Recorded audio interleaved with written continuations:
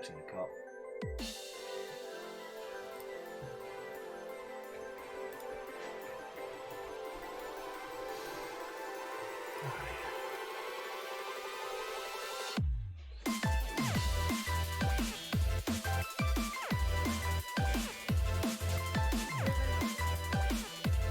We'll get some lunch, River.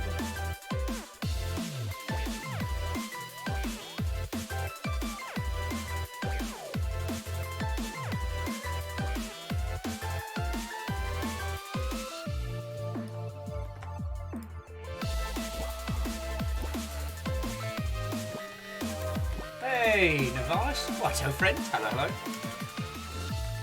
And Kimble, a good evening, afternoon, a good time-travelling nonsense to yourself. J-Post, what, ho, friend? Hello, hello. Zoden, good evening. Hello, hello. Well, you know what, time just an especially wibbly-wobbly, excuse me. As I say, it's always especially wibbly-wobbly concept today. But it's Lord Wiggles. What, ho, friend? Hello, hello. Come on in, you lovely mother hobbits.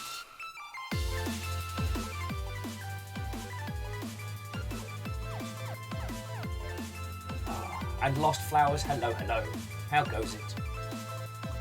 Forgive me while I'm a little bit multi-track drifty potato, but I have an inordinate amount of coffee. So there are very few problems that, at least immediately, can't be solved.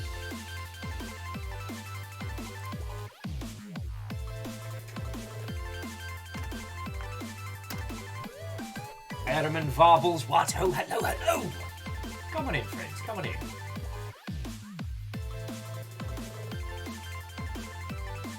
Orchazini, what? Oh?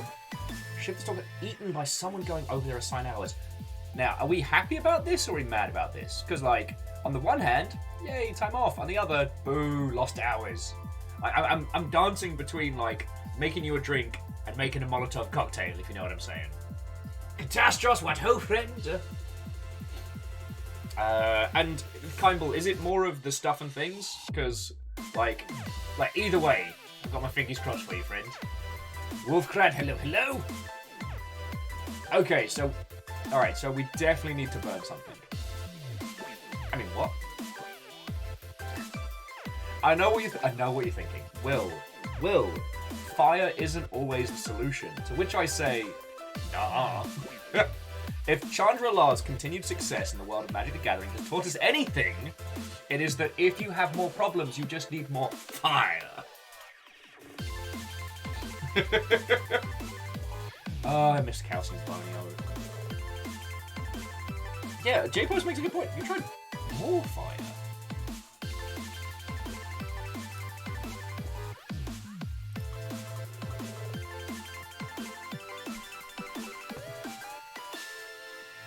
Anyway, how are you doing, you lovely mother hubbards? And Kybel, thank you for filling the pint glass. The tiny squad little snobby faces. You know what? It's been nice to start a lot of days with, yo, games industry seems pretty quiet. And I'm okay with that.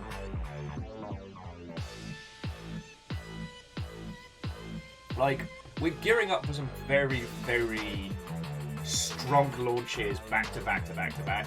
And I feel like everybody, at least like games media side, is just like, it's not that they're taking a breather so much as they're kind of stealing themselves.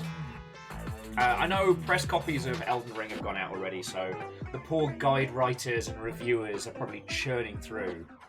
But the thing that struck me is they may not have turned on multiplayer functionality.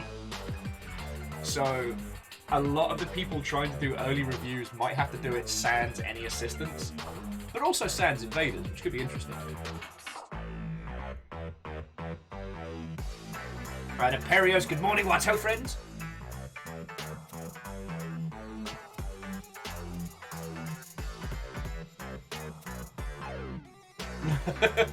Hey, Kimble, I know you've got to be super vague about job stuff and things, but you know, we got you. Like, I'm super fucking happy for you. And it's like, either either of the different ninja paths that you might take both have different big wins in. You know? Either way, things are going to change for the interesting. And sometimes you can't say fairer than that, you know? As someone who has destroyed his own career through being a complete arse, the one thing I will say is I do not regret taking the chances. The problem with my career wasn't the jobs I went into, it was me as a person. But that's a whole nother kettle of monkeys. Tiny Meows, what ho? Tiny Meows, so this one is the cave zone. Yeah, the Mystic Cave from Sonic 2, which itself does have some Inspector Gadgety vibes. I don't know, I just felt like something a bit peppy today. And the Sonic remixes definitely provide that. Now, I'm not saying that Everhood isn't a peppy soundtrack, it's just that there's a lot of feels there. You know, no one was ever reduced to tears playing, well, I was going to say playing Sonic and Knuckles, but that's not true. Fuck that game. Love it. Fuck that game. Grown-ass adults looking the shit out of me.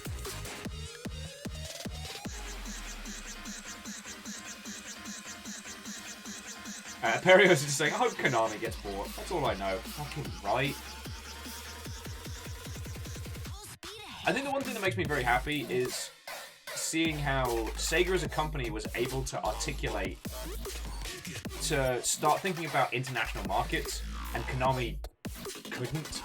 And it's interesting to see how the two companies have gone, because Konami was a powerhouse at the time. And the similarities between, like, you know, Sega's arcade business and its licensing, alongside its like video games division and stuff like that. Like, there's an alternate timeline where Sonic Boom was just the end of Sega, but in a similar tragic way as like Konami's slow, upsettingly lengthy death. Like, it's kind of like Konami's at that point in certain board games where they cannot gain enough resources to be able to continue playing, but they haven't been knocked out yet, you know? Or Tiny Mouse, it's fun! There it is.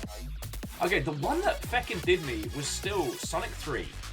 Sonic 3, the Carnival level, had these unique jump pads, which instead of using, like, jumps or momentum, you had to stand on them and hold up and down to get the movement going.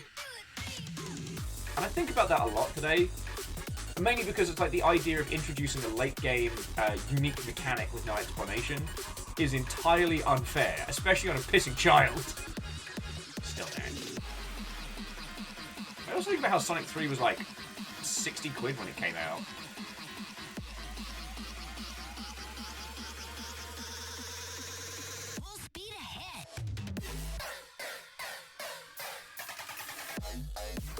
Oh, sorry, Wolfgrad. So Wolfgrad was saying, like, Sega's decision to leave hardware behind seems bad in hindsight. No, the tragic thing was it was a smart play. Like, having done battle with Nintendo for years and seeing that basically the game had changed, tapping out and focusing on content rather than hardware was a smart play.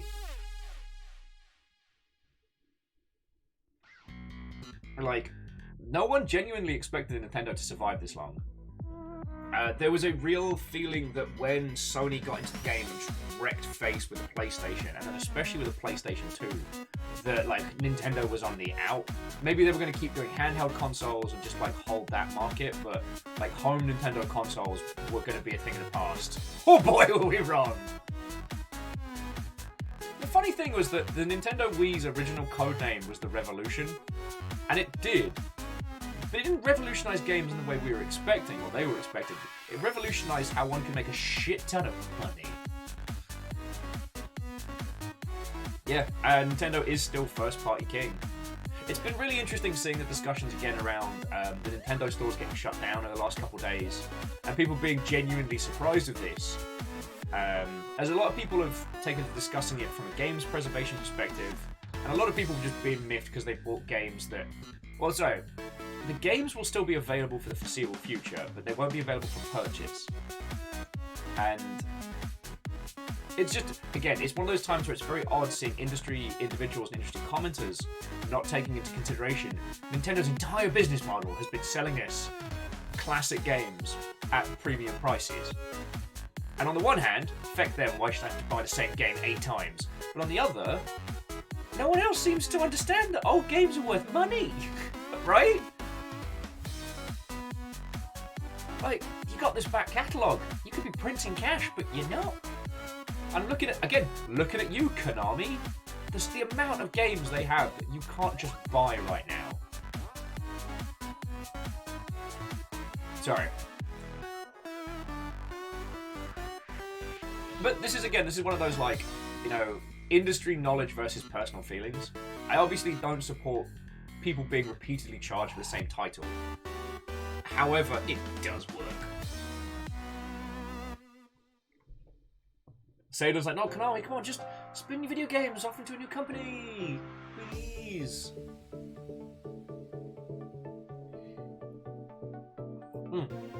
Sorry, where are my manners? Down under dwarf, Sadlin, Watto friends, Kymble, thank you kindly for more bits. Slowly filling the pint glass up with the Snowmans. Aperios, you're entirely correct. Like, Konami holds such a strong library of licenses. They've got so much. Well, and you were saying, like, you don't care if they still make pachinko machines. Then going hard in pachinko is backing them 8 ways from Sunday now. The thing I was talking about, like, the board game situation. Like, they bought all these resource online. cards. Sensors online. Weapons online. All systems nominal. Unitax.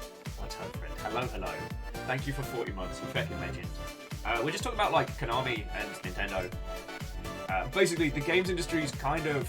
Well, I should say the games media cycle more than the industry, but everyone's kind of, like, just giving it a wide berth right now.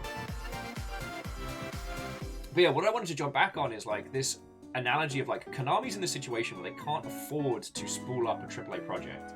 They can't claim the market dominance they once had. They went all in on pachinko machine.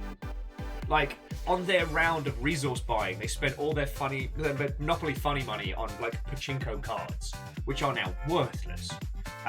There's been a few really good articles. I'll see if I can find some while we're chatting. There's been a few really good articles about how the Japanese pachinko market is just gone. No one's going to them because they're, you know, super spreader plague fits.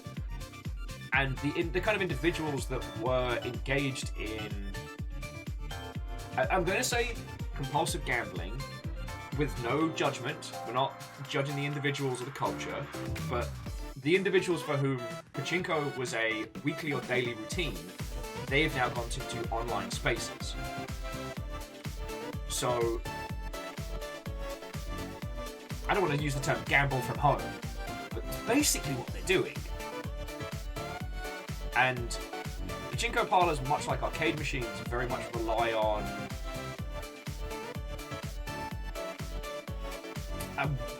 pachinko has a very weird ecosystem, and sans this big influx of individuals.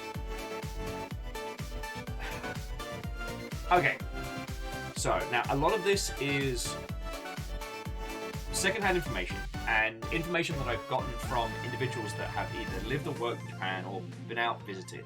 So take this with a grain of salt. But pachinko technically is not gambling. You collect little ball bearings, you put ball bearings in, they fall down this, like, almost like super pinball machine, and depending on where those ball bearings land, you get more. When you are done, you take your ball bearings and you hand them in at the counter, they weigh them, and will give you a voucher for how many pachinko balls that you collected that day.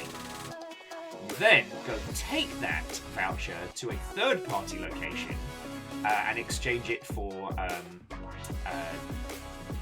well, money.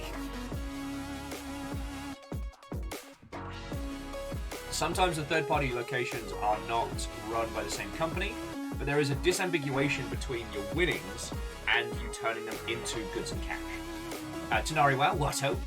Yeah, J-Pose, pachinko is an experience, and, like, when it's not plague times, it's kind of like a Vegas casino in that if you get the chance to experience it, have a look, because there's nothing else like it. It kind of feels like the arcade's taken to this most bizarre peaks.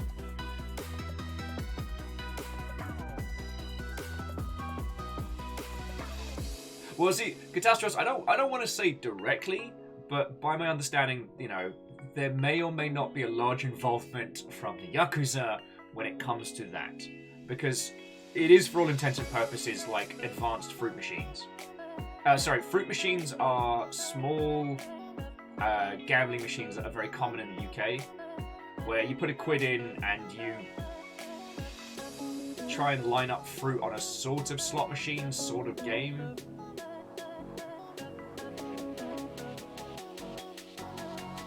Oh, we cool. So Sailor was saying they fixed a couple of old, purely mechanical pachinko machines for a friend. It was a heckin' good time. Yeah, the actual gameplay of it's feckin' rad. You know, and especially if you played, God, I'm trying to think of a couple of... why is my brain going blank? Oh, feckin' Peggle. If you ever played Peggle, that's pachinko. Like, it's feckin' fun. There's also a great game being made by some friends of ours coming out called Peggling, which is a Goblin RPG, but with a pachinko combat system. So each ball is a different spell. It looks real cool.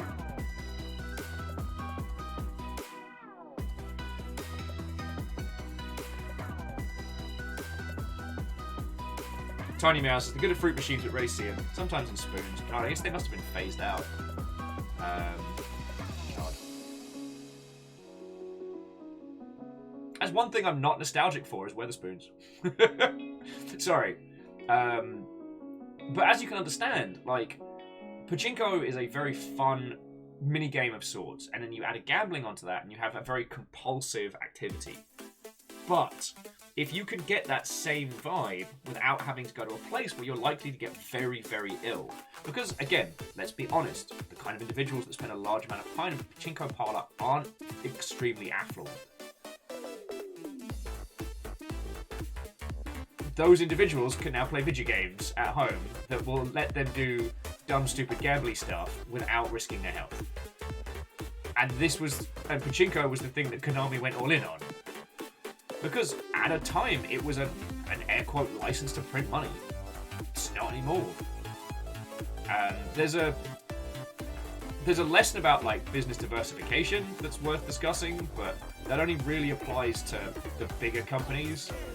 You know, if you're just a development house, you don't need to get into, I don't know, the sandwich biz to diversify your revenue. Or maybe you want to. Fuck it. Maybe you want to have a sandwich shop in your game studio. Do it. Make every other game studio jealous. Don't have, like, fresh bread and stuff. Oh, man, now I want a good sandwich. Sorry, I forget what we were talking about. Yes, Catastros. The TLDR is Konami did make their beds, and now they have to lie in it without a sandwich. The point being is, like, they have these great IPs, and they have all this content, but they have no way of making money off it. Salem says they got a meeting in 10 minutes of Street Fighter X Magic the Gathering. Anyone? Yo! One of my Jono friends got one of the press kits. He got Zangief. Very jelly. Okay, can we please talk about how the last handful of sets of Magic the Gathering have been badass Viking mythology, giant robots and ninjas, and now Street Fighter? Excuse me? Is there a time-traveling Will who is in charge of, like, the Wizards product line? Come on. Friends, if I was still, like, working a corporate gig, I would have every secret layer box. Are they still doing From the Vaults every year? Because I used to hoard those.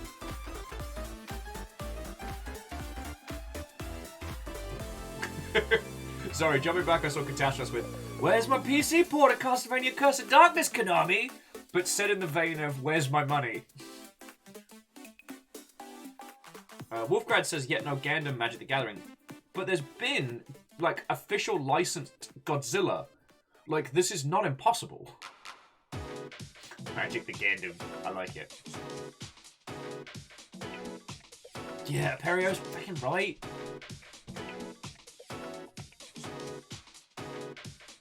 Okay, so Secret Layer is effectively a replacement product that enhances the style with new art. Okay. I mean, there's Secret Layers, a mixed bag. I loved the charity box they did, which was, stop me if you've seen this already, but they got a bunch of kids to draw different Magic the Gathering monsters, and then got their pro artists to take the kids' drawings and use them as concept art. And when you buy the pack, you get both the kids' art and the pro artists one, and I was like, feckin' yo. And JP, what ho, friend? Shackle, what ho? Hello, hello. I see, again, Gundam's got this problem of being so old that the licenses have been kind of divvied out in weird places. So there might be someone who actually holds the rights to to a Gundam card game in the US. So there might be a reason why not.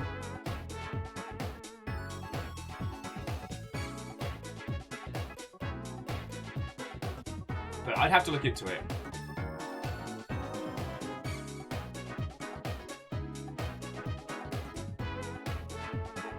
I mean, one of the things that has stopped Gundam live-action stuff from happening is a bunch of the weird licenses that happened with a potential Hollywood movie that never came to fruition. Which I think Netflix eventually ended up with the rights to it. And, alright. If you'll want to get, you know, shoes and things ready to throw at me, I'm going to say something incredibly heretical. Incredibly heretical. But having seen Netflix's adaptation of Cowboy Bebop, I think they're going to do good with Gundam. Alright, let fly! Throw your shoes at me! I deserve it! I promise I can back this up, but I understand that statement alone.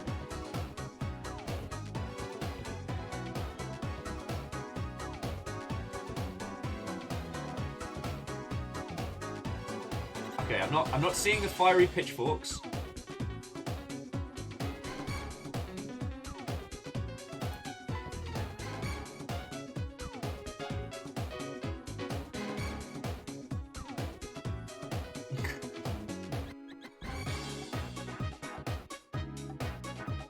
Okay, you know what? Friends, I was bracing for a line of fire.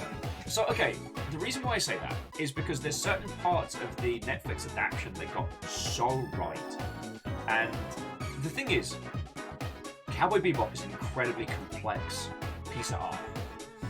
And when the bits they got right, they got so right as to be inspiring. Not just in terms of, like, emulation, but in terms of taking the source material and going, alright, how does this work? How does this work in a live action format? And really nailing it. Like, really nailing it. And the thing is, Gundam's an easier time. Like, big robots do fight good, but the character motivations are very simple, because it was the first of its kind.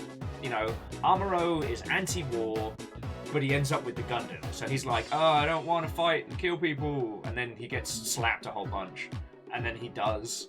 And then Char's like, the war is very bad. And I'm going to destroy the people that start wars. Cool. Done. There's your motivation. You got a real good, like, rivalry with two strong characters and big fucking giant robot fights that are awesome. Because let me tell you, the CGI scenes, as much as they were kind of spread out in Netflix's adaptation of Cowboy Bebop, were gorgeous. Like, you could tell the animation team studied every fucking frame of the original, which in itself is actually taken from different areas around Japan.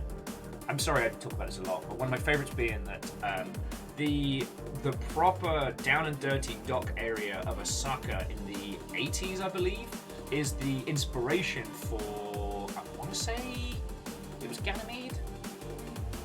So that's what gives it that grounded feeling, is they've taken literal photos of Osaka and built upon that. You know, Mars is literally like the markets of Marrakesh. You know, it's fucking grand. But anyway. I'm excited to see it. And honestly, if it wasn't for the, what was it, the vicious subplot.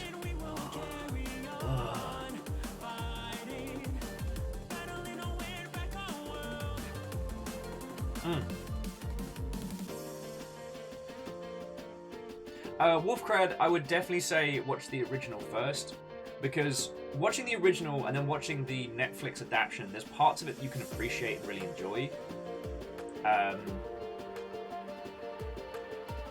And the parts that are bad, you'll be able to see and kind of like section them off. You'll be able to take all the bits with Vicious, put it in a boat, and just float it off to sea and wave it away.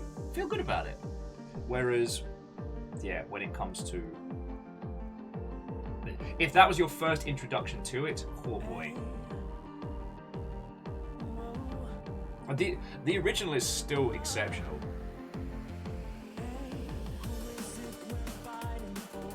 Also, Samurai Champloo, if you need a follow-up to that one.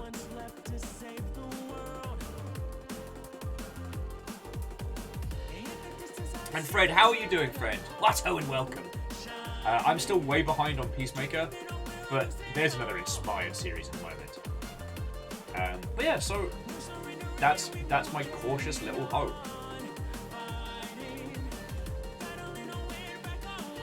Okay, so Orchazini, I would disagree with that, but only because in the original series, Vicious is an idea. He is a shadow. He is a remnant of something else.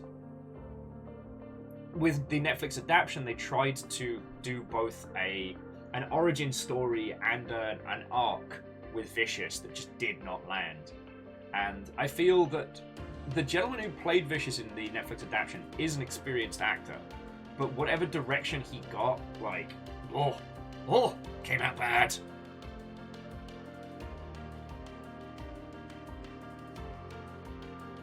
And Imperios, you're right, they didn't do a Space Lobster horror episode.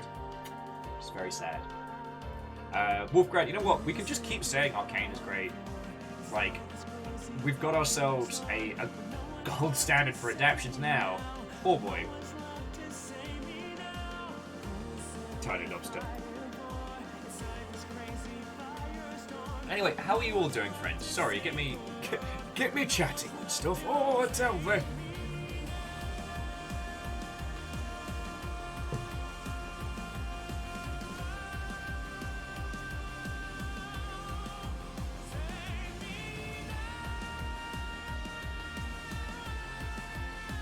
JP, you might have been the only one that dropped Arcane after the first episode, and even if the story as a whole doesn't resonate, like, in terms of how it evolves its characters and in terms of how it unfurls, like, it's so good. It's so good.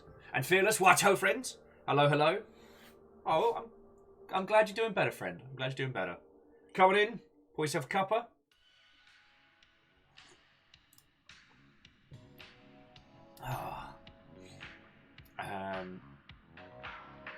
Yeah. I'm cautiously optimistic when it comes to this Gundam adaptation, so reckon we... Alright, as I was saying earlier to those of you who've just joined us, like, the video games industry is kind of taking a breather for the next couple days, but, like, mostly because it's about to get loud.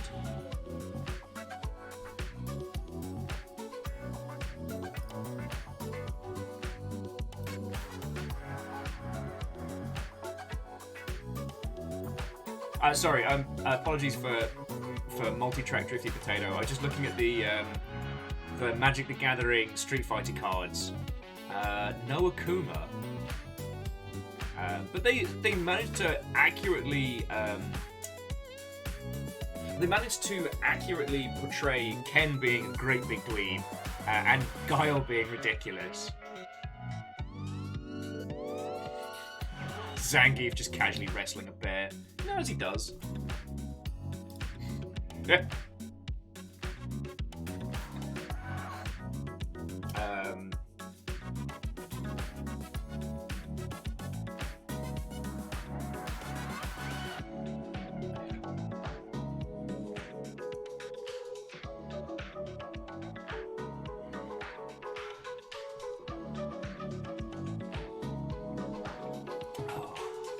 No, I will say, like, Arcane's definitely one of those shows that I will defend vehemently for how good it is, because anytime we hear about any adaptations of video games, that's what we need to point to and go, do as good as that.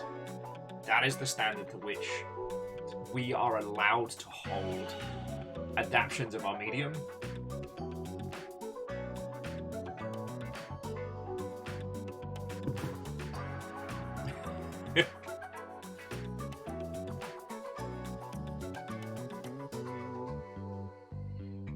You know what? I'm gonna cast a Wizard Veto on Game of Thrones talk. Personally, I want to do a rewatch at some point because I want to come back at it with my new bitter perspective. But you know what? Lindsay Ellis and a bunch of other great YouTubers have done a really good breakdown of how the last season was a disaster, and it definitely feels like, yeah. Yeah, you know what? Wizard Veto. It's not. Here's me trying to. See, look what you've done! You got me set off now! I want to talk about it! Damn it! It's alright. To the sensual Kitsune, what ho friend? Hello, hello. A good afternoon to yourselves.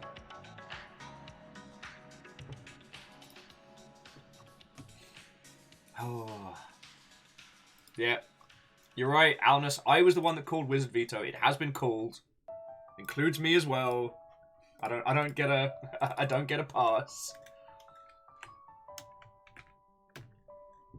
Now, Anaperios, I would love to like sit and have a binge of a show or something, but I have no time.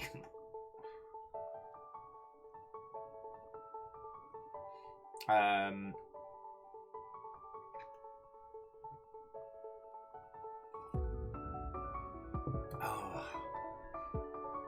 trying to think. Oh, I mean, I guess the other thing that's really been going on is seeing all the lovely glowing reviews coming out for Total War Warhammer 3 has been real nice. Like a bunch of friendos who have been working on that one for, God, like seven plus years. Like, a lot of people have been putting a lot of their lives into the Total War Warhammer games, and the trilogy is complete. I mean, obviously there'll be post-launch and additional content, but like, I wonder if they'll be doing any more. You know? Oh, and Captain Stephanie Barnes, what ho, friend? We were discussing the. Well, I was saying that I'm cautiously optimistic about the Netflix adaptation of Mobile Suit Gundam. I wasn't saying much more. Oh, okay. So, Captain Steph, I need to set a date for when we're going to do the draw for the E3, well, G3 Gundam build. So details on that will follow.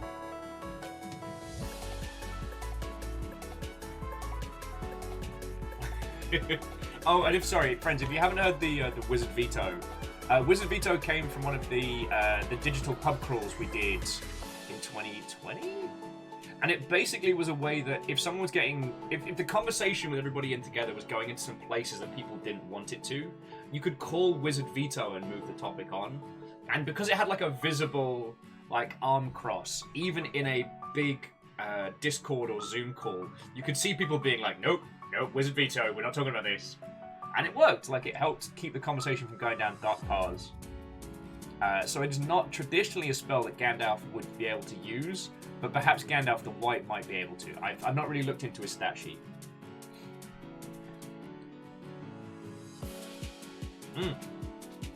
Fearless, I have heard similar things. That basically, the tutorial for Warhammer 3 is actually the setup of the story. So, like, it sets you up for what's going down, and then lets you choose whoever and get stuck into it. Like, the idea of doing a feckin' Mortal Empires with all 3 regions does seem real tempting, friends. Like, I could yo-ho my way around that whole game.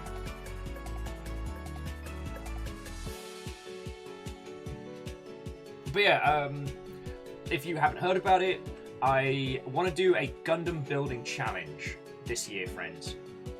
It's gonna start probably next month, and it'll end around about the time that E3 would usually be going down. And we're going to do a G Gundam battle for the games industry. The premise is this. Everyone that wants in, we will enter in the different nations of video games. Different studios, different companies, different platforms into a big old hat. Shake it up, and each person will have one drawn for them, myself included.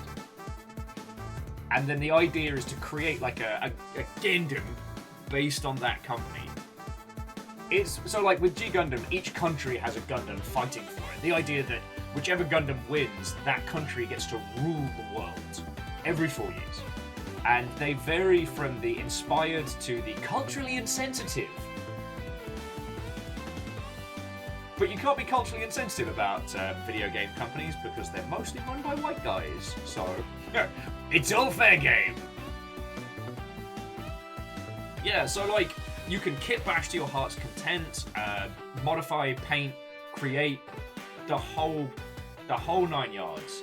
Like, you can hand paint it, airbrush it, go ham. And then we'll put them in like a big like knockout tournament to see who wins the games industry. But it's more like let's get together and make a thing.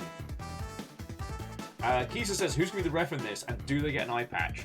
I don't know. Right now, I don't have anybody editing-wise. All the editing peeps have gone very, very quiet, and I don't have the money to. Commission anything beyond what I've already tried to commission.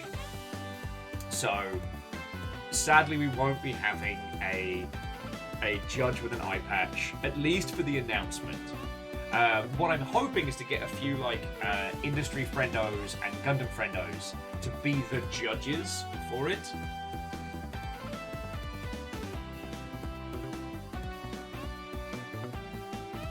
So we may still get the guy with an eye patch for no reason.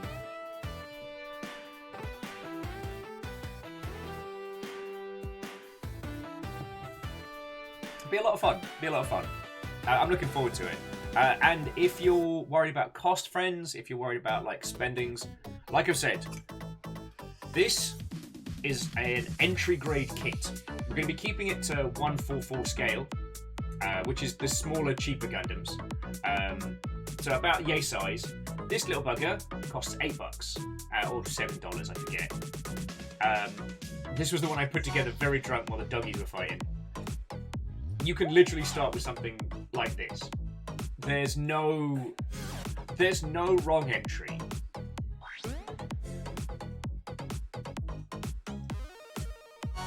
Yes, JP, Mr. John Gundam will be judging.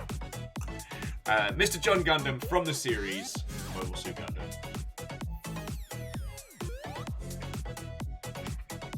I mean, Lizzie, see if they want to join in. Like, I'm going to be inviting a few builders and a few friendos to take part.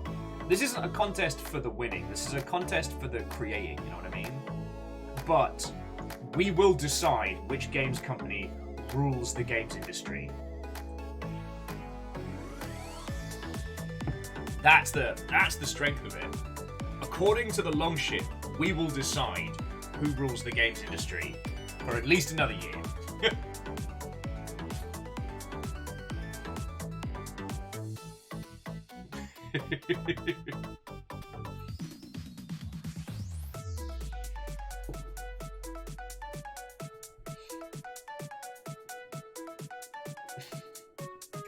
Yeah, so I will look at setting a date next month when we can start the draw.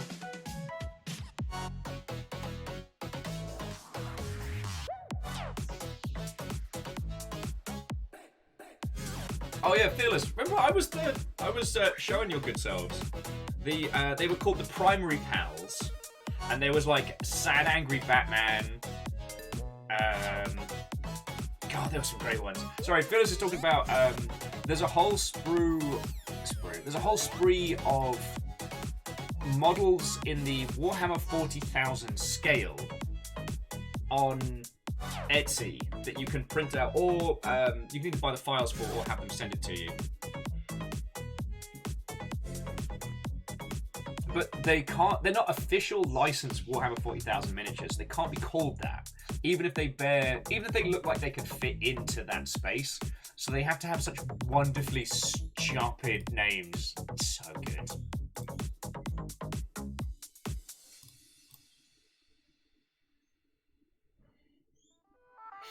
Cannibal chickens, flying stolen, gnashing fish. Brilliant. Wolfgrad says, well, they never built a Gundam that tempts them. You should. Like, look, I'm a really big proponent of these little model kits, and I can give you a bunch of reasons why. The main one is, while there's certainly some elitism in Gundam fandom, fuck them. They literally have no bearing on us, and I love that. Because it's not based on a board game, it's not based on a tabletop system. You can literally point to one of these kits and go, I like that one! And then just build it. Done. You need no justification other than that. Thus meaning you need no, like, you don't need to play with other people. You don't need to understand what the meta is or the rules are. I mean, Wolfgrad, they can gatekeep to their heart's feckin' content, but there's literally nothing they can do to stop you. Because we don't need to interact with them. Like, and I feckin' love that. Feckin' love that. Captain on the bridge. Stringer what, oh friend? How are you doing, you lovely mother hobbit? 39 months at a three. We talk about Gundams. I know, shocking. We were talking about Magic the Gathering Street Fighter, and how most of the Magic the Gathering sets seem to be everything that Tiny Will loves. And I guess we talked a little bit about some Nintendo-y stuff and how Konami has painted them into a corner, and I'm really hoping somebody buys them out. That would be feckin' grand. Or at least buys out their video game stuff.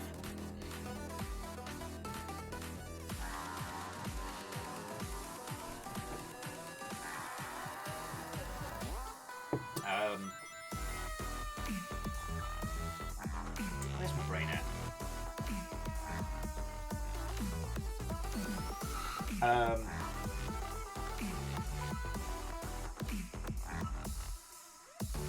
Well, I'm glad you're feeling at least a little bit better, alright?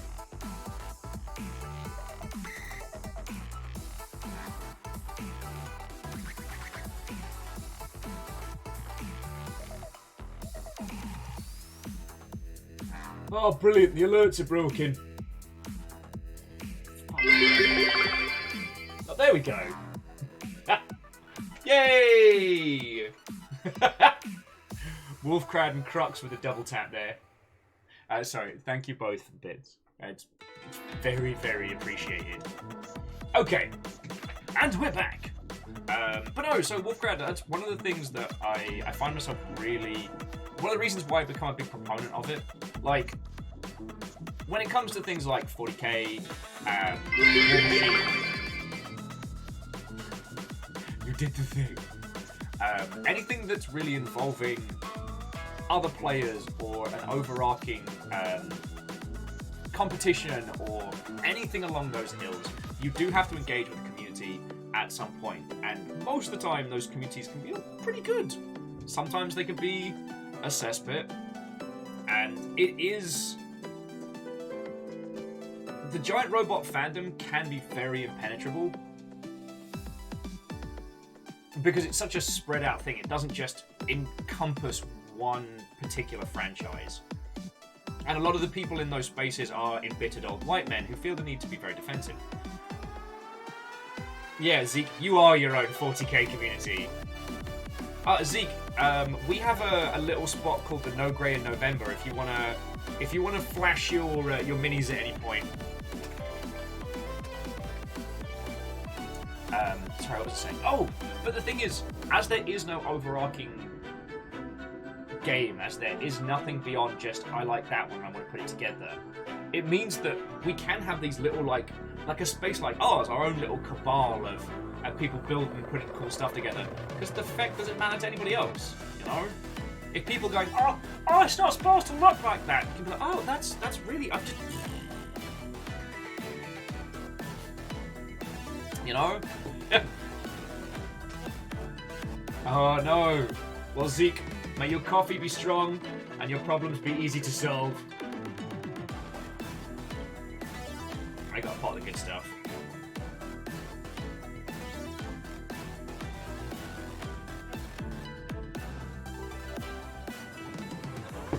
Strange was saying, slightly off topic, but Games Workshop was the only gaming space they've walked into where everyone stopped what they were doing and stared until they left.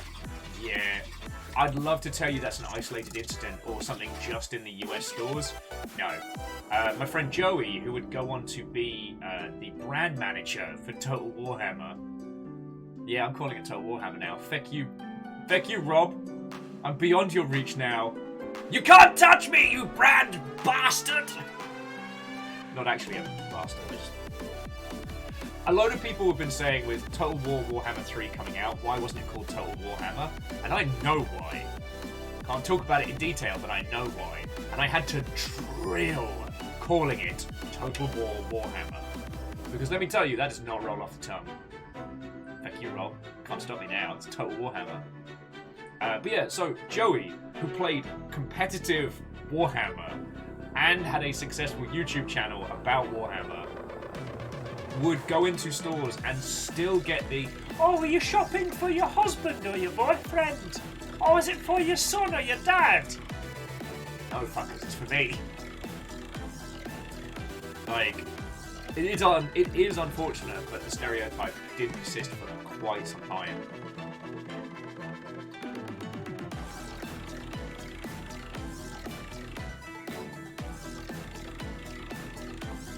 But, I mean, the other thing about the... sorry, I'm not just using this as an excuse to talk about how good Gundam is, but I will. The good thing about Gundam building is that it's so huge across the world. Like, comparable to... Like, the US and UK is kind of just getting back into it a little, but as much as it sells in the US, nothing compared to huge swaths of Asia. And, like, it is not uncommon for, you know, huge popular models to also be into building Gundam kits. You know, if you start looking into, like, Gundam Instagram and stuff like that, you can find, you know, actual runway models from huge swaths of, so forgive me for using the Asian territories, I don't want to misattribute countries. But, yeah, those individuals who are, you know, by day runway models and by night make Gundams. Like, that's a thing. You know, we're only really just starting to see that kind of big-scale, non-white dude individuals being able to yell about themselves getting involved with Warhammer and plus like that. So, yeah. Yeah, JP, okay, Cavill is a big Warhammer fan. But if you didn't know who he was and he walked into a Games Workshop, no one would bat an eyelid.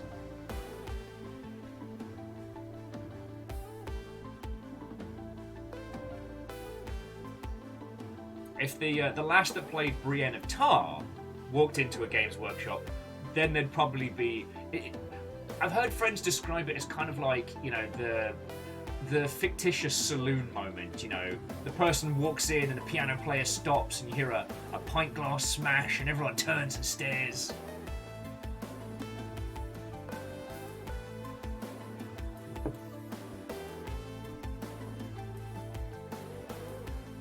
Paris was adding that Korea is a super popular StarCraft streamer that is also a model. People joke that if they made a movie about his life, he was a huge figure then, they would have to get him to play himself because he's too handsome. You know what? Feel you. Modest as well. Parajing, what ho friends? Hello, hello.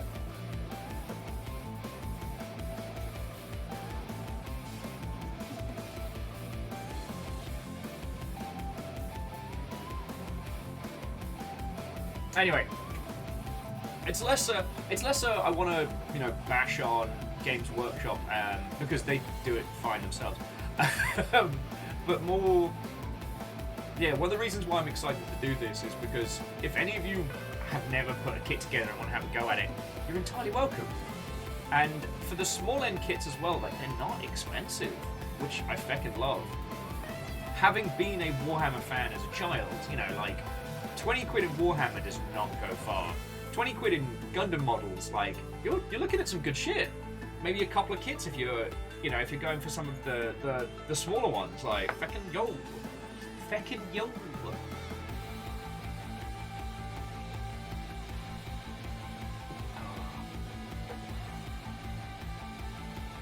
So yeah. Now, in terms of video games, so friends, we're going to be continuing with UnMetal today.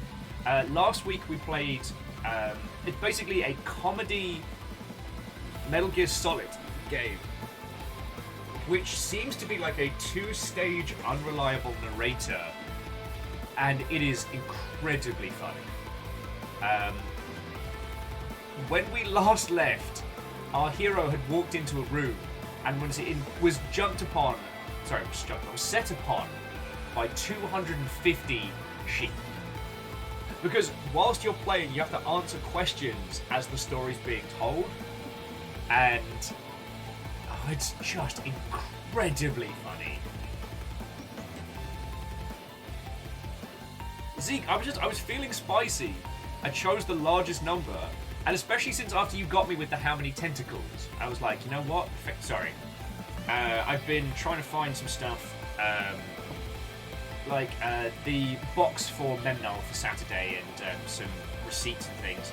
And I found this from an old PAX. It's from Terra Online, and it's like a metal coin, and it's really nice. It's like, it's weighty and tactile. Now, what I was supposed to do was turn this in for... Yeah, I was supposed to redeem it at the En Masse booth for something.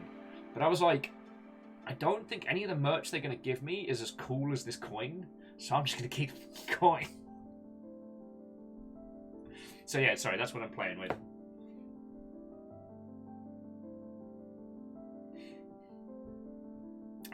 Yes, so Zeke, we are going to be continuing with UnMetal.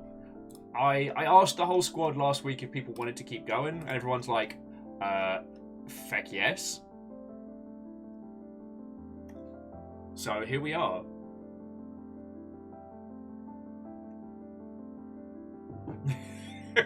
Alamus is like, that's a collector's item. I'm sure the 5 players of Terra would pay, like, I don't know, a tenner. Yo, if video games that have failed have taught me anything, it's that hold on to that merch until the memory of the experience dissipates and all that is left.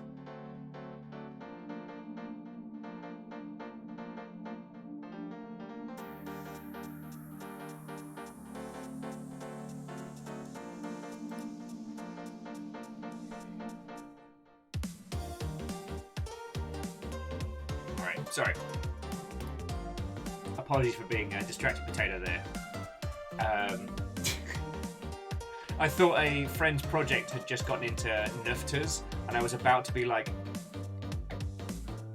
it's fine. They're just doing a weird thing with an art asset. Sorry. No, one thing that's been really fascinating is how even games that have come out and been terrible within recent memory, they have become kind of, I don't know,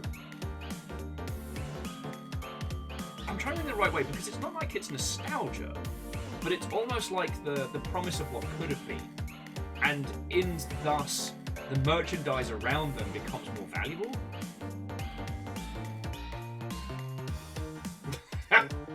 Ah, shit, Hookshot, you've rumbled me. No, you're right. Secretly, my goal has been to earn, to collect every Nufta that ever exists, and I'm telling everybody that they're bad and a scam, so I can move them. God, I can't even joke about it. Oh.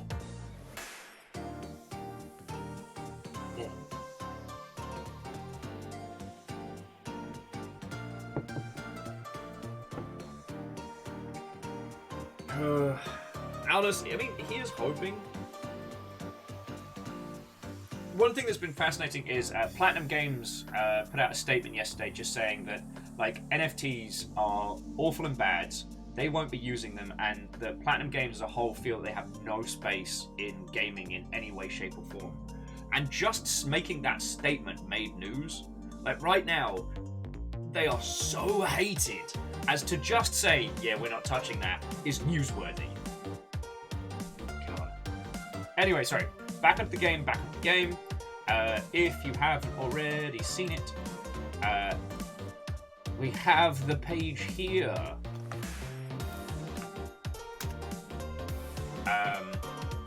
UnMetal is fucking exceptional, and definitely one of those games that is a lot better than the sum of its parts.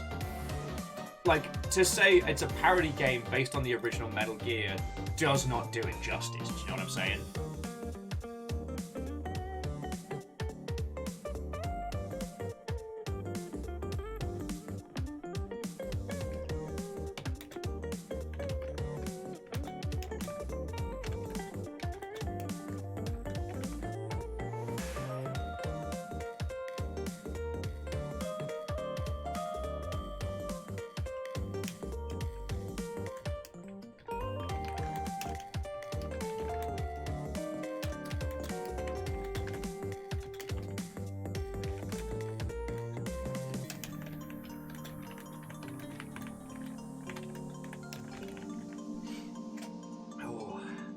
Sorry, just quickly tapping up a let everybody know what we're doing kind of a tweet.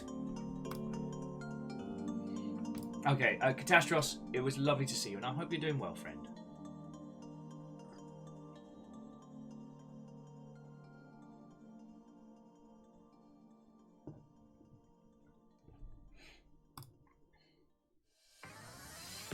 Yeah, that sounds good. I will see you Saturday, if not Discord before. Tomorrow is the continuation of the Hunting of the Monsters. And we got Memnol on Saturday, so fucking wee.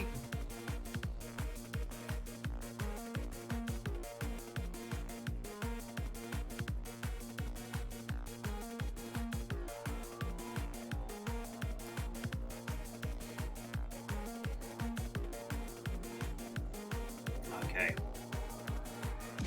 Alan's just chanting, Goose Maze, Goose Maze, Goose Maze! Yeah. God. Oh no, okay, so we found the Goose Maze at the end of, like, 2 episodes ago. The last episode we spent in the Goose Maze, and we found the Nervous Wizard from the beginning of the series. Oh, that was fucking funny. Now we've got to find a way to get through the Goose Maze.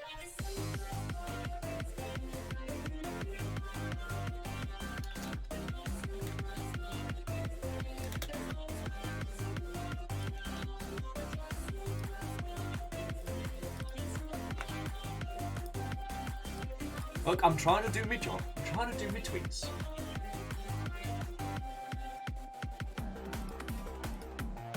Oh, sorry, friends. As an aside, if any of you are using the TikToks at all, I've had a lot of fun fucking around with it. I started doing a bunch of just build videos based on just putting Gundams together. Because I haven't really had enough time to get into any big builds, so I've just been putting together these teeny tiny little SD stuff, like this little Mother Hubbard. And while the most of TikTok is a turgid cesspit, a larger portion of it is kind of inspiring. I won't lie. I guess it's the old thing about like constrained formats kind of inspiring you to do creative things.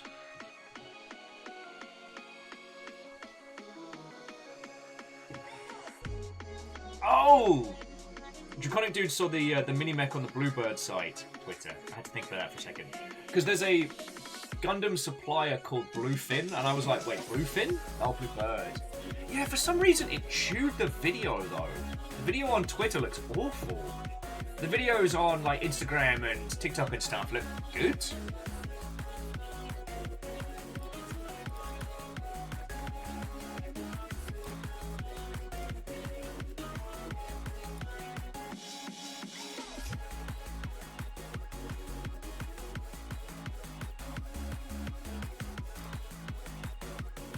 Yeah, Aperios, Twitter compression's really feckin' mean sometimes. It's not allowed. It's not allowed. Right. As much as I do love my Sonic jams.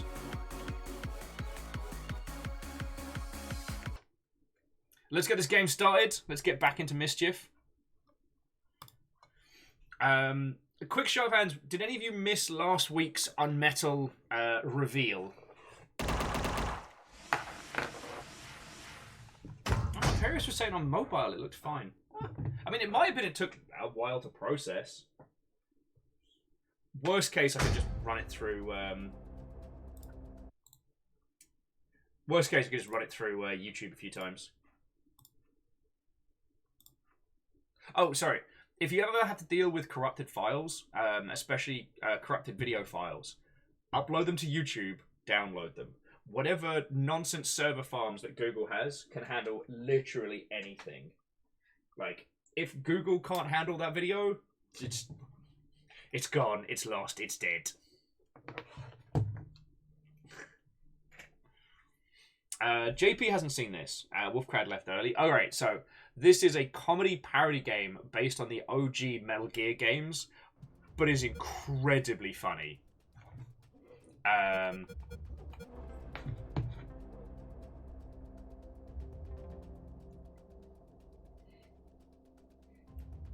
It is made by the same person that did UnEpic, but with obviously not just solo, with a bunch of peoples. And we had some cool peeps that stopped on by last week and actually worked on this and told us a bunch of cool things.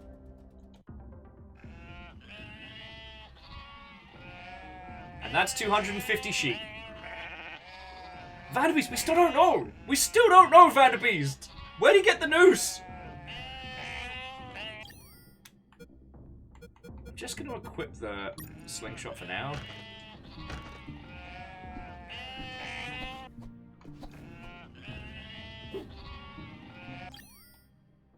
Alright. But Lizzie, we're talking 250 beep beeps. 250!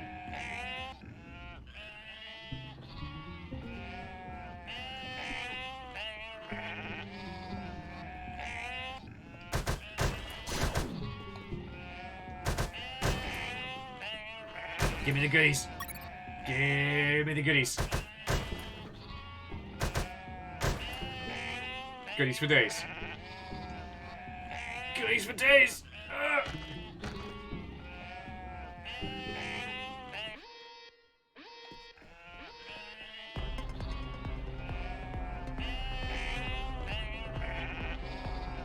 Oh, of course, they can move through the sheep, no problem. Oh, come on! Sheep bullshit! Alright, I guess I gotta put on my super suit.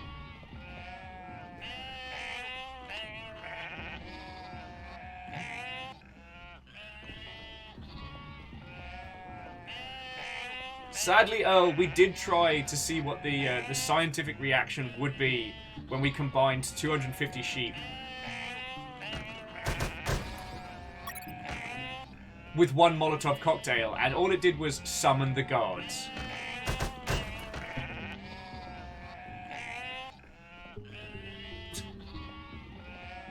Moose is asking if we've tried counting them. I mean, not really, but I mean, let's see if there's actually... So we've got 1 sheep, 2 sheep, 3... I made myself laugh. Bum, bum, bum, bum, bum.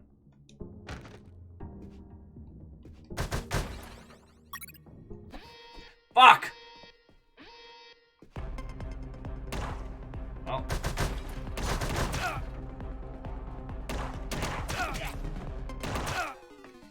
Fuck! I'm not doing so well. Alright. I'm learning! Alright. I gotta keep the suit on.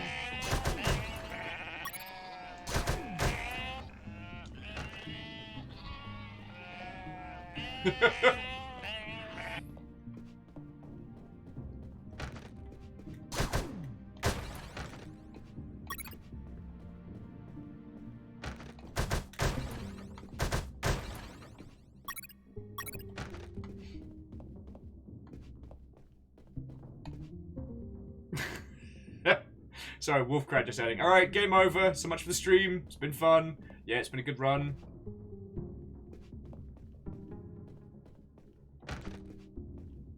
Jesus, you scared me. Sorry, I didn't think anyone was up here. Yeah, me neither. My name's Mike. And you are? I'm Mike, maintenance. I had the day off today, but our damn officer kept me here the whole night fixing stuff. What an asshole.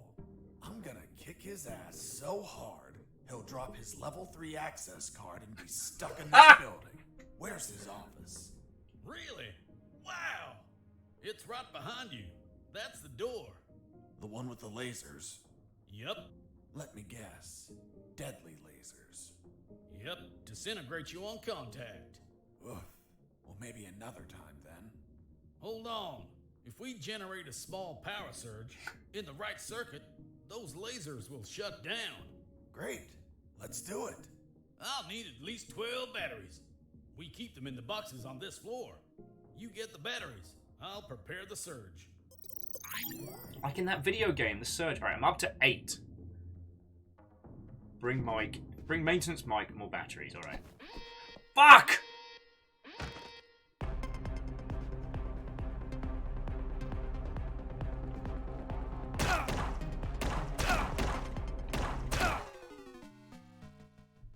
Fuck!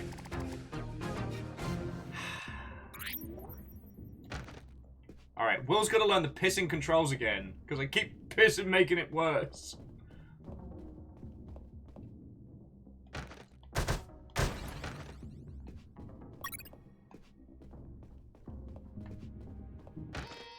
Oh, feck you.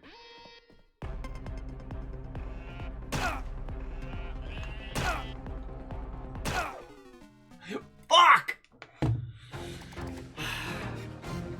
So if you haven't seen this game before, it is fully voice acted, which is feckin' grand. And the humor of it has this wonderful... I think I described it as like Axe Cop style, and I think that's a fair cop. It's ridiculous, but in the best way.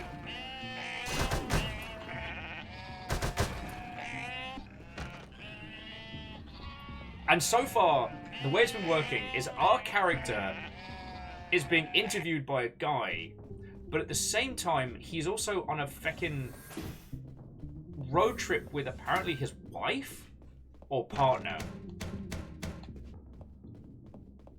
Canarian's asking why there's so many sheep. Well, we got asked how many sheep there were. Okay, no, we got asked because the way this story is being told is occasionally either the person interviewing us or our partner will ask us a question like, oh, how many were there? And our character will go, oh, there were... And then we get to make the choice.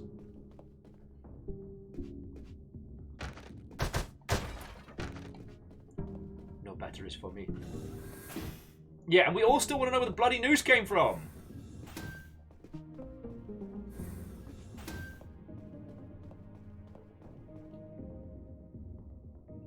Yeah, I can't break those boxes.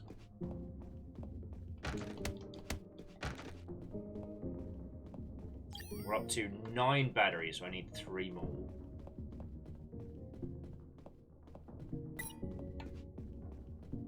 Oh, excuse me. Cheeky T-Burbs.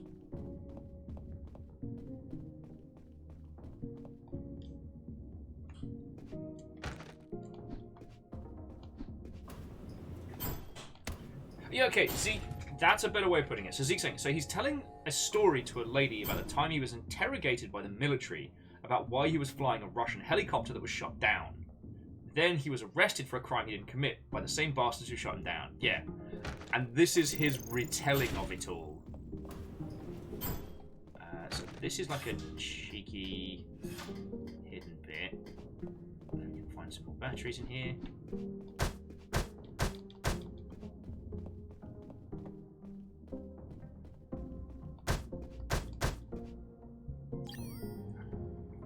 To clear that out with.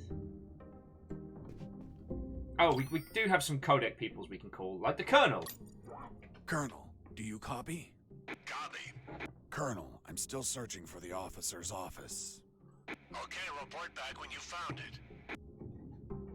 who seems to be part of some grand international conspiracy.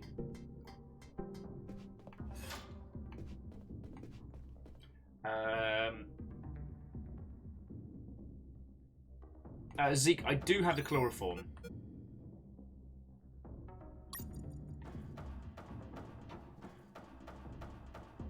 Because the lady that runs the medical bay is annoyed at me because I keep breaking people's legs. Like, so far I've not killed anybody. Zeke, we did equip the bottle and use it without the rag, thus knocking us on our arse and sending us on a special little adventure. But yeah, we do also have sodium and water. Chloro, water, sodium. So if we combine that with water... Wait, no, didn't we already do that?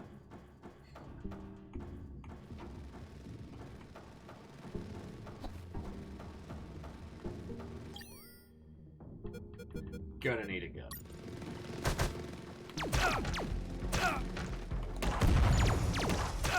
Oh, fucking drones, man! Why am I bad at this? 12 batteries.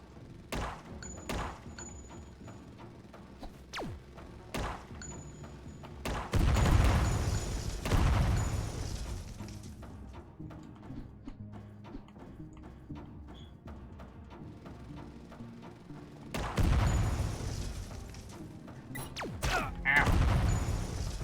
Chewy bastards. And now I'm bleeding. Lame.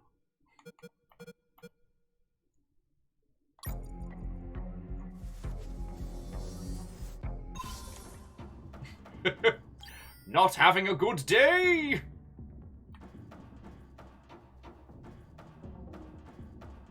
You know what? Let's see what happens when we combine sodium with water. I'm sure it's fine. Oh no, look! I just blow my own face off! Like in that movie, Face Off! Sorry, I'm trying to find my feelies at the same time as continuing the story. Because I'm pretty sure this was the way we went to... This was the way we ended up going to fight big drone boss. Yeah.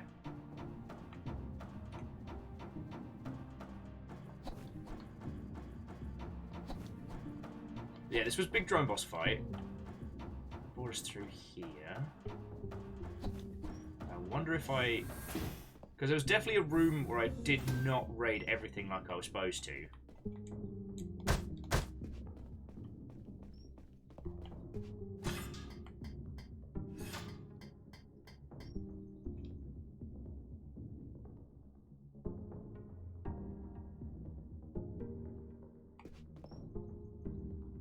Actually birds outside, okay. Because that was throwing me for a loop.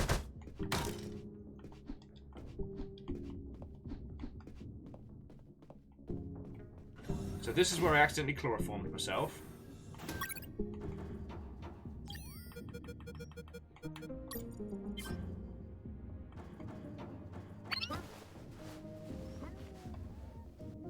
Sleepy by times. Yeah.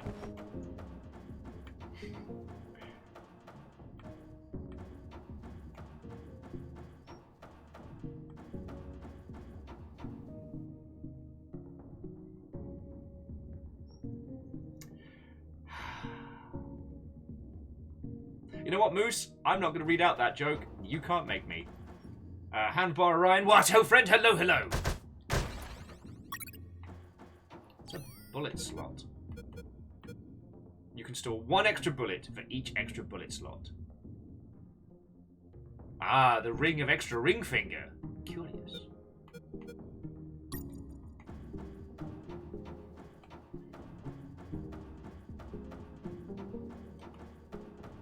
Oh yes, the Vigigamery stuff. Yeah, I did. It was nice to see those popped up, and I really wanted to support that. So, friends, as an aside, like, if you're working on anything like video gaming wise, if you're working on anything like, you know, traditional video wise and stuff like that, the self-promo channel is super available for all of that. At the most, like, for the most part, like, self-promo seems to be just like stream posting. For Moose, and if you combine many sodium with Batman, you get a theme song. Lizzie, why you like this?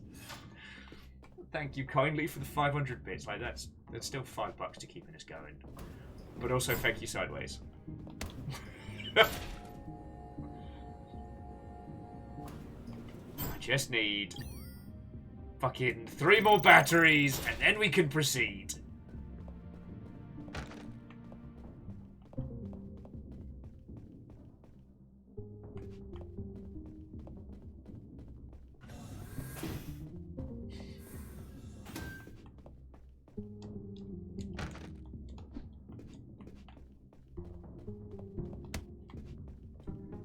Raided all of these. You're right. I did say that.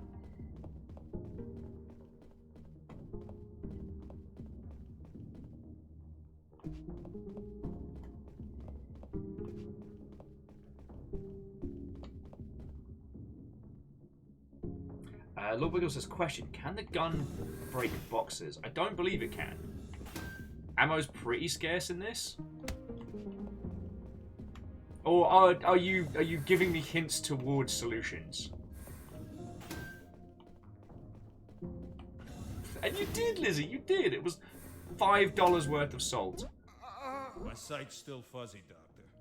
That's expected. You got hit pretty hard, but it looks like you're going to recover. Scientists recently discovered a fish made of 2 sodium atoms. They named it tuna. Ehrman, we are not progressing with this game until I get a formal apology for that joke. Does it hurt? Yes, so much. Need more morphine. I've already given you too much. I can't give you any more. Sorry. How's the head? Still hurts. Everything is blurry. That bastard hits hard. Rest some more. I'll check back friends, soon. these are all the people we've knocked out unconscious. Because aside from Grenade Guy, I don't think we've killed anyone.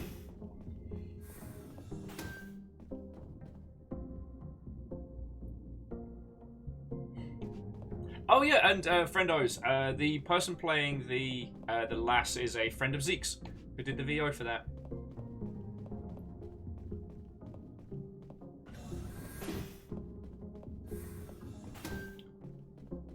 Do a cheeky toilet save. Doing a lot of backtracking here. Hey! Rilu, how are you doing, friend? Watto and welcome.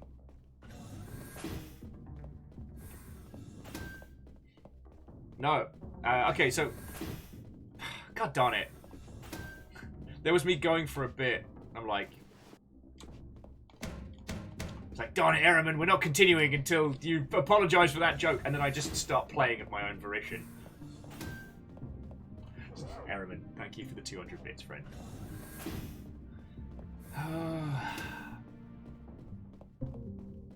Alright. If it seems like I kind of started staring off into space there, I did. For semi-good reason. Yesterday... There it was. The exit. Sergeant Roscoe's security card didn't open the door. Neither did the one from the doctor. So I had to search for someone who would lend it to me.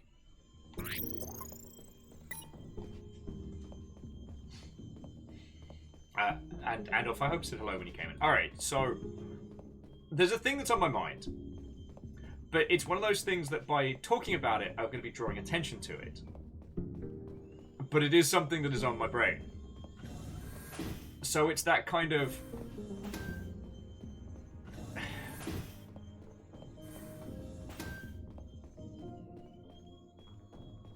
So I'm just going to make strange, non-committal grunting sounds and make no further references. Yeah, let's do that. I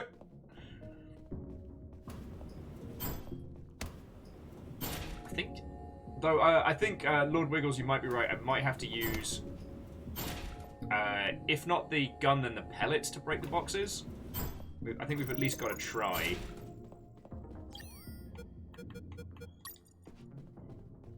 Perios is like, it's about Tepigs, isn't it?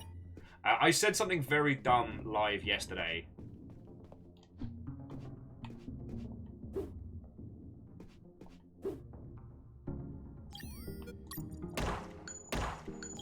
Darn it.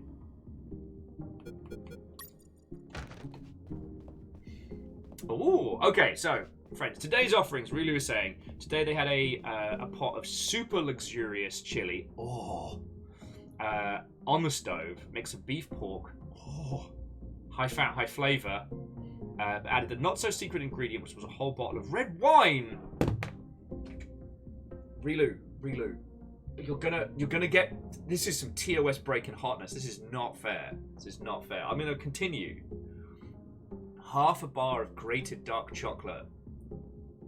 Oh. Served with a baked sweet potato and a large dollop of sour cream. Woof. Woof. Woof.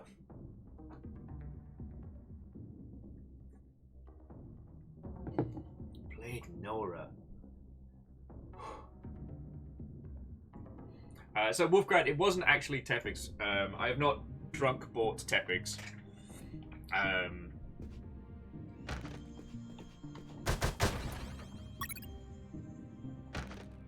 Yeah, so I can't get to that one without setting the alarms off. So there's going to be 2 more boxes I can break without setting stuff up.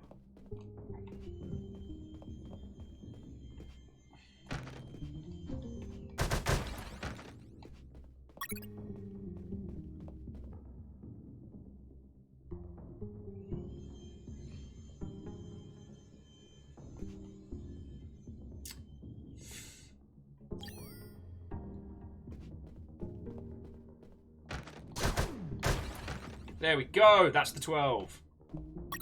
Woohoo!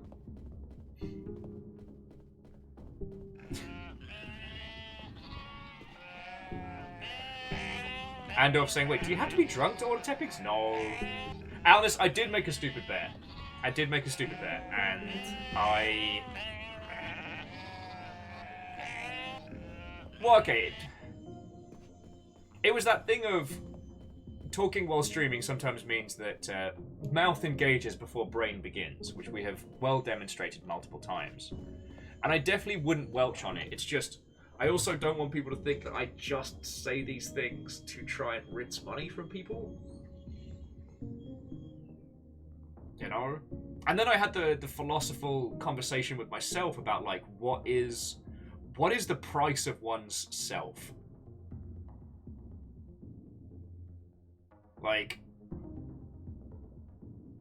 I mean, this is a conversation as old as there has been currency. Like, what is the price of a person? How much are your morals worth? How much is the cost of facing the thing that you fear the most? Oh. So yeah, it's still kind of rattling around the back of my head. So I apologize for the 1,000-yard stare there. Rilu,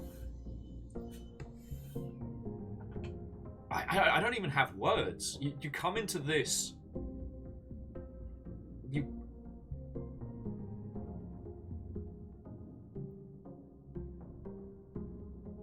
You come into this, my stream on this, the day of my guinea pig's wedding, and you bring such lewd insinuations via your food mediums. How can you sleep at night?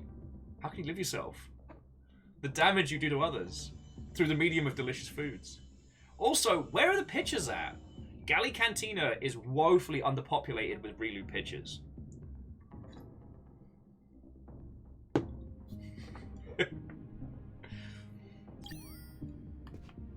Hey, Mike. Here are the batteries. Good. Hand them over. I'm ready here. Just gotta connect them to this wire and... Woohoo! Lasers deactivated? Nope. Shocked my hands. Let's try this again. Let's try this wire instead. Woo!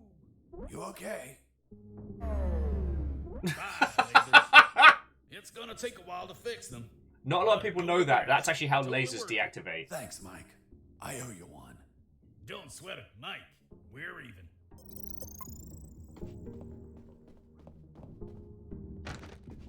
I was finally in front of the office door. On the other side, I could hear someone talking on the phone. Yes? I see. Are you sure about that? Damn! That's high treason! No, that won't be necessary. I'll deal with it personally. The lale lule low. That was the officer with the access card I needed. But he was leaving through the other door, and the card had to be on him. What was he talking about? Who was the traitor? It wasn't long before I found out my answers. First things first. Hey, Fox, are you there? Here I am, Robert. It looks like you're in some big shit, pal. I've been listening to some radio comms and... Does the doctor sound familiar to you? Fuck yes. Why? Because I heard that someone is going to arrest him for treason. Damn it. I have to stop them. Careful, Fox. Don't panic. This shot could be a trap. Robert's call made my head spin. Oh my I left god. the office as fast as I could. It took me less than 2 minutes to reach the sick bay.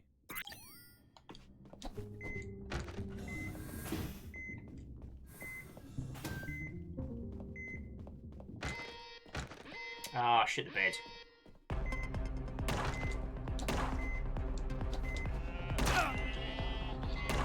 Oh, fuck you! Piss!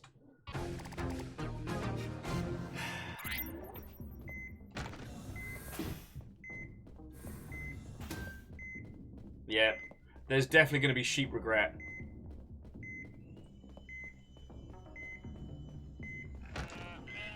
Well, and breaking the boxes as well.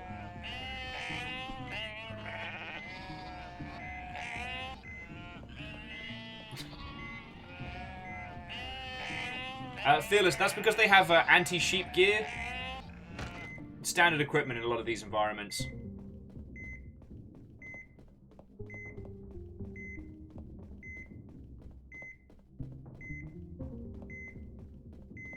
Dun dun dun dun dun.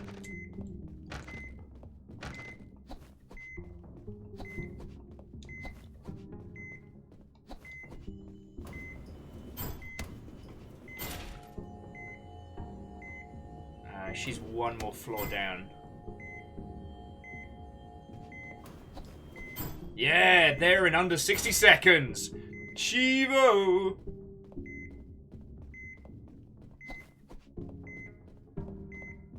Wait, am I going the wrong way? Have I fucked up?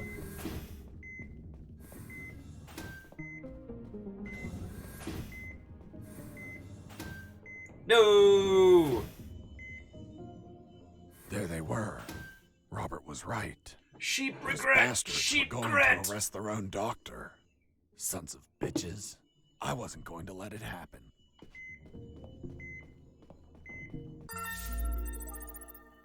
As I got close, I could hear shouting from inside. Then I remembered what Robert told me about being careful. I held back my urge to kill and listened to the conversation. And why did you give him your access card? I didn't. He took it from my jacket. But you did nothing to stop it. This is high treason. You're in deep shit, Dr. Hoffman. So, Dr. Hoffman. Oh, I'm surprised, Hoffers. Mr. Fox. You managed to remember a surname. Well, I had a neighbor named Hoffman. Big German man. Very hairy. He won the lottery and was planning to retire, but his gonorrhea had other plans. Fascinating. Let's return to the story, please. Sure. Where was I? This is high treason. You're in deep shit, Dr. Hoffman. Ah, yes. Just testing if you were listening. You want a doctor that has no idea how to fight. Stop a man that knocked out all your guards? Are you really that stupid? Don't you dare insult my intelligence. I know you gave him medical attention. How many wounded have you healed, Lieutenant? I'll tell you, none. Why? Because your job is to be a paper-pushing butterbar. Mine, on the other hand, is to heal and attend to anyone who needs it, even if that person killed my family. aiding the enemy in this base is treason. My oath has no restrictions on who I must heal. You want to arrest me? Then tell me, Lieutenant. Who is going to save the lives of your soldiers if I'm in a cell? You? A man so incompetent that a prisoner is running circles around him? How dare you! Now stop pestering me and get the hell out of my sickbay! This isn't the end, Doctor. You're on thin ice. Man, she's one badass doctor. Shit, they're coming out. Do do do do do do do do do do. Do do do do Off do he went, do do do. taking the level 3 card with him. I needed that card if I wanted to get out of this building. But before that, I had to check if the doctor was okay. Also, I don't feel the need to go against the narrative on this one, but I do like it as a very clear way of Doctor, funneling us through. right? Why do you ask? I found out you were going to be arrested, so I ran here to help. But I heard people shouting, and I saw those men walking out. That's Lieutenant Marcuson. All bark and no brain. I can't stand that moron. Really? I couldn't tell. But once he speaks to General X, I'll have some serious problems. You've dragged me into quite a mess. Sorry, Doc. I didn't mean to cause you trouble. Yeah, I know. Anyway, thanks for worrying about me. It's what I do. That Marcuson has a level 3 card on him. Why, yes, he does. I'll understand if I see him in my sickbay later. You read my mind. See you around, Doc. Hang on.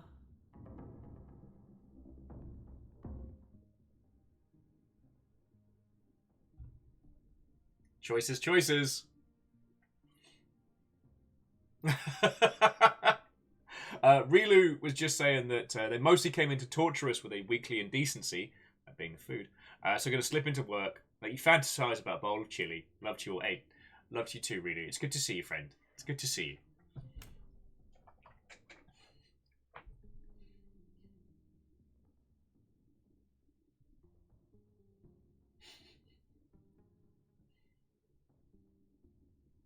Alright, we got nothing, nothing, and a makeout. Yeah, Wolfgrad, it is a difficult choice. That's why I'm putting the opus on everyone else. Outsource your game decisions.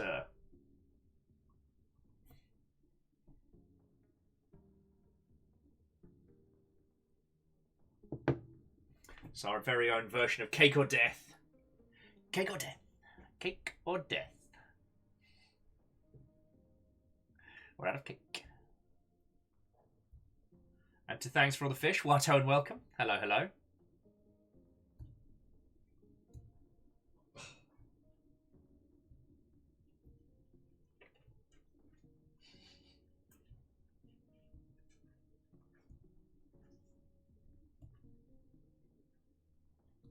Death by cake.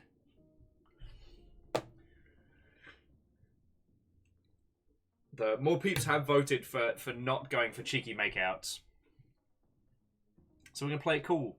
That's the kind of person we are, being cool stuff. You look tired. Take these first aid kits. Thanks, Doctor. Save some for Lieutenant Marcuson. If you shoot him, don't let him bleed to death. I promise He'll be nothing. Executed as an accomplice if he dies. All right. Now go. Catch him before he exits the building.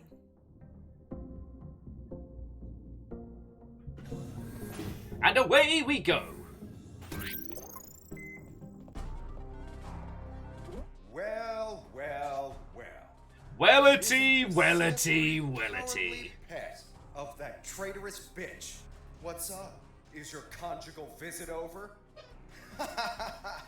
I'm in charge of enforcing curfew, and only I can leave from here. Problem with a building this large? There are too many hideouts for a mutt like you. So, now it's just you and us, mutt. You can't run and you can't hide. But I can shoot. I shot a guard. I couldn't let him die. I promised it to the doctor. I had to heal him before bleeding to death. So I got close, and I used one of my first aid kits.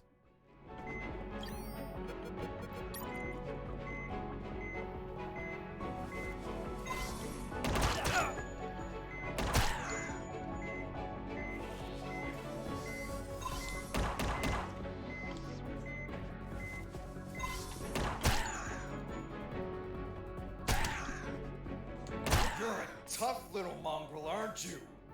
I wonder if old dogs can learn new tricks. Let's see you chew your way through lasers.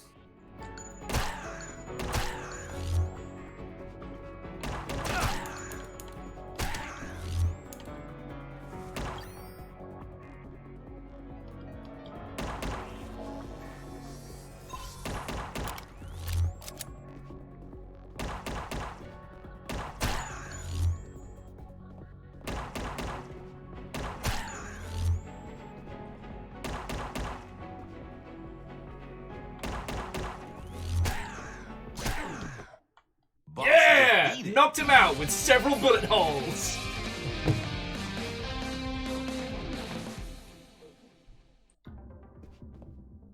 Finish this once and for all. Don't even think about it, bastard. Death would be too good for you. I'm going to keep you alive, and you'll lie here on the ground until someone finds you. Everyone will know that a single prisoner defeated you. The best part? You'll be severely injured. I wonder how it'll feel, being the patient of a woman you called a traitor. No! No! Also, you're going to be covered in urine.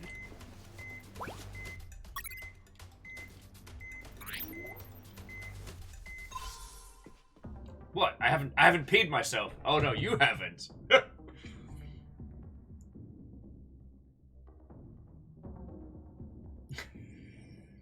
Sorry. What a lovely little battle.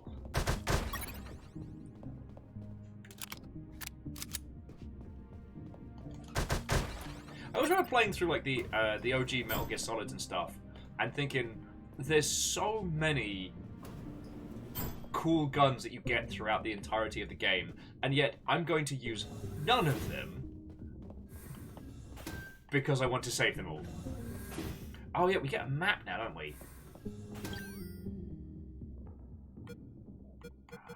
There we go. Okay. So we're there. So there was extra places in both 2 and 3 we couldn't get into. Alright. Squeaky, squeaky, squeaky.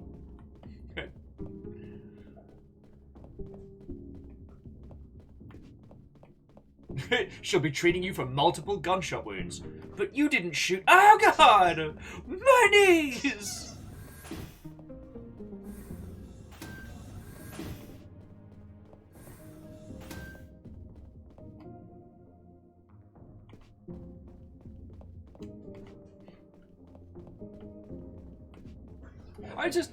It's just something I found fascinating. As Felix was saying, like, it's a consistent thing in Metal Gear games.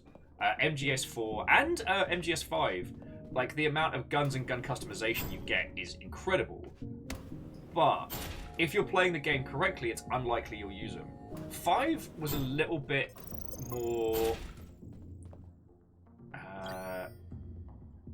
5 was a little bit more forgiving because it gave you a lot more, like, tranquilizer gun options that were, for intents and purposes, right.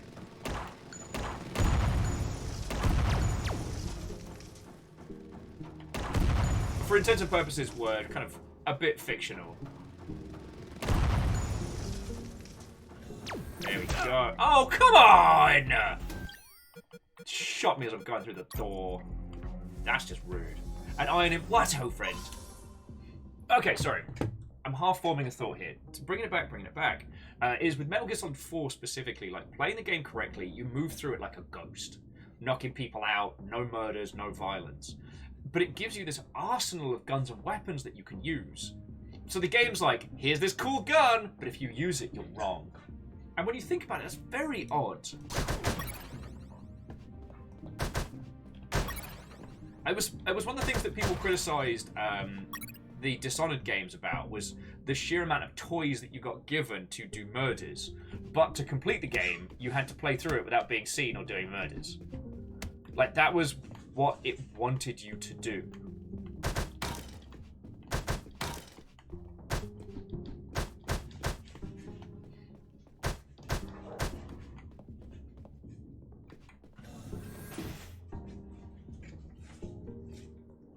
Puppy's having fun.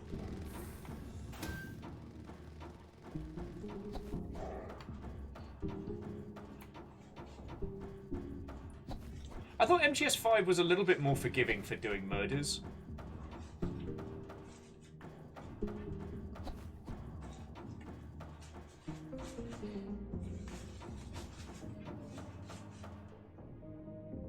Alright, we definitely checked that way. So it's just level 3 and then out. J-Post, I'm not entirely sure. What do you mean, friend? Not entirely sure. But then I do not appear to be the quickest-witted individual today.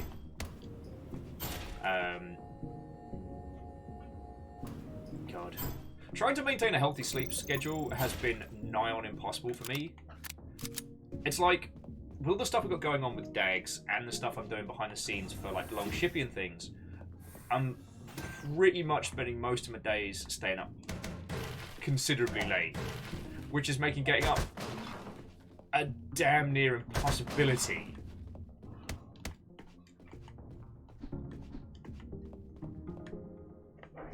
So currently my challenge has been, how do I get everything done that I need to and get to bed an hour that allows me to get up in the morning and be feckin' useful before stream. Oh, and this is where we get back to the lasers.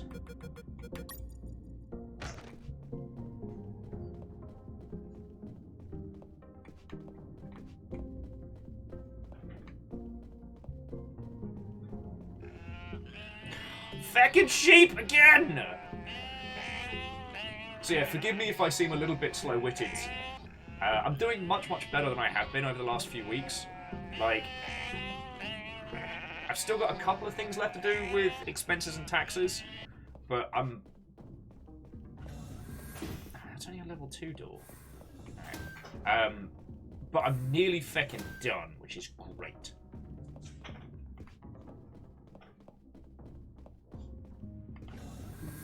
It's a level 2 door as well. I could have sworn there was one more we can get into. But it's just like, how can I get everything done in the evenings post-stream and look after puppies without staying up until stupid o'clock in the morning? Because I just cannot seem to get my ass out of bed. Oh, we already broke this place down. Okay, because it's a big old loop. Alright. Alright, so we can get the feck out of here.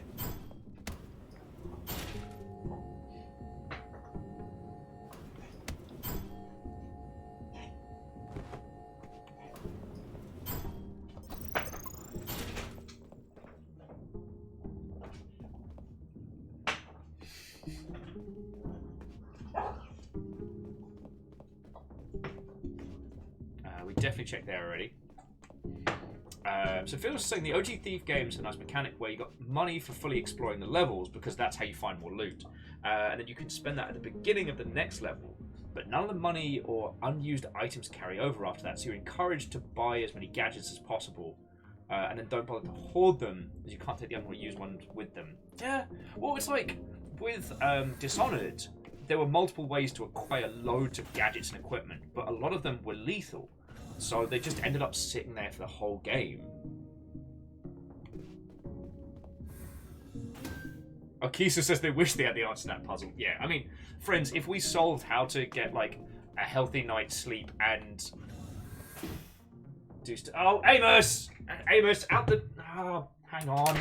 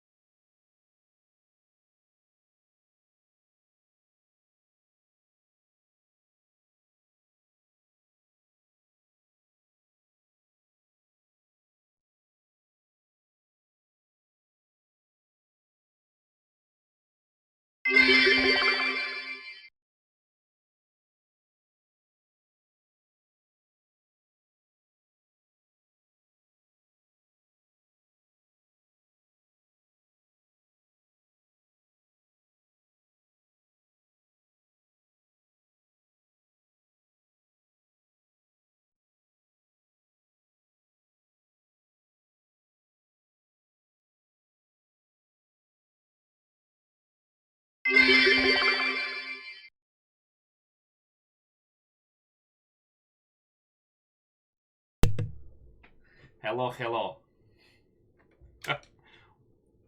Sorry about that, friends. Crux and J-Post, thank you for throwing bits in.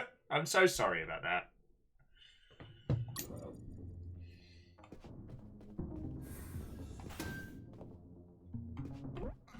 So the general didn't make it back here yet.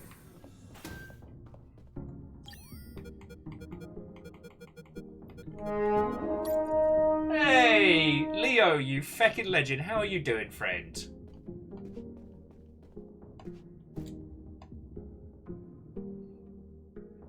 Leo, I am doing... I am doing...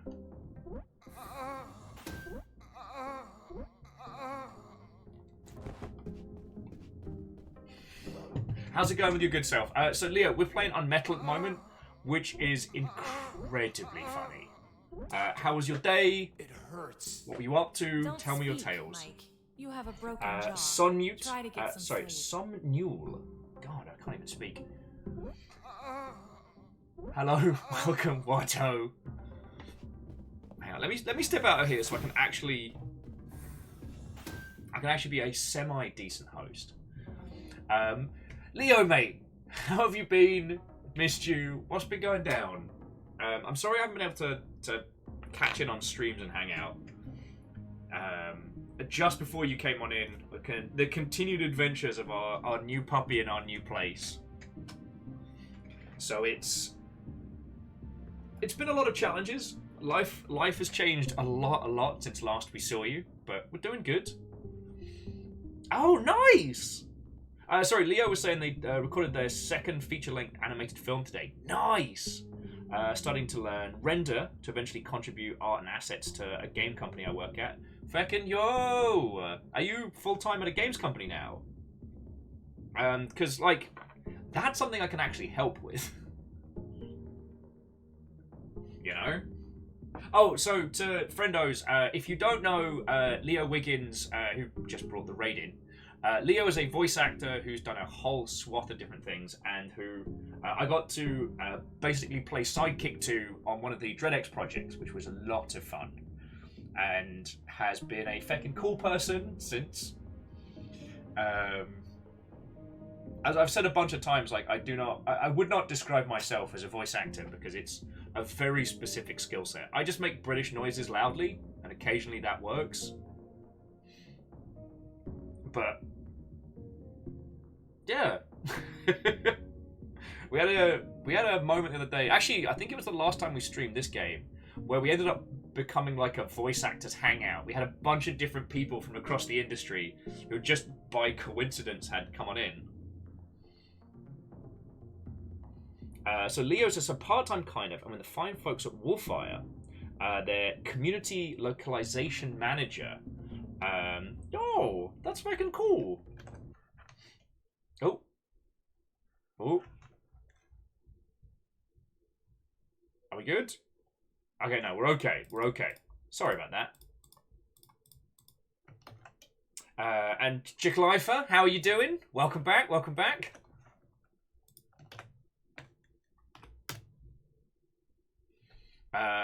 Oh, shite, yeah. Leo, I was going completely blank on... So, friends, Wolfire Games are the team that did the Receiver games, which Leo did VO for. They also did Overgrowth back in... way back in the day.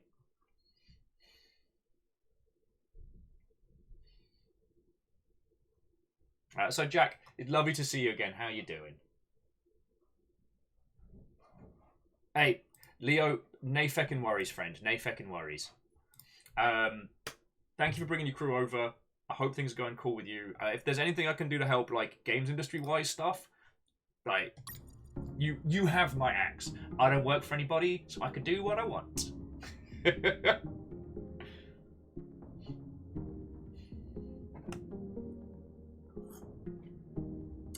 Yeah, so I guess, because Somnule, we haven't met. Apparently, I am a sleep-deprived potato today, so my conversational abilities are drifting out of the window.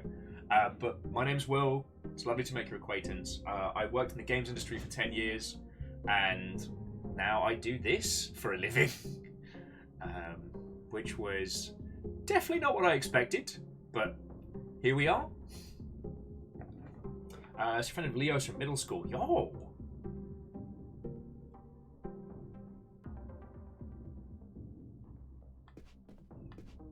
Fred, it's a bit of a heavy topic for 4 o'clock on a Thursday. Yeah. Fucking yo.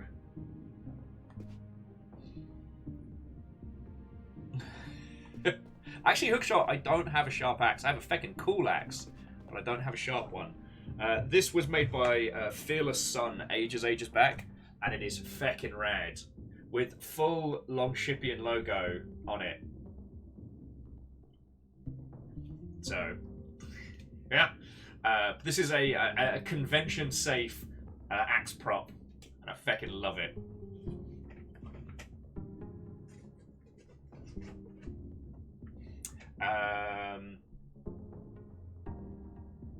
Oh, way cool. Leo was just saying that Somnial and Leo have been friends for like a gajillion years. Well, then it is lovely to make your acquaintance. Like if Leo says you good people, you good people. Jack's in a great mood. Equally disjointed and elated because recent situation. Development project I'm working on. The wiki was 100% wrong and out of date. And now that I have a proper example, things are progressing. But sad to wait goodbye to 49 hours of waste effort. No! When the documentation betrays you! Hey, carry that exceptional mood through.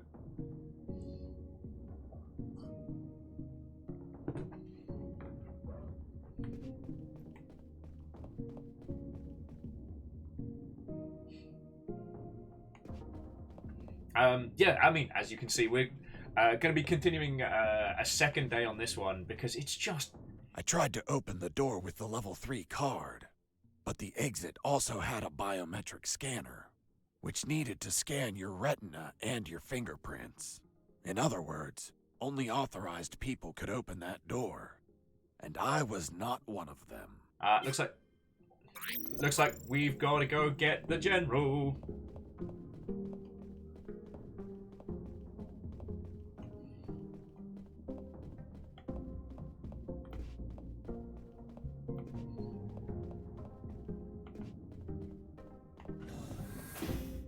Oh, and JP, have a lovely rest of your evening, friend. That's expected. You got hit pretty hard, but it looks like your eyes will recover. I mean, Red Burning Dragon, that's every day. Every day I wake up and I go, today's the day I'll find a weapon to surpass Metal Gear. It's a lifestyle choice.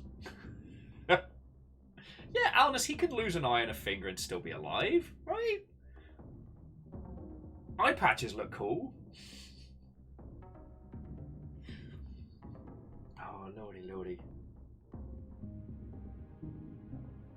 Alright, let's jam this guy's face against the door. And away we go!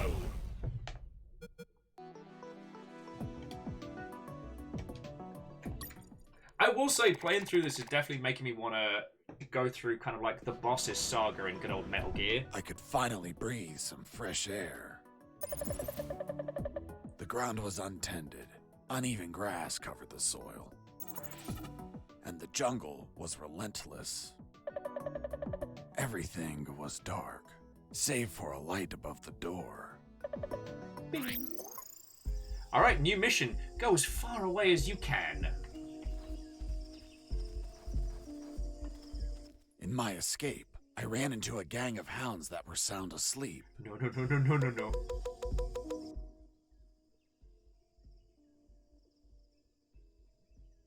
Smell or ears? Let's go smell.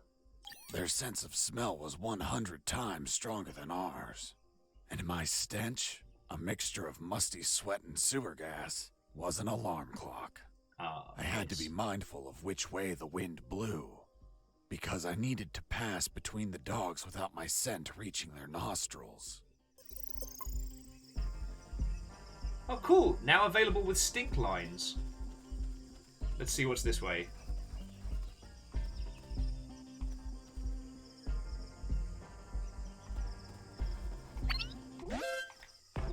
Escaping prisoner. Send back. Are you kidding me?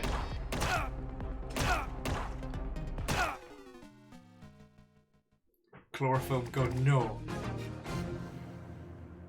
The dog alarm is real.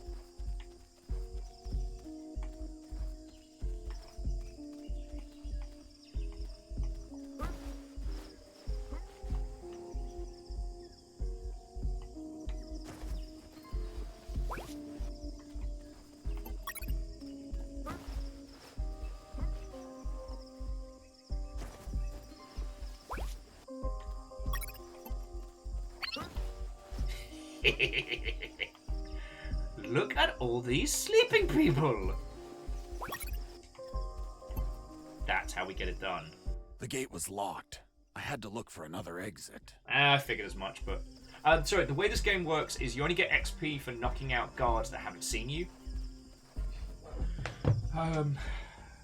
Okay, so yeah, so Samuel, and those of you who have just joined us, if you haven't seen this game before, let me drop you the Steam link in case you have to make a mosey, because the VO in this is fucking brilliant. The game is a ton of fun, and definitely takes... It definitely takes the old school Metal Gear setting not as a rule set to be followed studiously, but as a jumping off point for a lot of humor. Like...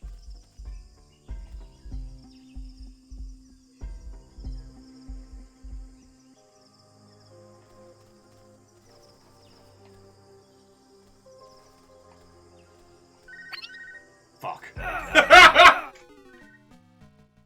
Why would you call me?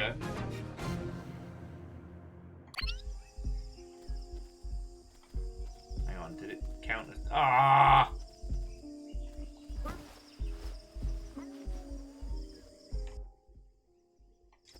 Oh no. I just don't need to. What? I want my XP, don't judge me.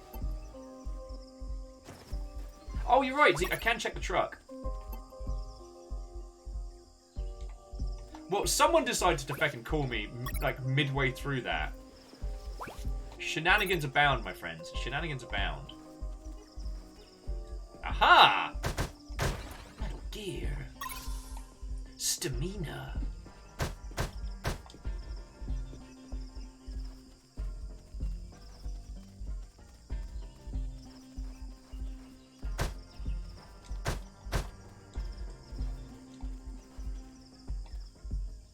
I'm just gonna be quicker on the ringer. No! No, puppies, no! Fuck! Ah. I know those guys out again!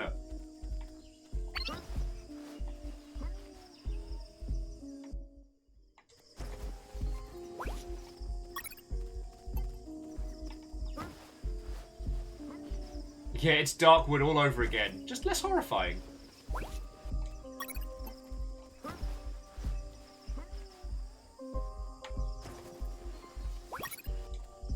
It's also, for those of you who just joined us, this is actually probably the most, like, sensible part of the game so far. Colonel, do you read me? Loud and clear, Fox. I managed to leave the building. Well done. Now, you have to get as far away as you can. I'm on it. Damn, this jungle is dense. By the way, I found some sleeping dogs, and I'm going to sneak past them. Don't even think about calling me for the next 5 minutes. I don't want to wake them up. Got it. Over and out. Jesse here. Do you copy? I hear you. I was thinking about those big concrete blocks you saw. This place Don't is full call of me. buildings. There are dogs. Maybe they're building something. Ah. Something new. Something that requires a lot of concrete. And that's why there's so many guards. Why are they transporting concrete instead of making it here? Maybe someone sold them something in parts and they're just bringing them here. Could be. But what? If I find anything out, I'll let you know. Thanks, man. Over and out. And make sure the doctor's not Jesse calling. here. Over. Alright, cool. don't call me for 5 minutes. I gotta stank my way through this.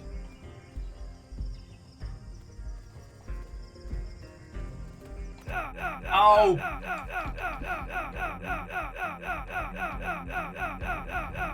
No! No! Puppies, no!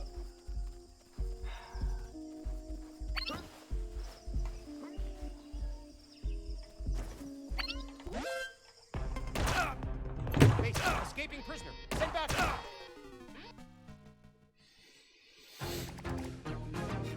I'm not doing well. I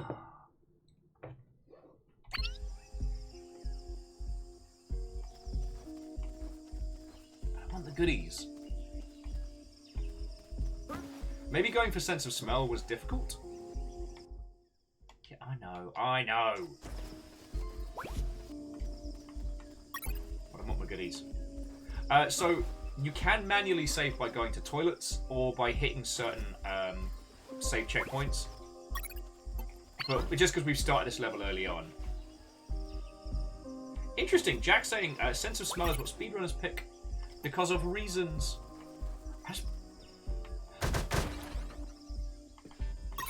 The temptation to just feed the dogs yet more beef. We've unlocked steak as a usable item, and you can feed it to the guard dogs. Oh. Fox here. Over. What is it, Fox? Don't call me.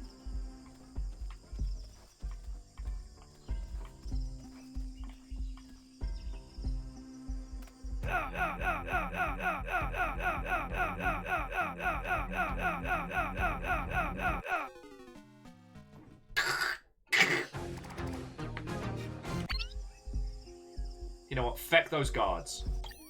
Colonel, do you copy? Don't call me.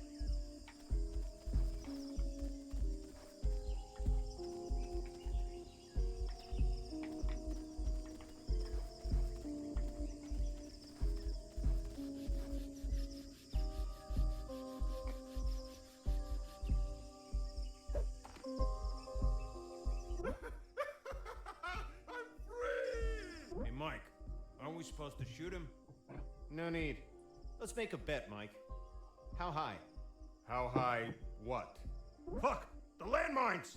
Wait! The look on your face! Mike, you're a dick. Yeah, I know.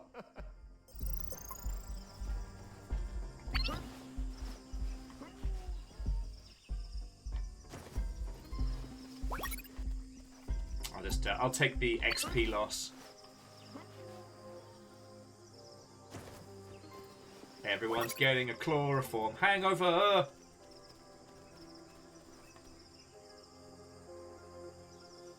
Wait, there's the question marks. Question marks mean bad. Show him how the landmines. Landmines! Yep, not going to risk that for a biscuit. Let's see what the Colonel has to say. Colonel, do you read me? Loud and clear, Fox. Colonel, I have a problem. A problem, son? The base is surrounded Oh, by Jack, a absolutely. Jack was just asking if you can give me a tip about the dogs now past them. Yeah, sure. No, Colonel. Only a fool would run into a minefield without thinking. Good. Find a metal detector. You can use it to detect the landmines.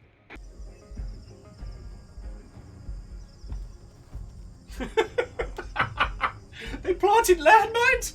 We walk our dogs out there.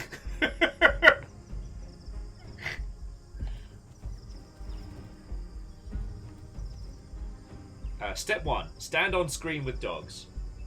Don't tell me I could have just fed these dogs infinite beef as well. Because I did feed one of the earlier dogs. Sorry, I was half telling you.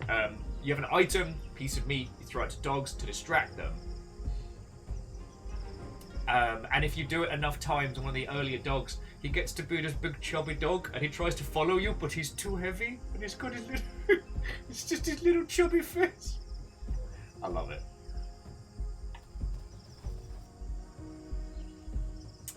So stand on screen song, go... Smiley.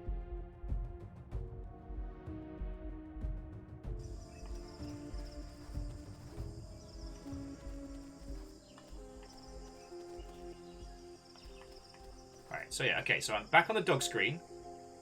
Alright, just on the edge.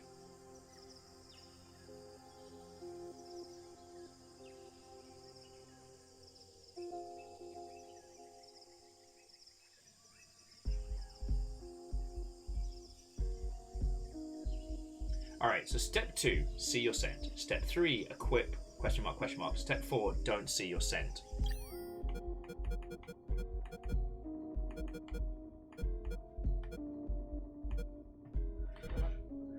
Chloro, water, gasoline? Cigarette, maybe? Huh. Oh, the feckin' suit! No suit, no smell. Oh, that's feckin' clever. That's definitely what I feel is the most evocative of that, like, Metal Gear Solid styling. Is that common sense usage of multiple objects. I mean, I'm definitely not the first person to talk about, like, Metal Gear Solid's genius. And one of those being stuff like the cigarettes, which you can use to detect the lasers early on.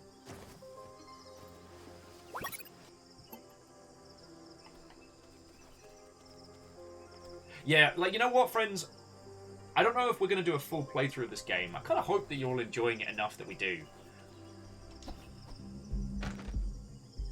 I hope you're all enjoying it enough that we do, but I do think in the future we should do the saga of Big Boss, which would be Metal Gear Solid 3, if I can get the HD collection on 360 going, followed by, I guess, Peace Walker, then, because we probably skip Portable Ops, so it would be, and I guess, I don't know how much of Peace Walker we do, because Peace Walker can get real stodgy, but then after that, it'd be MGS 5.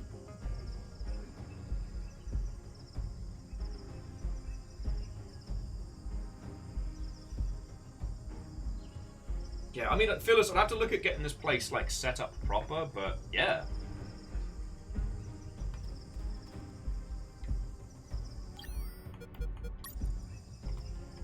I feel asleep. Hey, I'm sleepy. Oh, thanks. I'm sleepy.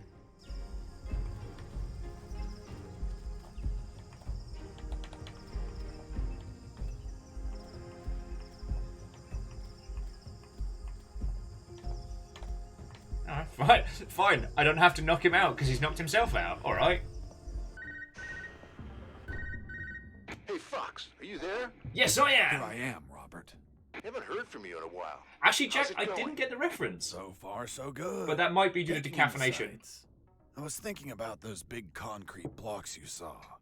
This place is full of concrete buildings. Maybe they're building something. Something new. Something that requires a lot of concrete. And that's why there's so many guards. Why are they transporting concrete? Okay, we did have that conversation. Jesse here. Do you copy? I hear you. I was thinking about those big concrete blocks you saw. Yeah, that was the one. So that was the other conversation Robert, we got. Still there. Yep. Okay, here we go. Oh.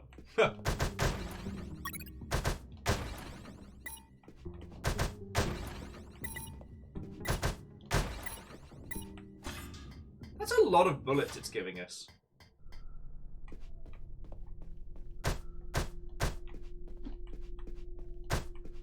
Anyone else worried?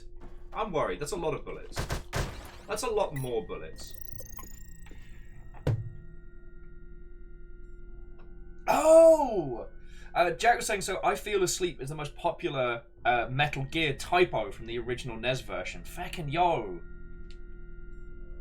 That's got to be up there with I Am Error. God, completely... Samuel, possibly boss time? Like, that's a lot of bullets it just gave us.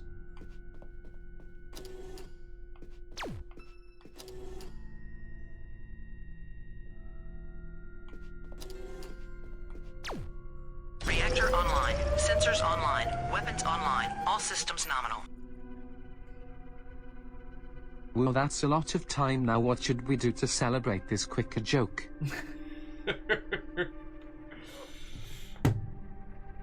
No, did you mean I have to produce a joke very quickly? Or are you asking for a joke specifically related around the fact of 14 months worth of hanging out with our bunch? See, Jack, as someone who is a Metal Gear fan, I always feel bad when I keep missing those.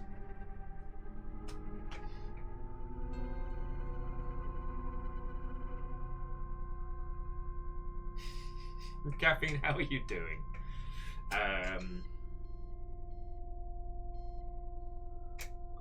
When I was 13 years old, I got fitted for a neck brace, and I haven't looked back since. That was Molly's favourite joke. As for a joke about 14 months worth of hanging out, I got nothing. I do not know why people hang out with me. Probably because of cool trick shots like that. Hop-a-cha.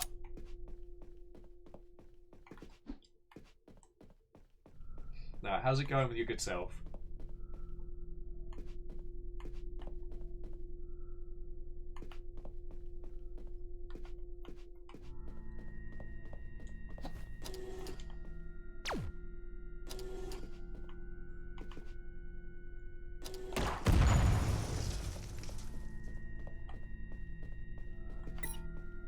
Obviously need a key. Yeah, I've finally made it about this far into a pot of coffee, and I'm starting to feel like a human again. And Volcanic Scotty, that's lovely of you to say so. Like, I do feel like this last week and change, I'm finally starting to kind of get my feet under me. The problem is that I need to get my sleep schedule into a bit more of a sensible manner, because like mornings aren't happening right now, and I do feel bad about that. But that's like the long and short of it. Yeah. You know what, Iron? That is what my Tinder profile says. It's those MVP clutch shots. That's what I'm all about. Those MLG air horn moments. Do do do do do do do do do.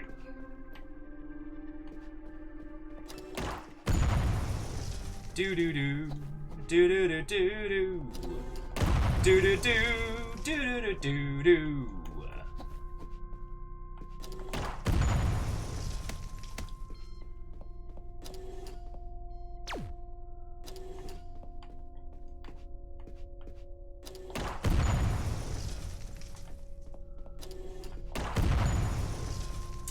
Volcanic Scotty says they flex their Mountain Dew collection on their Tinder profile. You know what? Being about that is fine.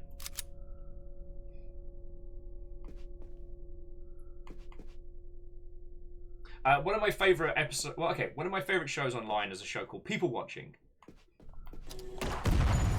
and the very first episode is about speed dating, and I think it applies to digi dating. But then again, I've actually never done online dating. So I've never done Tinder. I've never done Plenty of Fish or any of that. I've managed to get myself into an inordinate amount of trouble through like analog dating. So I feel that I'm asking for trouble. Anyway. The episode of People Watching, the very opener, is about speed dating, and it's one of the things is speed dating tends to push you towards being a generalist, when in reality, when it comes to both digi-dating, in my humble opinion, and speed dating, you need to go for extreme specificity.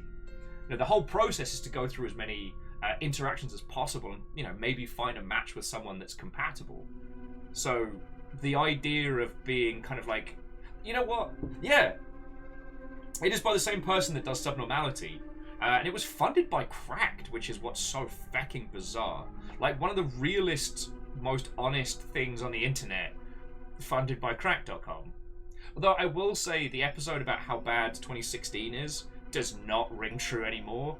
I kind of want to be like, knock knock, who's there? 2020.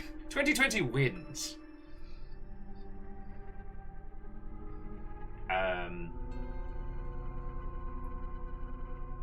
No, you know what? If you haven't seen it, give it a watch. I wholeheartedly recommend it. And Deus, what ho friend, how goes it? Deus is asking, is it bad that Stop that incessant clicking. No! J-Post, thank you for gifting a sub to Iron. That's feckin' cool of you, friend. Deus was asking if it is bad that they're planning on burning Mountain Dew Baja Blast socks to torture someone. Oh, sorry, faking burning them. I don't think so. I didn't know you could get Baja Blast apparel.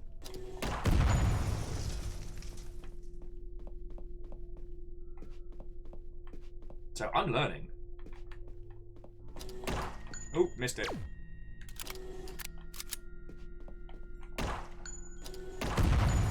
And biffed a shot.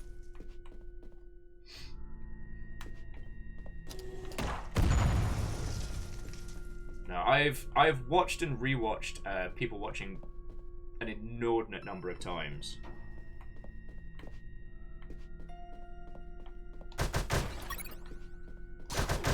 And it is something I wholeheartedly recommend.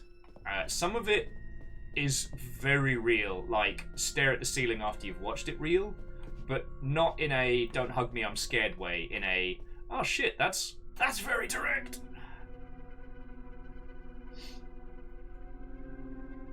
Yeah, Volcanic Scotty.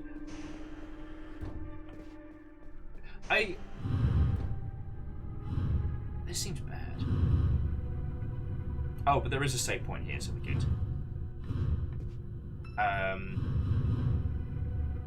Yeah, the event that was 2016 definitely feels almost naive now to complain about.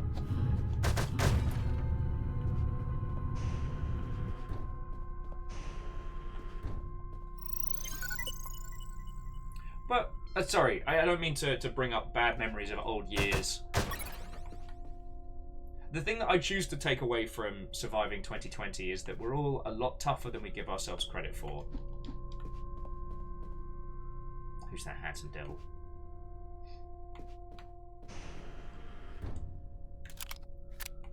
Sorry, I don't mean to talk your ear off about YouTubian shows.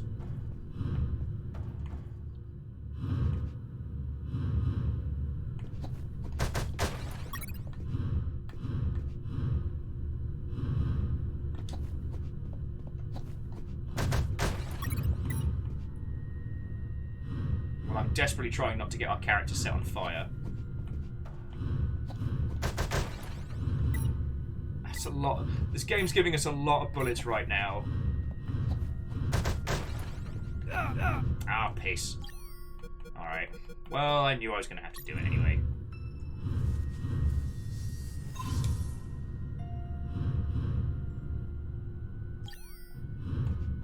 It's definitely feeling like welcome to boss time.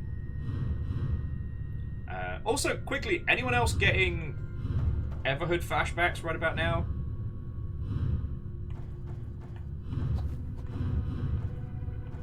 It's got to be boss room soon, right? A friend of mine was playing Everhood on stream. I was actually at work, Hero to the People, Dan Jones.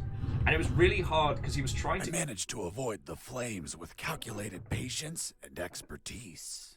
You set yourself on Why fire. Why didn't you use the anti-thermal suit? The one you used to hide from the sensors. It should have protected you from the fire and you could just walk through. Fuck you, game! It was erased from my memory. My mind couldn't recall that I had the suit. Fuck you, game! The same mind that told me about the suit a little while ago? The human brain has great regenerative power. We barely know how it works. So, in other words, you didn't think to use it? More or less. Well, Mr. Fox, please continue with your story. Fuck you, game! This game is brilliant and I cannot recommend it enough.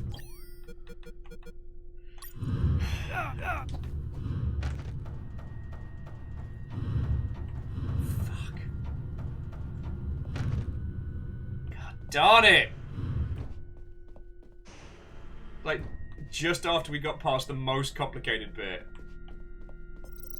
There was nobody in the room, but my instincts told me it was a perfect place for a trap. Yup.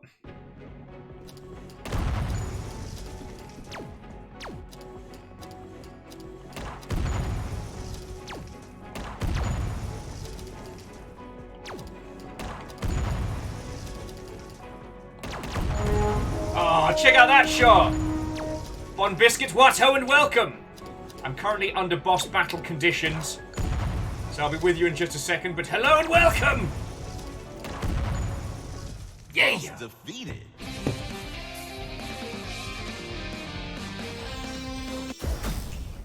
First time, every time. Okay, Bon Biscuit, what-ho, welcome!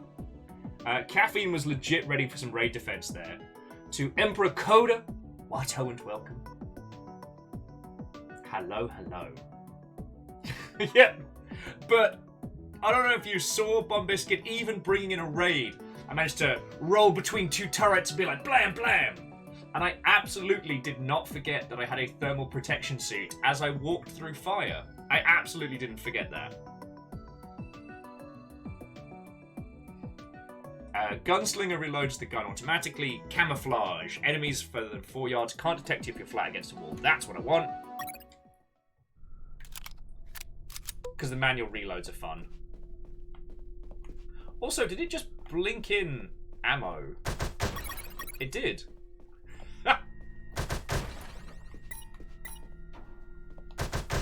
Oh, it blinked in the basement key. So, Bon Biscuit, I don't know if you've seen this game before. This is UnMetal. It is a brilliant comedy game via the medium of the early Metal Gear Solids. And I guess Ghost Babel as well. Oh wow, that burp came from the deep dark. It is a glorious comedy triumph. And fecking hilarious.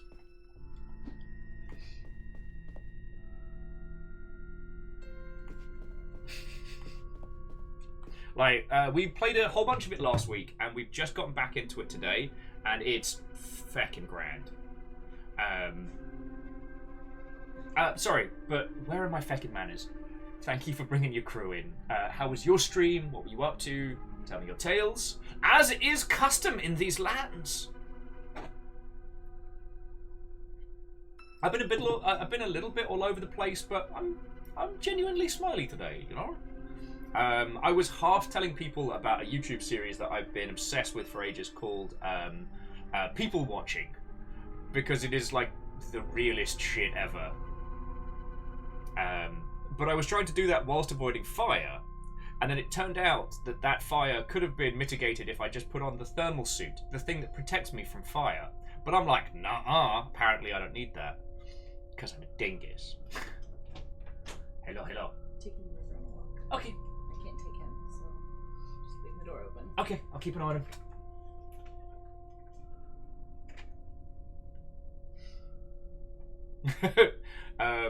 Volcanic Scuddy, the game is incredibly self-aware.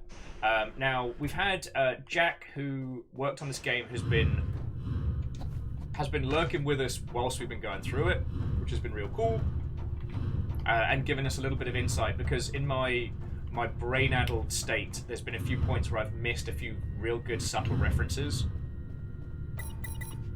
Definitely gonna go save.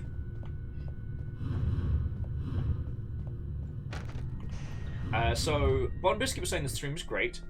They reformed the Norse faith in Crusader Kings 3 and then destroyed each other in Space Engineers. Yo, how's the Space Engineers multiplayer been? Because it's... God, the last time I played multiplayer was when I was still living in New Zealand, and we played like a LAN game, and it was really good fun.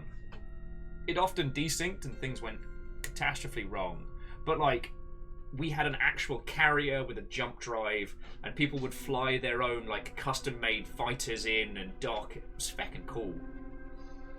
The ship had a really cool like toaster style, so like big bay doors on the front and back, so you could fly in either way and then land either up or down.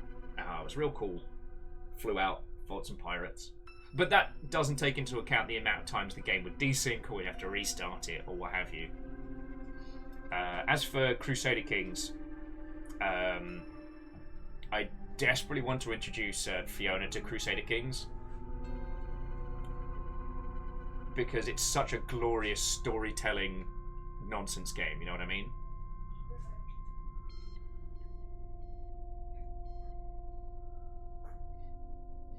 So Bon Biscuit says, the new Warfare update is a lot of fun. A lot more damage with artillery and railguns now. Nice. Because before it was like, you either had to have a shite ton of direct fire weapons, or it was like missiles or nothing.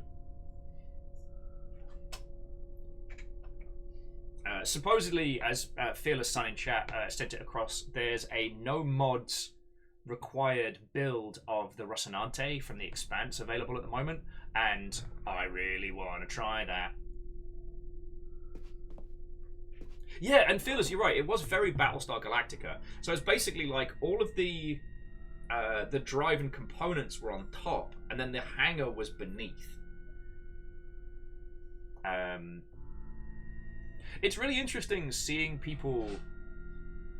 what people create in Space Engineers, because it does get me thinking about practical uses of sci-fi stuff.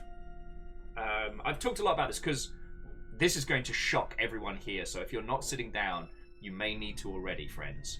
But I really like Gundam. I know, I'm dropping hot bombshells on you. None of you are ready for this grand reveal of a statement. But no, one of the things I've become really obsessed with is how the Xeon designs are by, what do they call themselves? Space Noids. By Space Noids for Space Noids. Wait, or is Space Noids a different show? Hello, Bobby. Amos, come here. Amos, my Bobby, come here. Yes. Come here. My Bobby.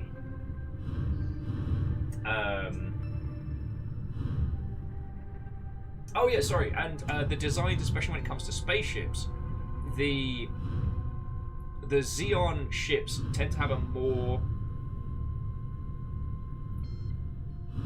tend to have less of a focus on up and down, more of an idea of like living and working in 0G, as opposed to say the Federation, which is very much like, you know, ships designed in the same way that we would design ships but for space. And I really like those designs. Yeah, Volcanic Skadi, shocking. I like Gundams. So yeah, it's really interesting to see the kind of things that people create, especially in Space Engineers. And Clank, what ho, friend? And is it going to make us shoot our way through all of this?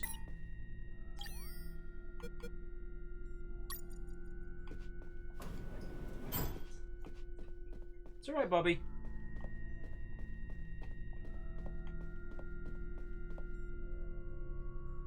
Yeah, in Fearless, you're right. Like, Fed ships tend to have their mobile suits docked standing up. Xeon have them lying down, but also tend to have them lying down, like, on all sides. You know, dismissing the kind of, like, the idea of up and down in space. Which I find fascinating. Like, giant robots by their very... the early Gundams, by their very design, are, you know, designed to be multifunctional, both on and off gravity. It's okay, Bobby. You're okay. You're okay. You're okay. It's Fiona's just taken River for a walk, so he just needs some reassurance. Friendos, we're gonna do some dog tricks for a second, because he's getting real anxious. So you'll get to hang out with me and Amos for a sec. Alright, and I can show you, bear with me a second, I can show you what he's been learning at doggy training camp. I know, Bobby. Now we're going to do some cool stuff. We're going to introduce you to our chicken people. Alright, got treats. Yeah, got some treats for me, Bobby. Come. My good boy. You my good boy. Alright. Alright, so can you see him? Alright. Alright. Oh, he's already doing a sit. Okay, paw. That paw. Good boy. Good boy. Alright. So, you're already sitting. So, down. Down. No. You gotta do down. Okay, so you sit. Down. Come on. You can show these people. I know you're good at this. Good boy. Good down. Good settle. No, you can't have the whole bag of treats. Yeah, this is Amos. He is our little youngest, and he is adorable.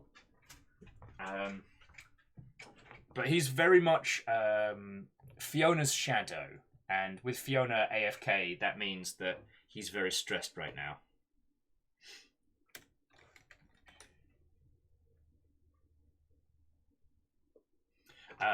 So yeah, so how are you all doing, friends?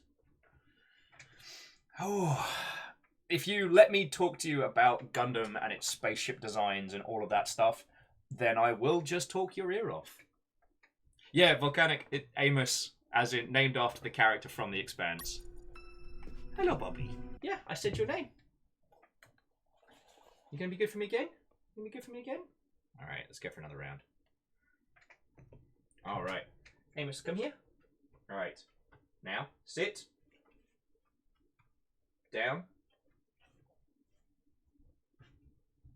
Good boy. Good boy. Hello. Hello, my Bobby. You're okay. He has properly diagnosed separation anxiety and regular anxiety because he is a rescue. He is a lovely little sweetheart, even if he is a bit stupid. And because Fiona's AFK, he's now on edge, so that's why I'm giving him treats and been doing a little bit of training stuff with him. So forgive me for kind of like leaping between game and conversation. Volcanic was asking if I like Warhammer. I spent my youth in my youth I spent a lot of time with Warhammer 40,000.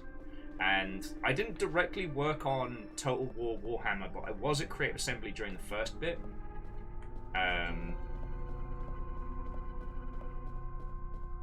So yeah, I definitely, my model painting days are definitely behind me. One of the reasons why I've been enjoying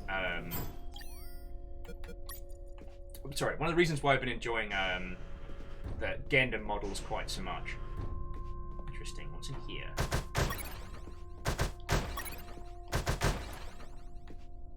Ammo. Ah, metal detector. Wunderbar.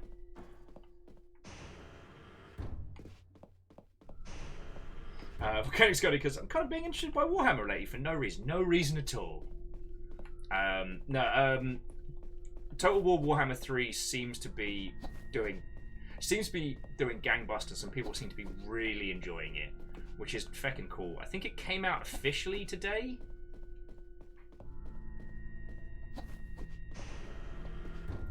But I mean, the curious thing, who's that? Carol Mulb. I'm gonna go for a dice roll and guess on pronunciation, but thank you kindly for the follow. Feck, lost my brain. Oh yeah, most of my friendos who've worked on the Total War franchise over the years, like, they've all gone on to different studios and stuff. Like, I probably know a handful of people still on there. Imperio's actually hopped off Infernax to get on Total Warhammer. Feckin' yeah! It's okay, Bobby. And from what I've heard, this one specifically, there's a really, really good opening campaign.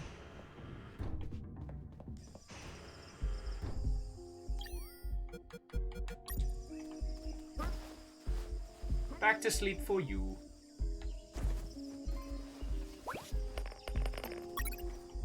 Free coin for me. Alright. Let's try this metal detector.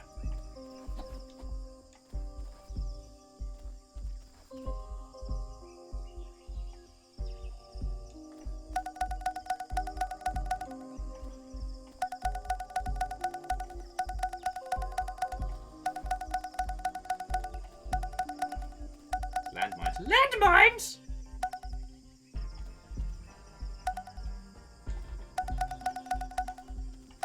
You're okay, my boy. You're okay.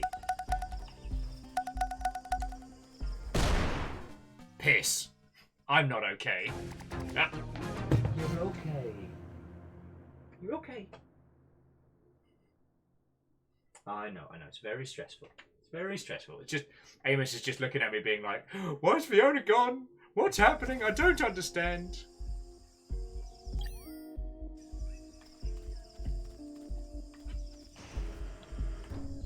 Okay, Okay, he's just asleep now. Alright, good on him. Yeah, Crux, apparently we found one.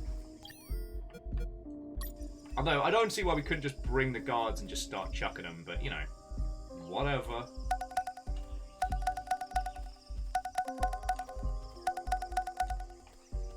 Although it does seem like the landmines are actually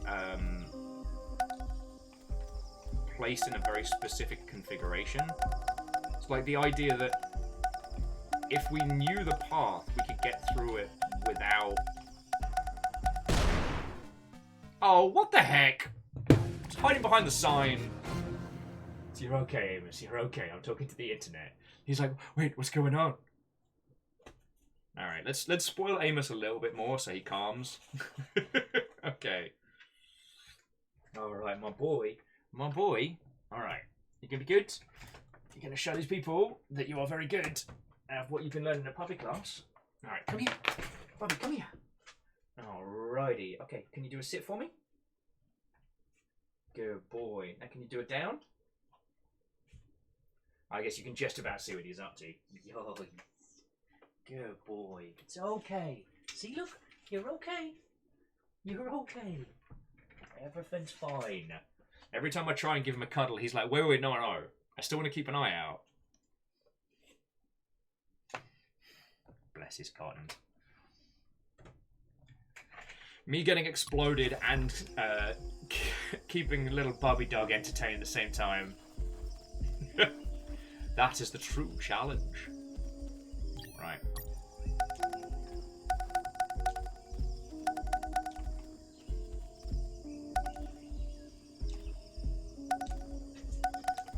I'll try and go this way.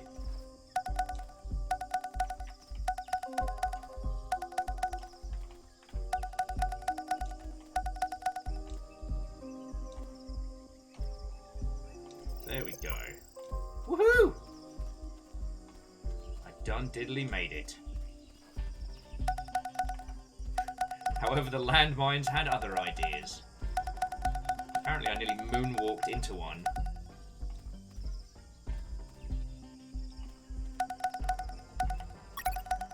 You're okay, Bobby. You're okay. If you start hearing distressed dog noises, do not worry. This is separation anxiety in real time.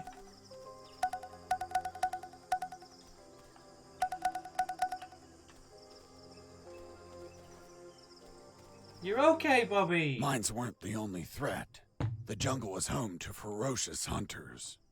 I noticed the presence of... Flies or frogs? Friends, what are we going for? Flies or frogs? Let's see if we can also help distract Amos. Amos, Bobby, come here. Come here, my boy. Come here, my boy. I know it's very hard being Amos, but it's okay.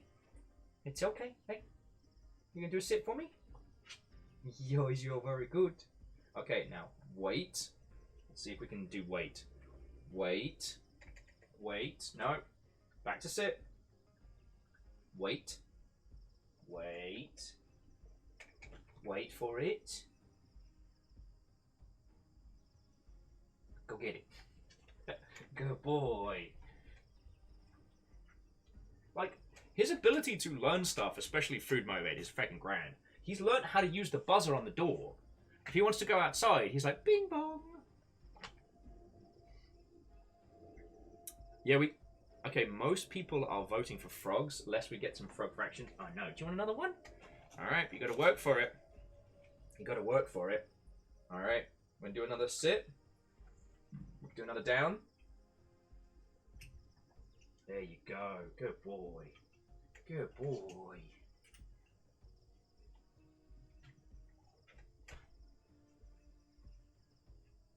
There we go. You want to do one more? You've got training in a few hours, so I don't want to give you too many. Alright. Okay, Bobby. Sit. Good boy. Paw. Good boy. Yes. You're such a good boy. See? See? You don't need to worry. You don't need to worry, my boy. Oh. See? Love this dog to pieces. He's not ready to be just left on his own. Sometimes when we go shopping and stuff, and it's a place where we can't bring the dogs in, I'll just sit in the car with him because otherwise he just flips out. Not like aggressive or angry. It's really sad. But sometimes he'll still have a little meltdown when Fiona's out of eyesight, and one of them he makes this vibrating nervous noise that's kind of like because he's so tense. Because he's so worried, but at the same time kind of making like little noises. Yeah. Bless his cottons. Sorry, friends, I don't mean to load a bunch of dog stuff onto you. Like, honestly, the two things that I do in my life right now is this and look after this. So, they're the only things I really have to talk about. Like, these days, I don't go to pubs or bars or anything like that. I occasionally go to Mudbay down the road and talk to the shop assistants and share dog stories with them. I've become one of those. Salen says they should probably not order 9 bottles of hot sauces, right? Maybe we just ration in a bit. Dude, you know I'm not the person to come to for sensible life choices. You know this. This has been well documented. I have a shit ton of tepigs. Alright, Bobby, let's do one more round, okay? Sit. Down. Good boy. Yoish. Now, can you stay down? Can you stay down? No, you got too much energy. You got too much puppy in you. Yoish. Yeah, big yawn. I'm distracting the dog with food. Yoish. Friends, maybe at some point we'll actually get like a dog cam lined up because on the one hand, I'd love for him to hang out more and spend more time hanging out with you lot. But on the other, he is a bully breed, and he tends to throw his booty into stuff when he's playing, and so he could quite easily destroy everything that we hold sacred with one good a booty bounce. All right, let's get them frogs going. Arrowhead frogs. It's poison. Lethal. A single scratch could make me croak. Get out of here. I wish I had the flamethrower now. Hello, my boy. Hello, my boy. Hello, my Bobby. Yoish. As soon as I start giving him attention, and he's like, okay, cool. Come on, treats. I know you got him. I know you got him.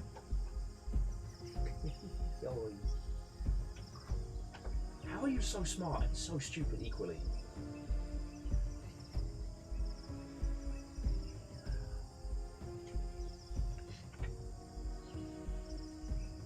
Oh yeah, the tail wag of absolute destruction is very impressive.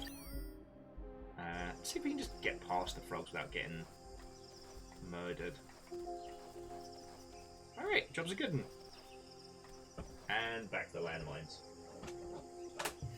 Let's play.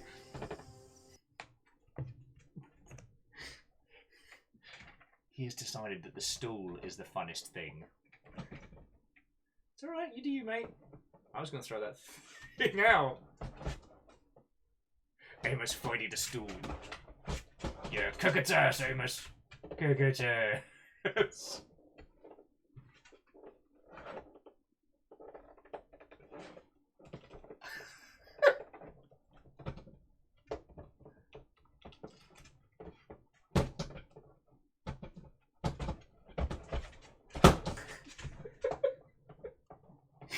I probably should stop encouraging this. Alright, Amos, leave it. Bobby, leave it. Good boy. Good boy. I just wanted to share that with you, friends. You're okay, my boy. You're okay. You're okay. Go play with Yachu. Okay, you're bone. Yoish. Friends, thank you for bearing with me. Like, I know this is a very stop-start in terms of a video gameplay. But I'm just keeping an eye on the little terror, you know? Baron, what ho, friend? Hello, hello.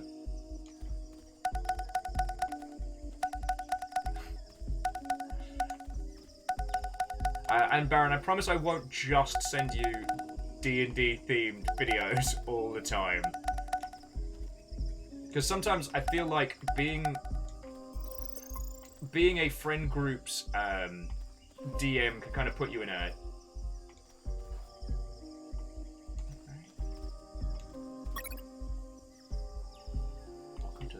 Challenge 4. Alright. I think we're very lost.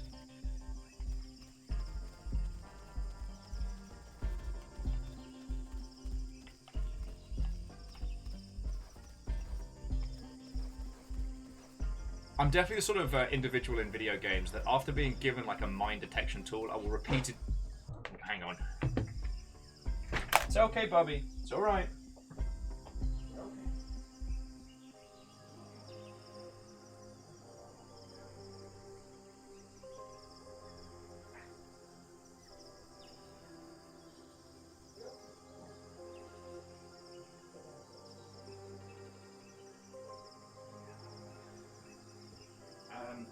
Friendos, I apologise. I'll be back with you in just a second. I'm so sorry about this. I'm just going to take him down for a quick piss break, and I'll be back with you in just a moment. I'm so sorry.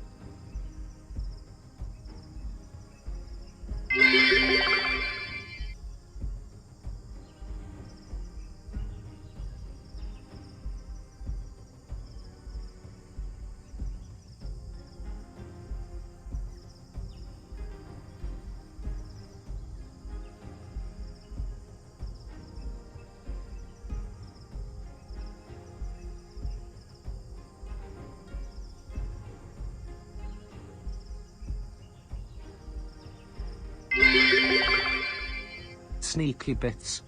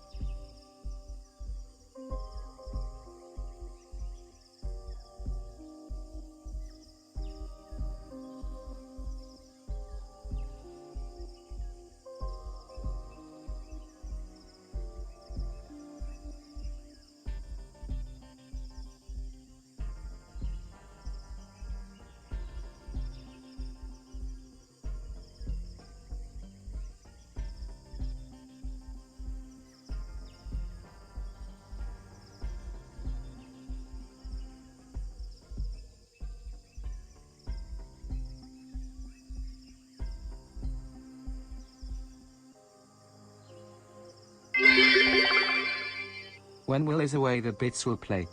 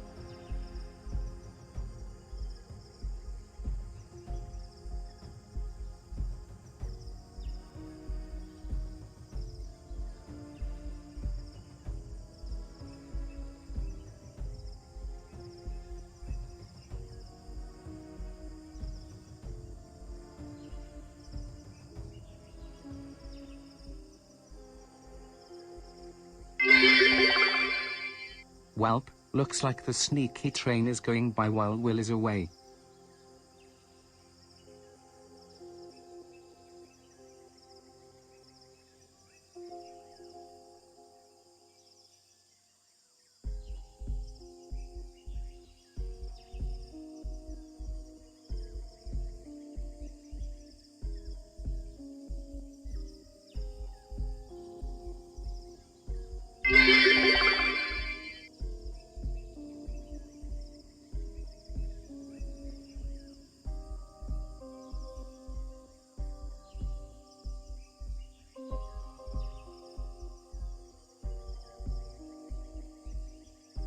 A ghost train has appeared. Listen, you ruddy terrors. I was hoping that my miming to the camera being like, oi, no. Secret sneak train from the secret tunnel. These are people that mean that I can buy you food and treats and stuff.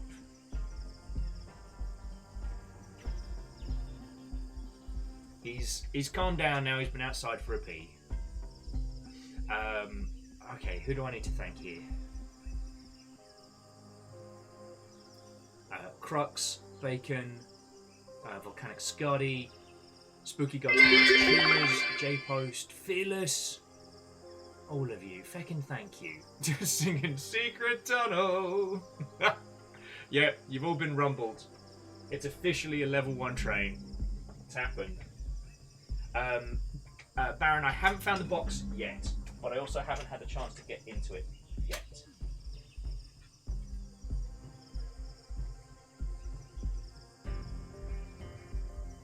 Oh man, this is gonna be one of those fucking days. I'm sorry, bear with me just a second. Secret train tunnel. Secret train tunnel.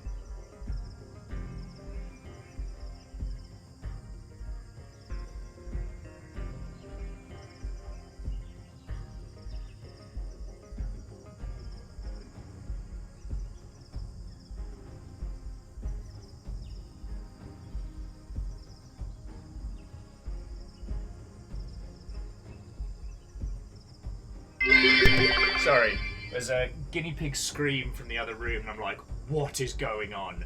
No, they're just yelling at each other. Fucking yawn. The alerts are slowly catching you up. Fucking yo.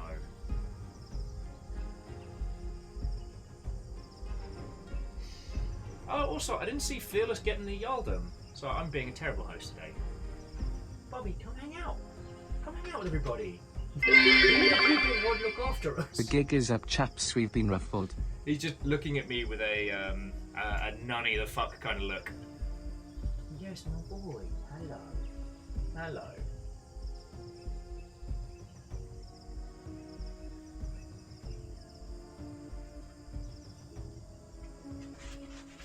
Yois. Yois, my boy. Get them good scritches. Get them good scritches. You're okay. Okay.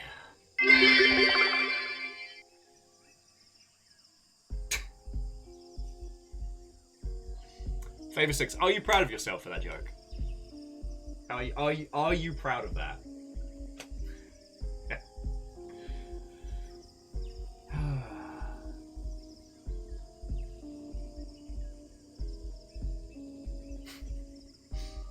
I do feel bad that every time I finish one of these levels, it shows us our speedrunning time, which tends to be well over an hour. I don't know if there is, in fact, a community for great games done really slow, but I could definitely win. Volcanic Scotty, it is not bad if it made you laugh.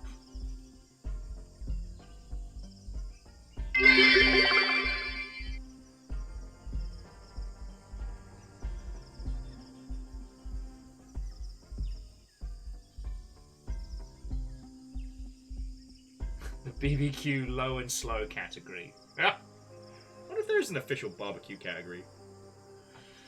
I'll keep nattering all to your lovely selves as the train hurtles past. And Volcanic, you have nothing to apologize for. I'm not the brightest spark right now. You know, like I was saying earlier, my evenings are doing expense forms and taxes and all of that until the wee hours, and then sleeping at unhealthily early mornings, failing to get up, and then that's been me for the last 3 or 4 days. How are you?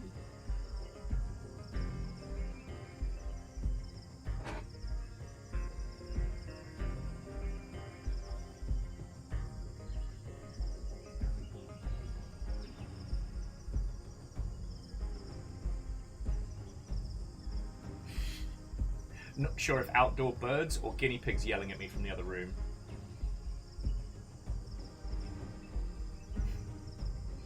Hello, my Bobby. It's okay.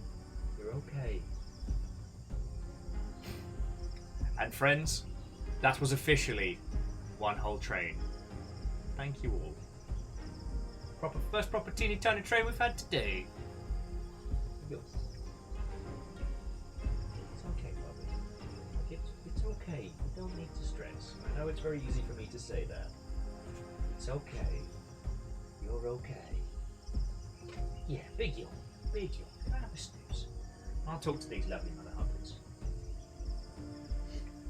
Harmonious has spent a lot of time grading assignments this week, but otherwise doing okay. That's lovely to hear.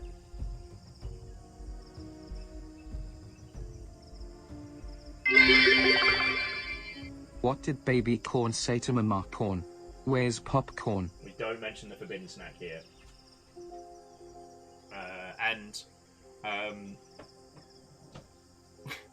Well, Volcanic, I guess you got rumbled on the train. Wait, leave it. Boy, you got strong teethers. Okay, need you to leave that alone. I don't want you to cut your gums or something. Sorry, hold that thought. You're okay. Everything happens so much. Fred, welcome back. And like, when it comes to the hype trains, like, to be honest, bits are pretty much the biggest thing that keep me going. So if the train ends up being a focal point of people being like, yo, you know what? I enjoy this chronic dum dum and the things that he does. Here's $1. Here's $2. I'm exceedingly grateful for it. You know?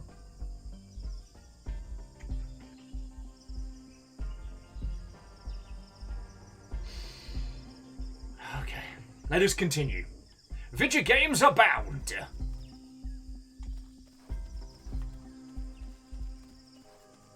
While wandering through that jungle, I found something. Or rather, someone. The lale-lule-lo. The remains of someone. I saw the rotting remains of an escaping prisoner. It had a note. If you're reading this note, then I'm dead. My name is Henry Stanley, and I was imprisoned for a crime I didn't commit. Oh my Damn, God. just like me. After escaping from my cell, I ran away through the sewers, then ended up in the Alpha building. I finally managed to leave that damn building, but now I'm lost in this tropical hell. I've spent 30 years trying to leave this damn jungle, but no luck. I'm old, and my strength is fading. I won't last long. These are my last words. These were his last words. Other than the note, there was a compass, but the needle was missing. A broken compass was useless, so I didn't take it. But you're all about stealing useless gaff. I've got video game logic, so I know where we need to go.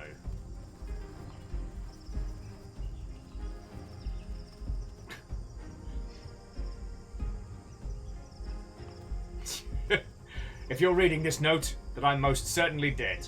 Unless I'm not, in which case, I'll need the note back. Favor 6, the naming convention behind Total War Warhammer was a very conscious one, which sadly I can't get into the details of too much, but It's a story unto itself, that's for sure.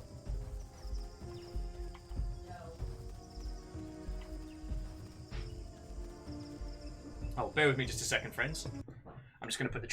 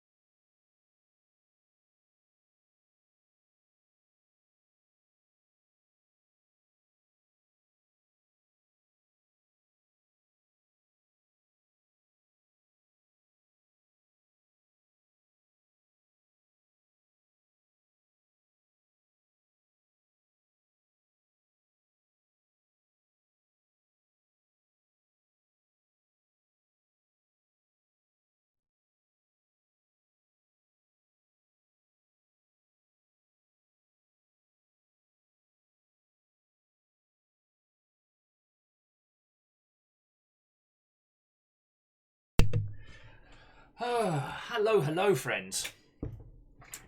Sorry for leaping up like that. Looks like my War Thunder account just got stolen. So I guess that puts the kibosh on playing that anytime soon. There's no information attached to it, and there's no cash attached to it, so I'm not worried. But I just got a, hey, Will, someone just signed onto your account from the Fujian region. Sorry, no, the Hongshan region of China.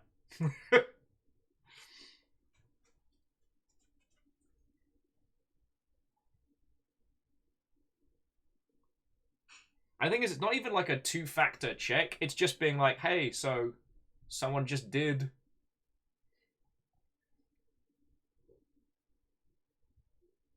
I mean, I'd have to care enough about War Thunder to set up two-factor. So...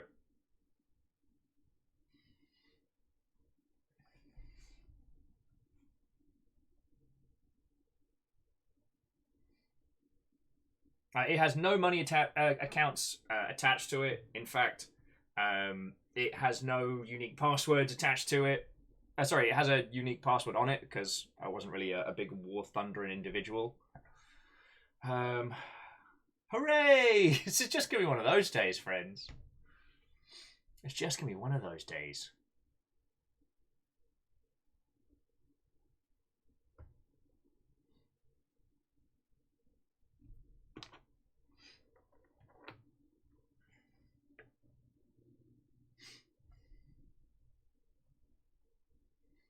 Well, I think, Alnus, it's...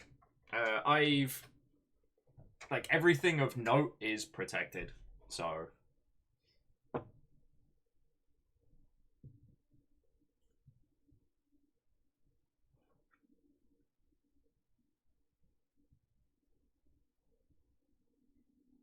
course. Now, see, now it's lit. Now I'm like, now I'm paranoid.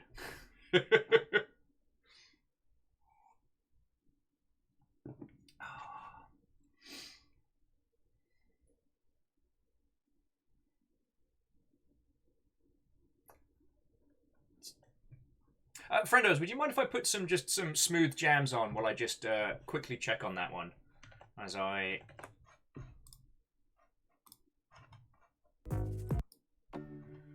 I just want to make sure that I'm not in a monstrous amount of trouble right about now. It should be fine. Like, it's definitely one that does not get used for a lot. From Windows 7 as well.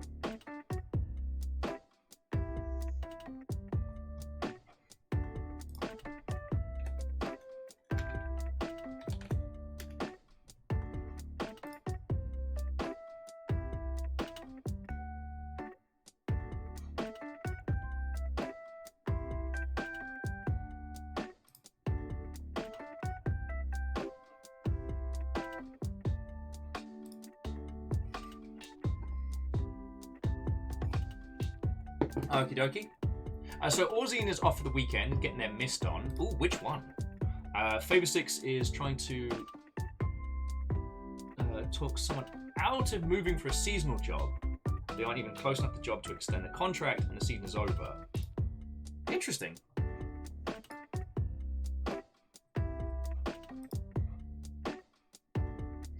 Oh, Orzine's playing the remaster.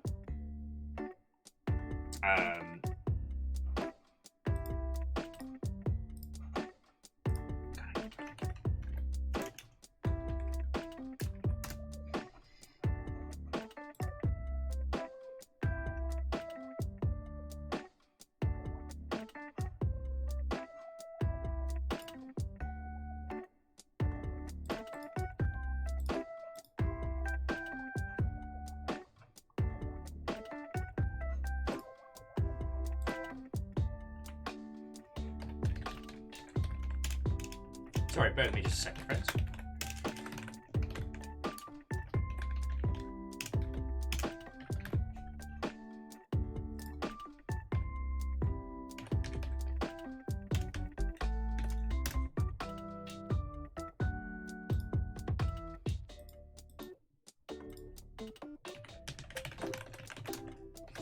Oh no, tippity tappity, stream not happity.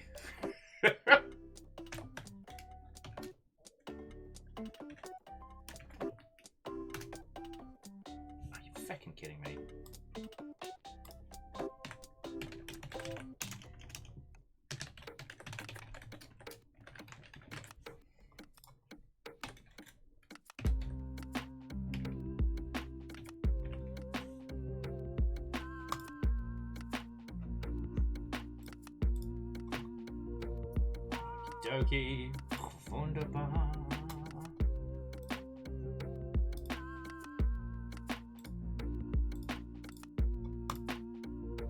Both.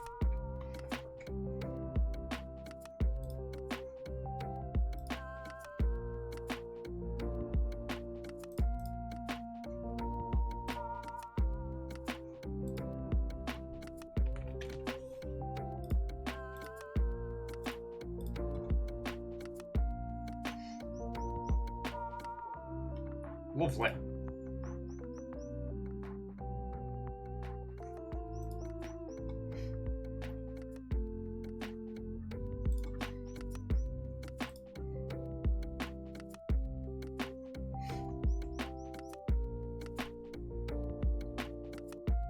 I do apologise for just staring off into the middle distance while checking my my stuff and things.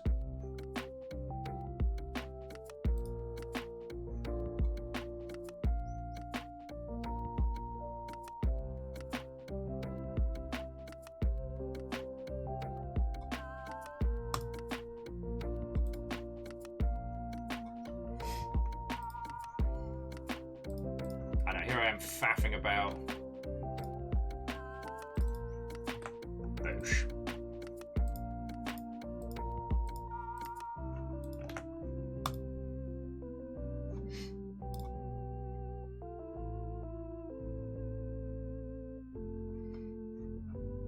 Wunderbar. Now, have a look in settings.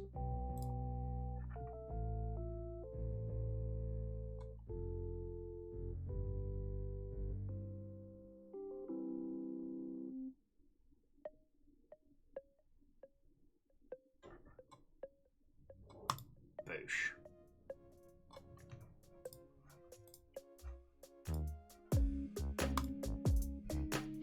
Alright. Wunderbar. Alrighty. That's solved. I'm just going to keep an eye on my varying two factors and my varying emails and stuff. But we are sorted. Friends, thank you all for bearing with me. I know we came here for some Metal Gear Solid flavoured comedy. But we are good.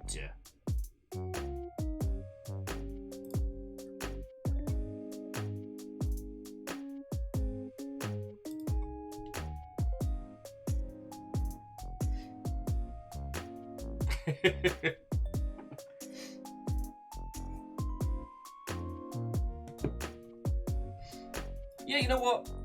It's absolutely one of those, Scuddy, it's one of those, better safe than sorry.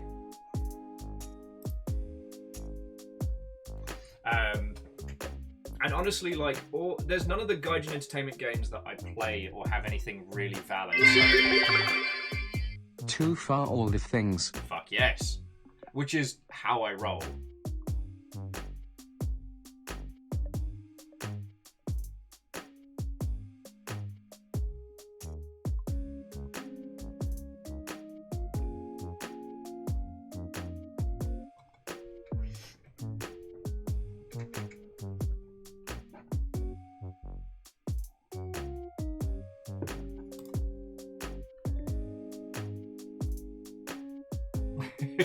And Bacon Avenger. Sorry, thank you for the 200 and for filling the pint glass. Actually, not like. Tunes for a pause. Friends, thank you. And okay, I know it's getting to the point now where I'm being very, very grateful on the daily, but I genuinely feel it. Like, life is hard. Everything happens so much. And especially on days like today where I've got to pause from playing cool video gamey fun time stuff to sort bullshit that has just been kicked off by some random person across the country, or with having a dog, a lovely, lovely creature that needs a lot of attention. The complexities of real life pulling me away from, day job stuff, pulling me away from doing this. Like, you are incredibly understanding. And while I was making sure the puppy was okay, you lot kicked off a fecking train, and I do not think I said enough thank yous for that. I love doing this. And we're in some... Things are tricky right now. I'm having to start a lot later than I want to, and I'm definitely staying up too late. But y'all are sticking with me right now, and I fecking appreciate that. Alright?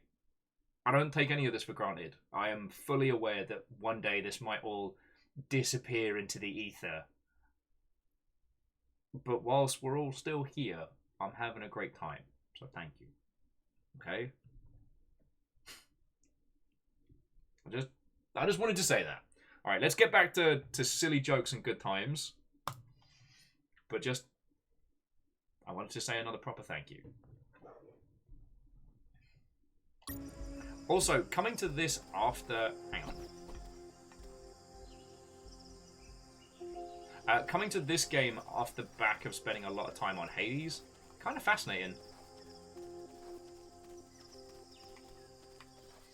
The controls being so drastically different. And Quasi, a good evening to you. How are you doing, friend?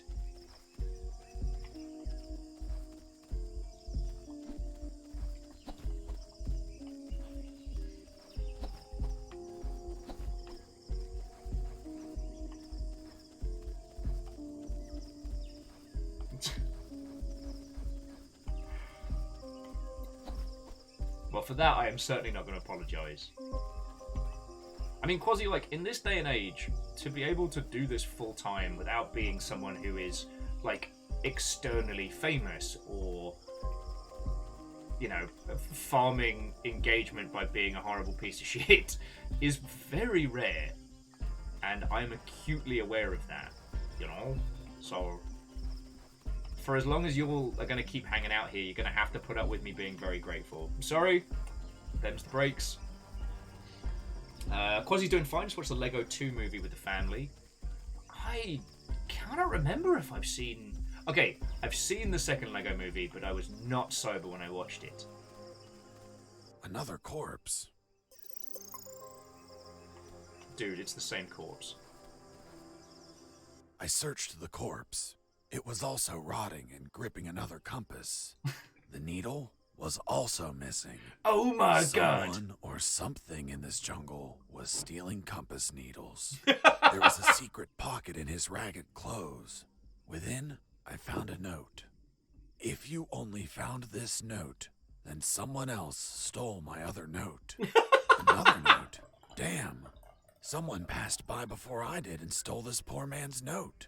What a I never bastard. knew what the other note said. This is so good!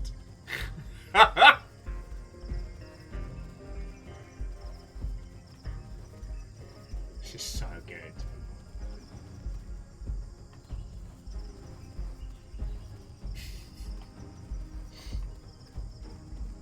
Someone is stealing compass needles. My god.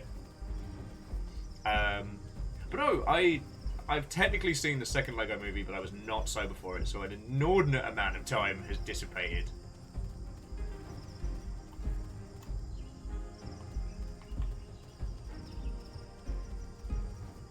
A third corpse.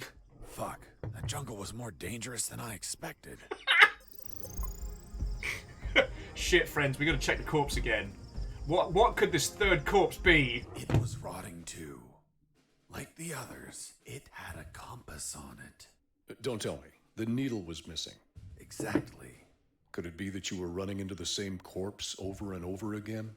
I commend you for coming to the same conclusion. I passed by 7 times to confirm it. I was wandering in circles. The damn jungle was toying with me. I had to orient myself somehow, or I'd end up spending 30 years in that maze of trees. I tried to direct myself by watching the stars. But the damn top-down view only let me see the trees and ground. So, I had to find another way to gain direction. How are we gonna gain direction? I'm thinking fire. Yeah, well, and Scotty, it's that there's almost a wholesome, po-faced nonsense to this that I absolutely love. This feels like it's got that,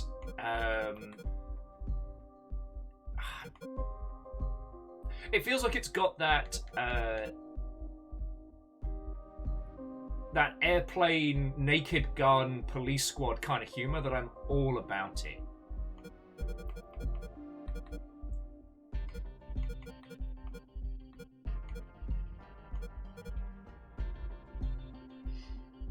Let's try calling our varying people. Alna says, how do you keep an idiot busy? Leave a body with a needleless compass. Fox here. Over. What is it, Fox? Colonel, I think I'm past all the mines. Well done, Fox. See if you can commandeer an escape vehicle. I will try, Colonel. That's not helping. Robert, do you copy? Yo. Just says, yo. Jesse here. Over. The doctor does not want to talk to us.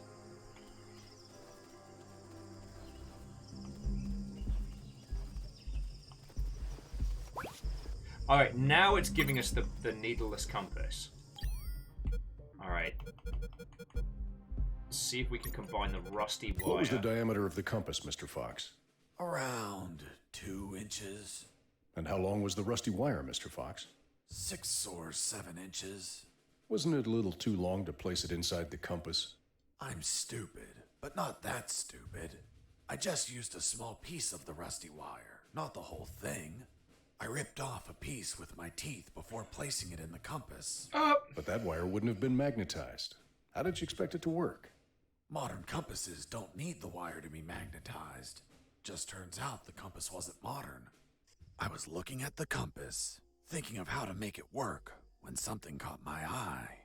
In the middle of the grass, something glimmered under the pale moonlight. In my peripheral vision, I noticed I was not the only one to spot it. No!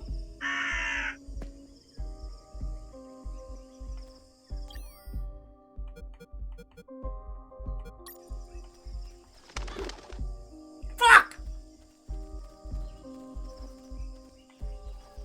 Let's go gun down a bird.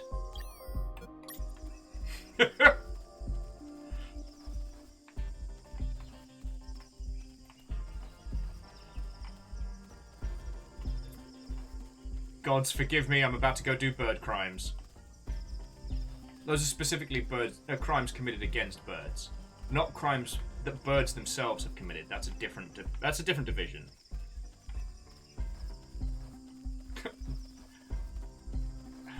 Vulcan Raven?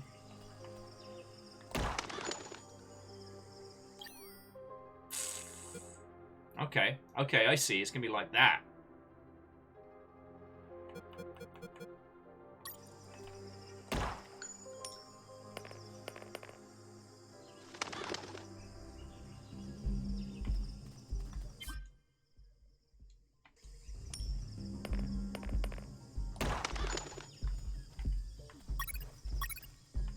Okay. So we need a way to catch it. Once we get it. I think a Molotov might be excessive. I'm just gonna say it now.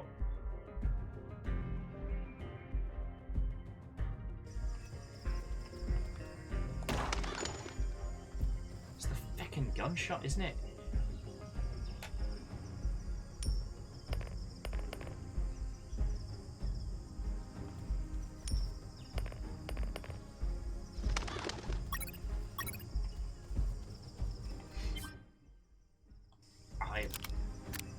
So ravens are fond of small, shiny things. How are we gonna do this? No, the slingshot's too slow. Basically, anything we fire at it, it leaves. So it's following the coins. So if it gets too close to us...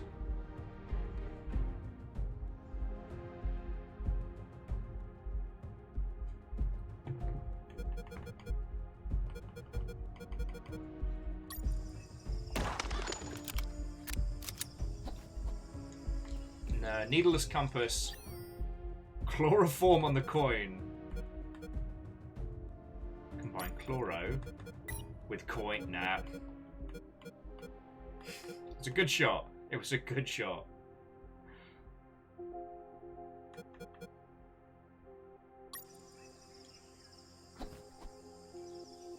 Now the coins seem to be able to lure them closer. Shit. He says accidentally spiffing ammo.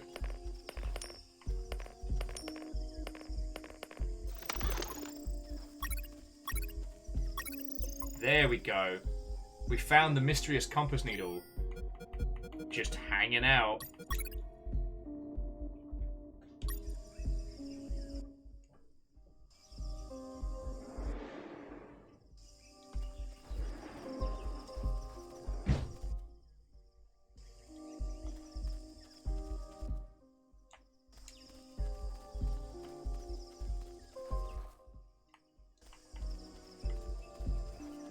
This is exactly how compasses work, by the way. When you come to a new area, it points the direction you're supposed to be going. It's very scientific like that.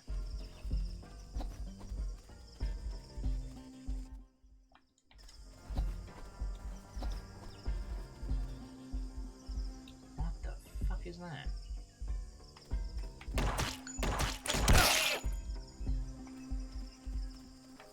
So, the jungle is scary. Damn jungle, you're scary.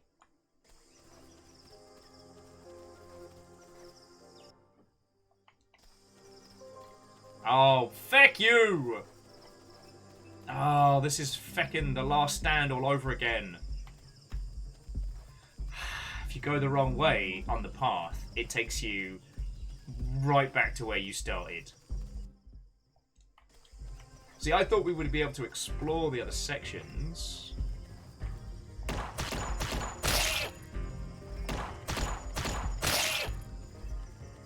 And did any of you ever... Okay, here's a completely random aside, but as kid, did any of you ever see the Highlander cartoon? It was a very strange creation. It was feckin' cool, but...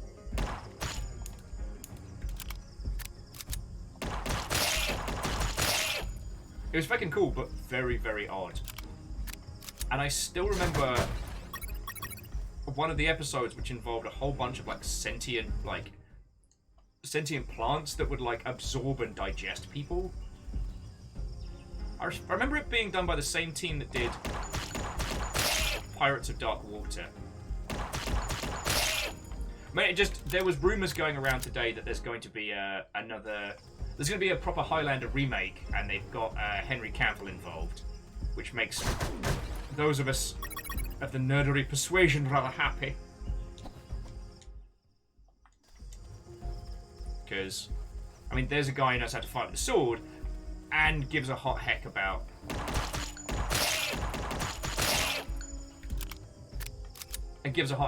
it. Though it's going to be interesting to see how much of Queen's original soundtrack that they secure.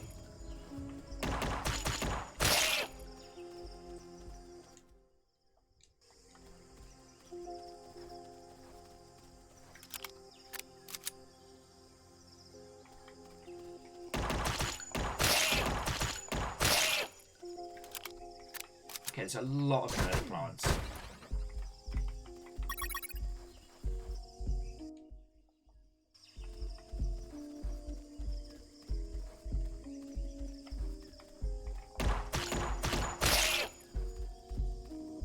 Orzine was saying, but if they can do justice, the same justice that The Witcher has gotten, and sure. I didn't really think about it, Highlander as a concept really isn't that complicated.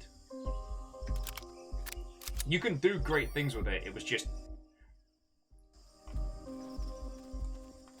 As a series, it did get mishandled a fair wedge.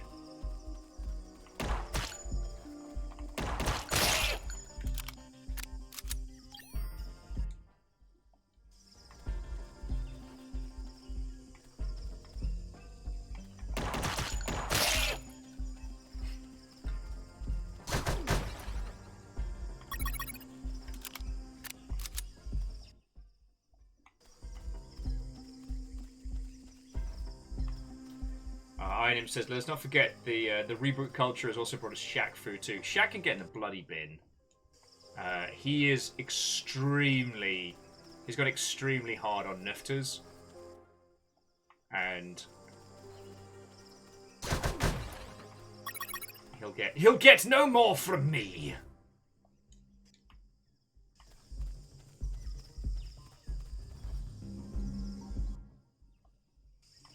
There's a lot of jungle to get through. Ow.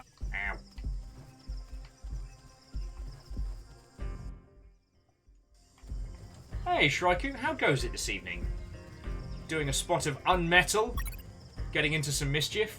You know, standard stuff. How's it going with you?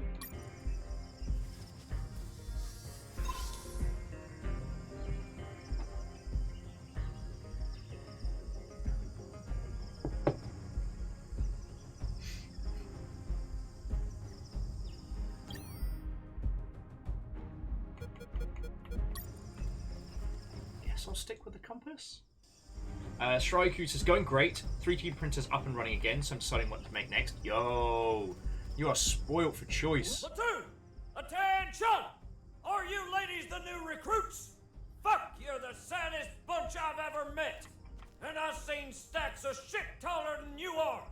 You think you're macho because you stuck your dicks in God knows what hole? I'm going to beat you shit stacks into weapons of war, even if it kills you. Well, aren't Where you charming? Where are you from, boy? From Minnesota, sir. Minnesota? Only two things come out of Minnesota. Men and soda. I don't see you bubbling, so you must be a min. What's a min, sir? Do I look like a scientist to you, pissant? Ah! Sir, no, sir. You're not worth an Urban Dictionary entry, shit stain. What do you do at night, scumbag? I sleep, sir. Sleep? Well, excuse me, princess. Does she need a little nap? We don't get beauty sleep. We take shifts, bitch. We train. Min We and go the soda. extra mile. When do we sleep, sir? During your break time, your highness. But, sir, it's a 15-minute break. Then sleep fast, fuck. Yes, sir. The fuck happened to your eyebrows? They're shaped, sir. You kidding me? Are you the bitch of the yard? Sir, it's personal hygiene, sir. The only reason people get clean is to get fucked. Do you plan on fucking me, bitch? Oh my Do life! you plan on fucking the enemy? No, sir. If I see these eyebrows shaped again, I will shape your balls clean with a single vicious rip. Is that clear? Yes, sir. Hey, where the fuck did you come from? You're so ugly you could be a modern art masterpiece. Did your father fuck an orangutan? Sir, no, sir. Fuck, your face is a sales pitch for condoms. Have you ever screwed needle dick? Yes, sir. You can't be serious. What did you screw? A light bulb? Sir, no, sir. So you've never screwed in a light bulb? Sir, yes. No, sir. I don't know what to say. You say what I tell you to say. Sir, yes, sir. What's your sole purpose in the ex-army, asshole? To do whatever you tell me, Drill Sergeant. Fuck you, Shawsy! Damn it, boy! That's the most outstanding answer I've ever heard! Thanks, sir. Now get out of here! Go back to your barracks! Next group!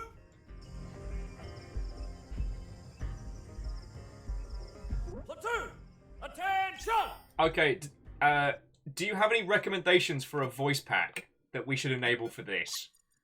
Because I'll take a recommendation. Like, I do like the what was it? You're not even worth an Urban Dictionary entry. That's one. That's yeah. That one I'm saving. Along with, it's not every day you see the dumbest thing you've ever seen.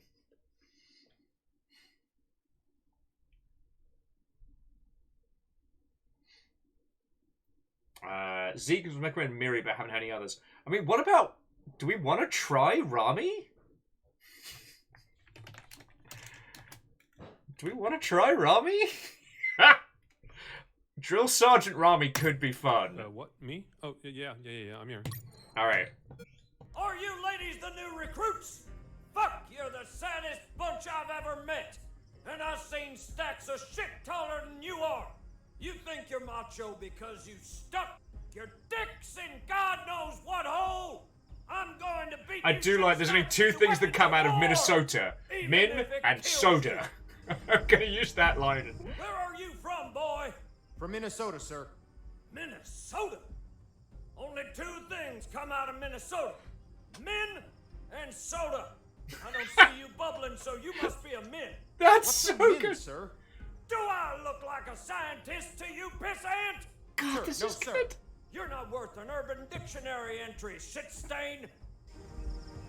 What do you do at night, scumbag? I sleep, sir. Sleep? Well, excuse me, princess. And yes, that is a Zelda reference. We'll nap. We don't get beauty sleep. We take shifts, bitch. We train. We go the extra mile. When do we sleep, sir? During your break time, your highness. But, sir, it's a Oh, just as an 15-minute break. FYI, if this is your first time seeing this game, Fuck. there's a crap load of Yes, sir. additional What voices in happened this. to your eyebrows? They're shaped, sir. You kidding me? So Are you the bitch of the yard? on Sir, any of the it's levels, personal you can hygiene, enable sir. special The only hidden reason voice people lines get from clean different is like to content get fucked. creators or Do you industry plan peeps on or fucking me, bitch? I think just friendos sir. of the devs. Do you plan on fucking the enemy? No, sir. If I see these eyebrows shaped again, I will shape your balls clean with a single Also, Deus, now I'm gonna have to rip. watch one of those like Is that Shorzy clear? compilations later. Yes, So sir. thanks. Hey, where the fuck did you come from? You're so ugly you could be a modern art masterpiece. Did your father fuck an orangutan? Sir, no, sir. Fuck, your face is a sales pitch for condoms. Have you ever screwed needle dick? Yes, sir. You can't be serious. What did you screw? A light bulb? Sir, no, sir. So you've never screwed in a light bulb? Sir, yes. No, sir. I don't know what to say. You say what I tell you to say. Sir, yes, sir. What's your sole purpose in the ex-army, asshole? Wow. Yeah. Okay, that's a good question. Do you mean more like a philosophical or more of a pragmatic level? Because those are very different questions. God damn it, boy! That's the most outstanding answer I've ever heard!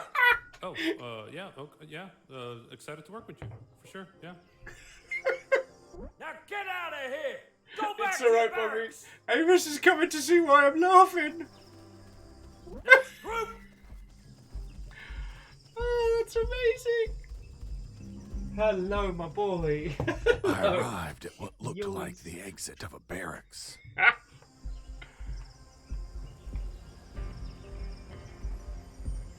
Mike. I'm late and I have to take this truck to the port. Are you gonna open the damn door or not? Hold on, I'm opening it. My instinct told me the gate was going to open Hey, and a leave truck alone, was Bobby. going to leave. I could sneak onto the truck and get far away from here. See you later. Yo, Mike! Mike! What's up? Hold on. I need to verify the departure permit. Fuck, Mike, hurry up! Yeah.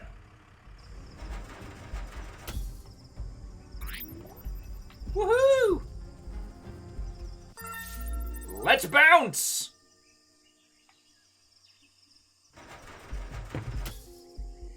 Yo, Mike! Can I leave now? Negative. The lieutenant canceled the delivery. You'll have to come back in. Oh, holy fuck! Mistakes have been made! Mistakes have been made!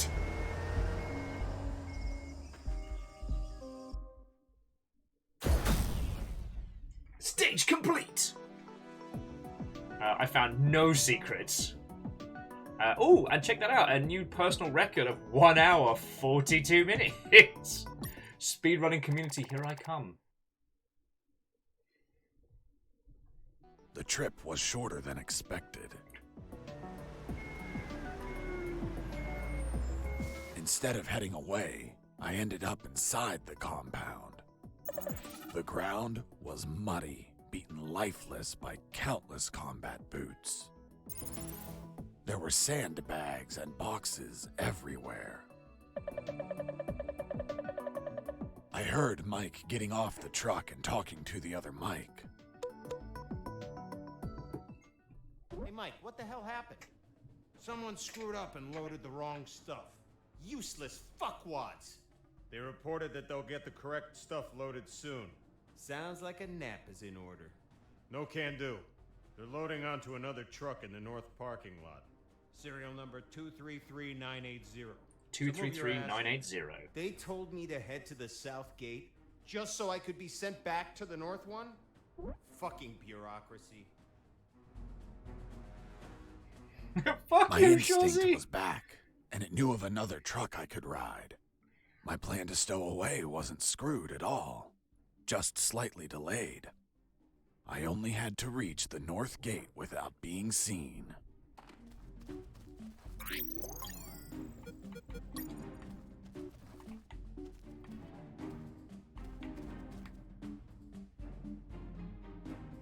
This guy's about to get a drug-filled nap.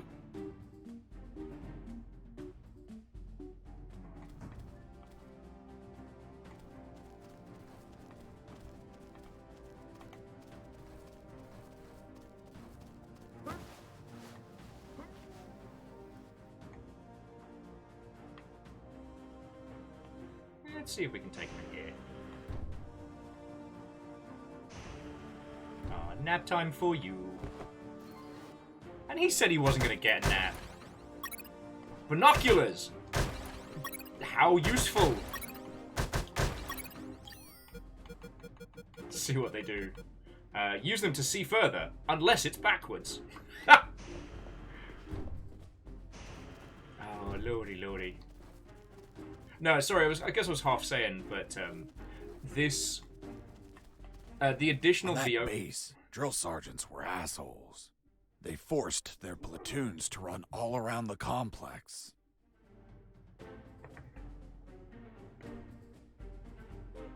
I had to be careful not to be seen.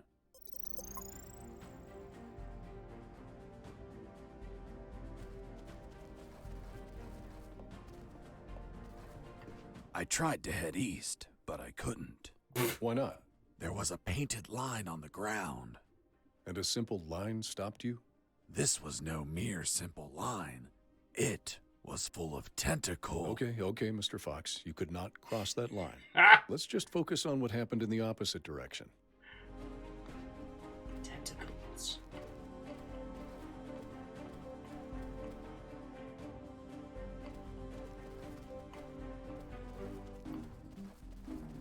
This guy's actually moving about. Oh, look at us blending into the shadows.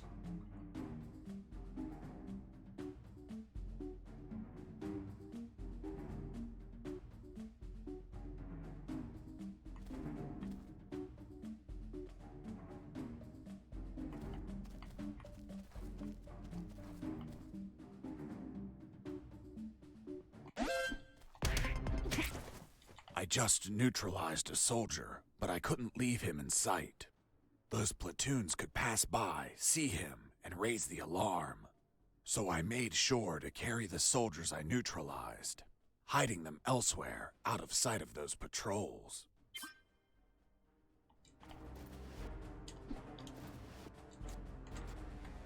And away with you! I will say, I do genuinely enjoy the little lines giving us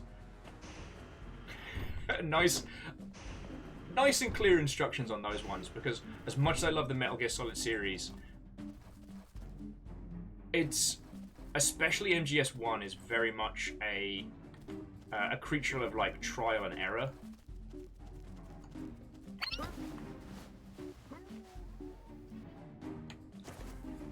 Like, there's a larger portion of, especially like, yeah, MGS 1 and 2, where you have to work out whatever the heckin' puzzle is for each different area.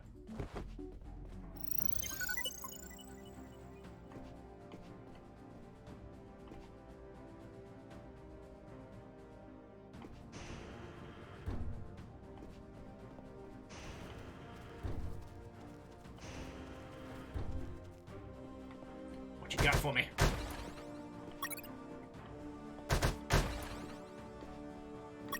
Yeah, Ultrazen, you're right. Like, a lot of the old mechanics aren't necessarily bad, just unrefined. Yeah, break your shit. No one's getting any sleep tonight. Volcanic Scotty.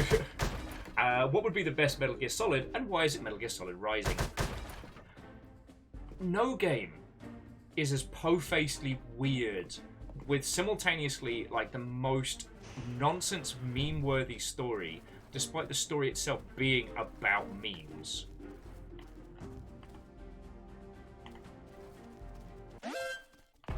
Shit. Base, escaping prisoner. Send back. Ah!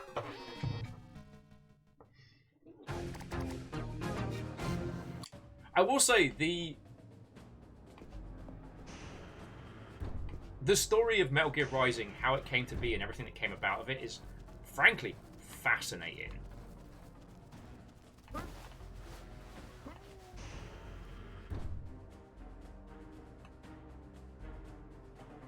Nap time for you! Jacker here. Ghost, What? do you copy? Who the hell are you? Huh? Who are you? Where is Ghost? I don't know who that is. I think you got the wrong channel. Oops. Boogaloo must have been tampering with the communicator. Damn geeks. Over and out. Bogan. It just sounds like a fanciful way of describing Bogan.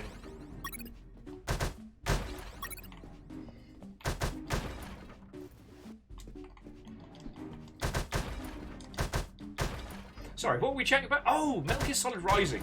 The whole story of how that came about is fascinating. That, at least as we were told, it was with Metal Gear Solid always having the subtitle of like stealth espionage action.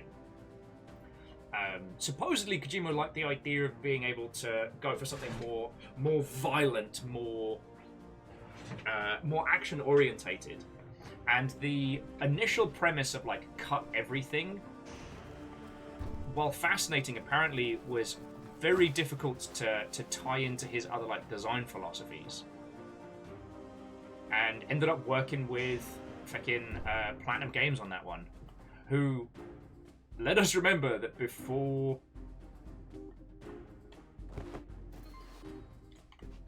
what was it? Oh, Nier Automata. Like, Platinum Games was on a bit of a work for hire spree, and not all of them were good. Oh! Zeke's just reminded me, yeah, Jacker and Bogan are from Ghost 1, which Miri voiced Ghost in that game. Yes. God, my... Ooh, no. Soldiers go bad. Just wait for them to pass. I keep forgetting I've got the Ghost stuff unlocked. It's been so fucking long, you know. Excuse me, is there anything in the back of this truck? No. What about this way? Possibly some goodies.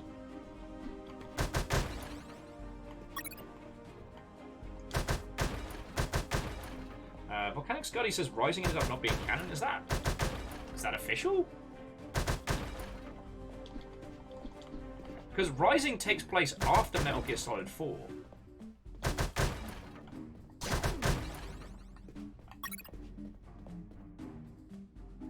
And I do want to agree with Fred that, friends, if you've got the chance or the opportunity, do have a go at the old 8-bit Metal Gears, because...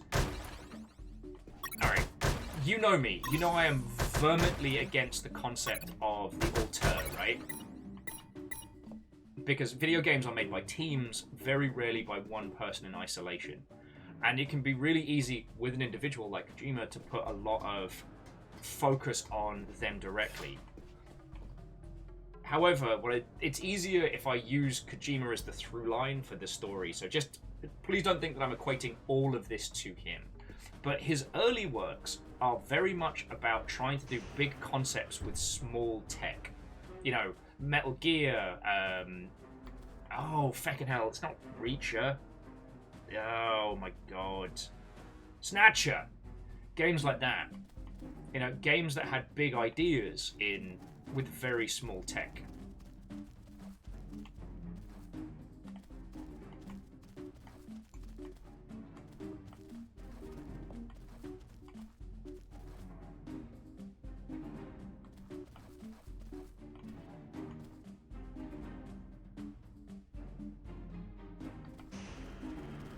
It's gonna be tricky. Obviously, Kojima's backlog is very, very heavily inspired by 80s action movies. Like, Snake is literally Kurt Russell doing Snake Plissken. Like, very much like subtle speed. Ah, piss me sideways. No. Oh, this is bad. This is exceedingly bad! I'm zigging. I'm zagging. I'm bleeding out.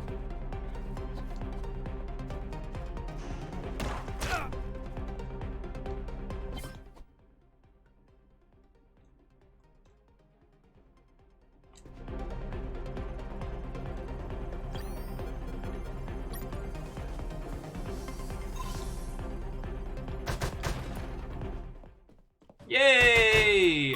I'm not dead! We're not brainless!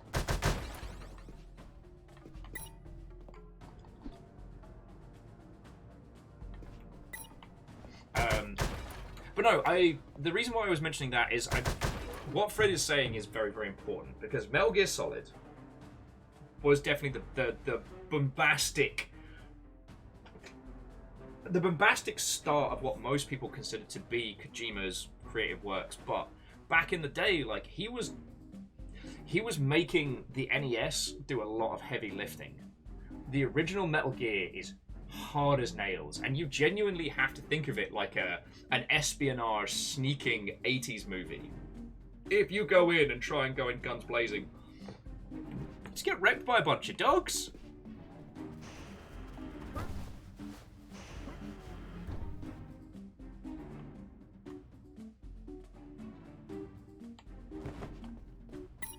Like, and even like Snake's Revenge is no more merciful than Metal Gear Solid. Indicado, I'm not dead yet. I feel better. Alright, I'm gonna wait for the soldiers to go by.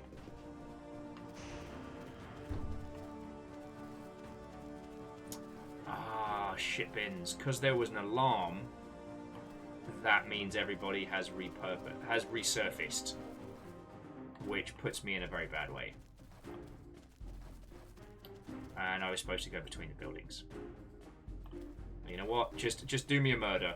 Just do me a murder.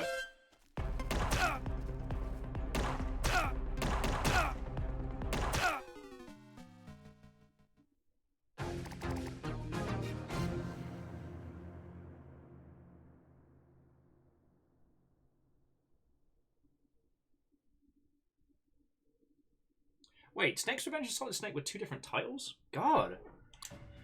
I've got to review my old school MGS knowledge. Oh, my old school Metal Gear knowledge. Means I'm getting old, friends.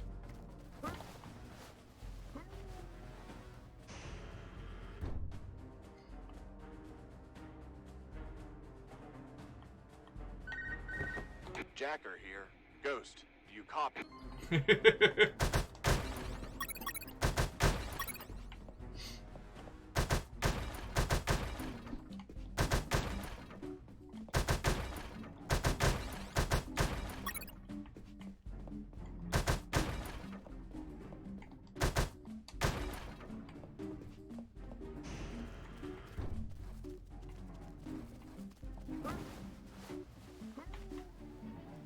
Don't see me, don't see me, don't see me, don't see me, don't see me. Haha! I am invisible! Sorry about that. Look, Volcanic Scotty, I understand what you're saying about like going back to old titles. Reactor online. Hey! Sensors online. Weapons online. All systems nominal. Oh no, you've not followed. What You've not... ho Vikings? 1 year plus one. Feckin' we. Shit, yeah. 13. Unlucky for some, but not for you. I'm sorry, I don't have a good bit for 13. Lyrus, how was your day? How was you doing? It's lovely to see you. And I know I just said, how was you doing? Now, Scotty, don't tell me how old you are. Just as an FYI, like, I'm happier not knowing.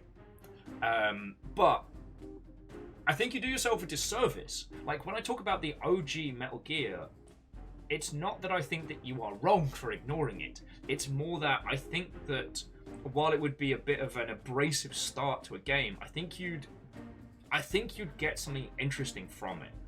Like, seeing how games have evolved to what they are now and looking back at their origins and being like, ah.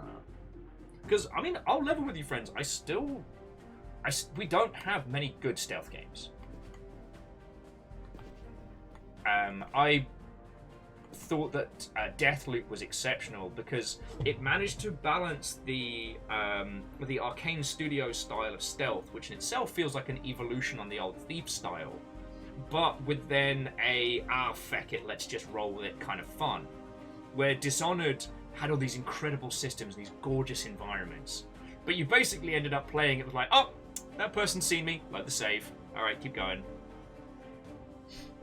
Edwin, how are you doing this evening? Saying they grew up with the NES Metal Gears. Yeah, I mean, for me, it was Bionic Commando. We didn't have OG Metal... Oh, I can't remember if we had one of the other Metal Gears. Like Snake's Revenge or the other one.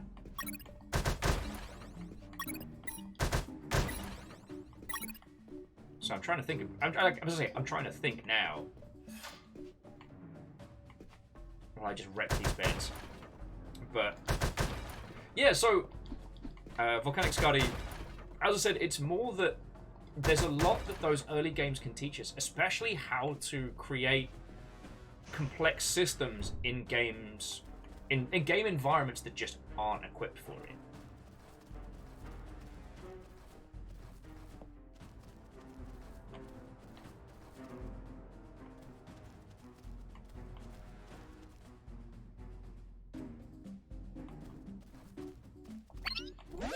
Oh, thank you!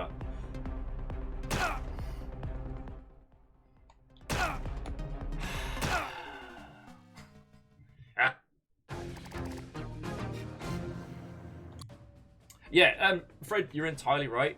Back in the day, seeing how old game designers were constrained by the hardware rather than kind of right now, where the big constraints are like time and money, which in game development's kind of one and the same, you know? I'm going to save it after I've wrecked every one of these beds, but this is absolutely personal.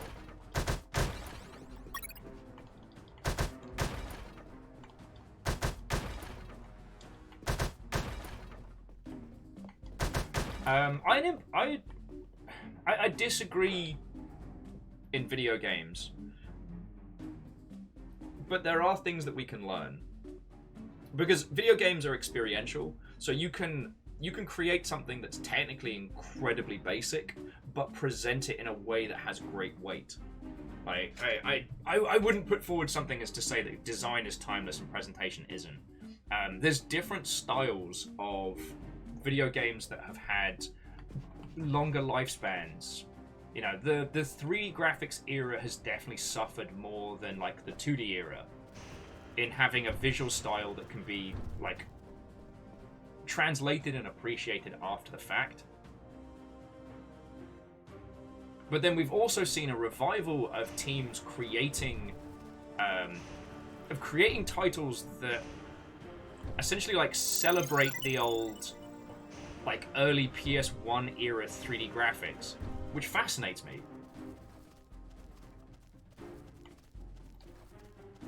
I'm gonna break so many beds, and I'm gonna keep heading back and acquiring, just saving after each round of. Jacker here. Thank you, Jacker. Lovely to see you.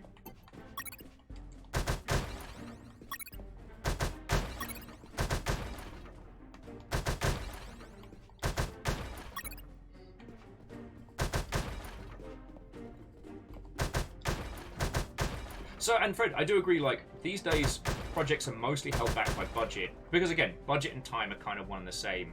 However, we have access to so much more stuff that we did not back in the day. So this means that sometimes clever solutions to problems are a lot more viable. And when we go back to especially early games like this, it gives us a lot of the solutions to these problems that we face now. Like, how do you create disambiguations of systems that allow you to give the user the feel of huge experiences without brute forcing it? You know? I'm sorry that every time we have this conversation it seems like I'm just dissing on The Last of Us Part 2, but The Last of Us Part 2 just brute forces a big idea. You know what I mean? They just hired more people, did more stuff, spent more money than their competitors, allowing them to make this big experience. But then I come across teams like, I mean, shit, Paradise Killer? That game is like all style, all substance, but on a fraction of the budget of something else, you know? And okay, that's not fair to compare those two titles because they're doing very different things, but you know what I mean?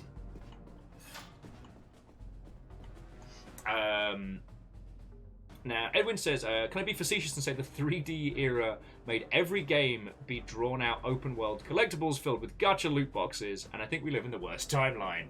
Well, you notice how as the AAA development becomes more and more bloated, they seem to be following a more and more similar playbook, which is make it open world with tons of collectibles and microtransactions to justify the cost of. Like, we're going to pick on Ubisoft a little bit here, but they have fallen into a design philosophy that, while it succeeded, you know, a wee decade ago, has definitely led to this, you know, homogenization of all of their concepts into the same idea with a different wrapper. And it's real hard to get behind that, you know, creatively. What they need to do is scale down and box clever again.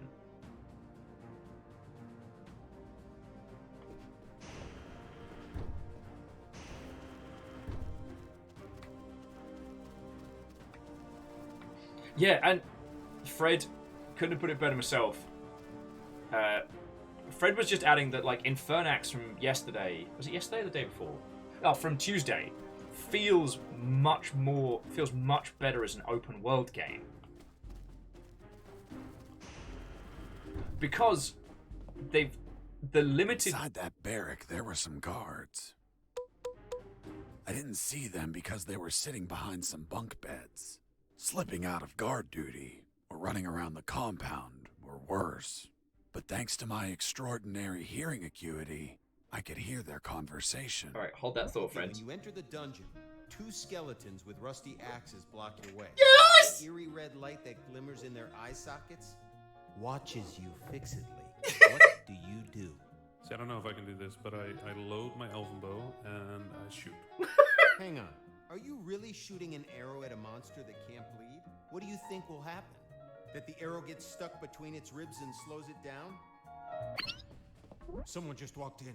Fuck. It must be the drill sergeant. Quick, hide yourselves.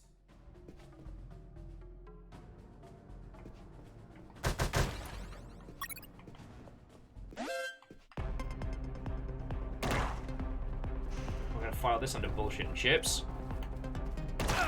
I've got to take the murder. I thought I was gonna get to knock them out. Cases! Okay, so we were talking earlier. So Volcanic says games need money, so to find cheaper solutions. Well, and to an extent, like Volcanic's Guardian, we're getting to that point. Like, the standardization of game engines does mean that we're spending less on R&D and internal engines. Like, you don't have to be always making the same kind of game because that's what you did last time, you know?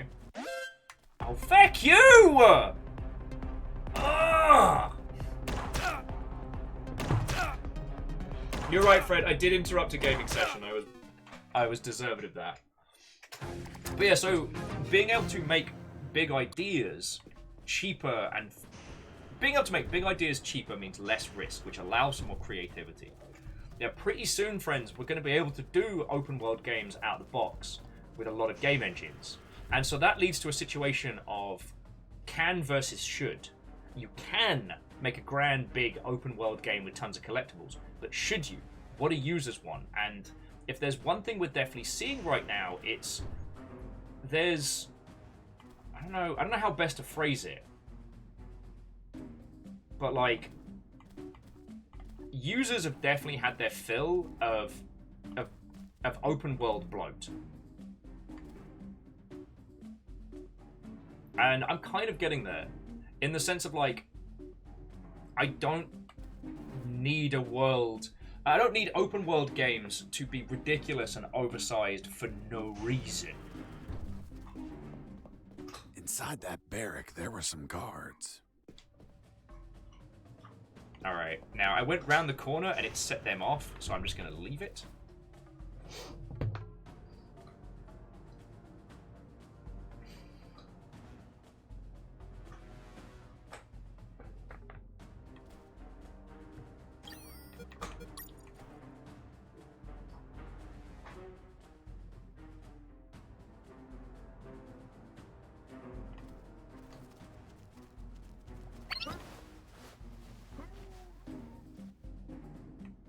Doop-a-doo.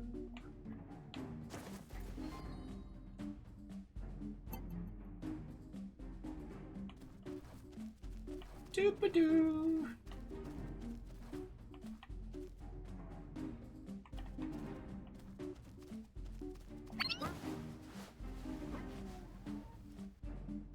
Behind the boxes with you. Okay, there we go.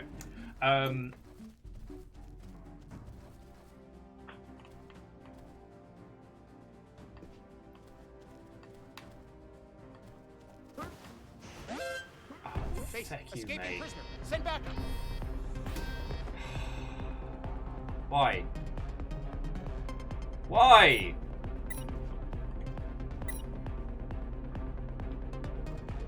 I can't leave the toilets.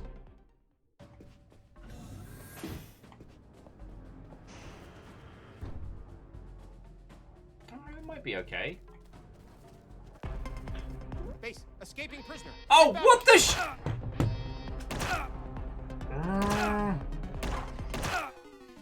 Alright. So I'm going to take a breath and a breather, because I kind of want to chip away at my point, and I've got about like 20 minutes, half an hour to hang out with your lovely selves before we're going to take a certain someone to doggy boot camp.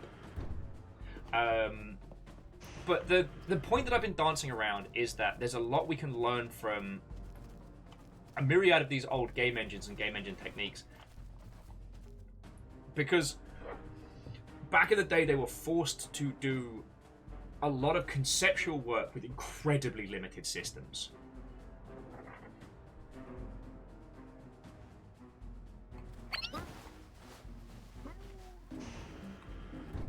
And if we can apply those techniques to more modern games... I know. The game keeps reminding me that I can save. But there's also a thing that gives us a little bonus for not using the insta-save. If we can start applying some of these techniques, we can save time and money. We don't need to create these ridiculously over-bloated worlds. And when we start thinking about the kind of experiences we want to convey to users, like, this game is fecking hilarious. It continues to be fecking hilarious throughout. But the thing is, games that are funny are fecking hard to make. Because comedy timing is difficult to deliver in video games. And if the timing doesn't land, there has to be a game for it to fall back on. And if you have full 3D motion captured movements and, you know, full performance deliveries, if it doesn't land, you've spent a lot of money trying to make something that doesn't work. The simplicity of the gameplay here allows the humor to be added on top. If this was a great big grand open world 3D expensive production, the amount of money it would cost to deliver the same experience, oh boy, yeah, that starts making that makes my bank balance uncomfortable.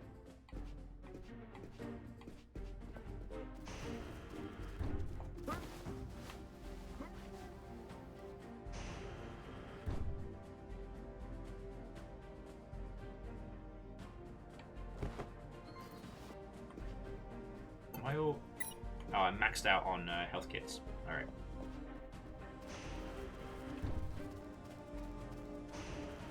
Don't you dare. Don't you dare.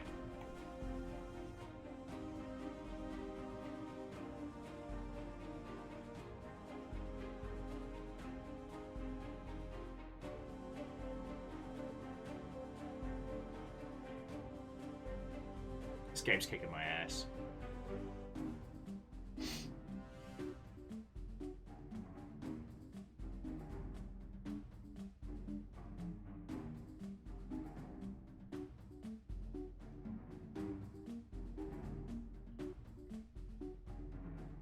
Okay, so those guards, while distracted, have now just spread out and are going to cause trouble in there forever.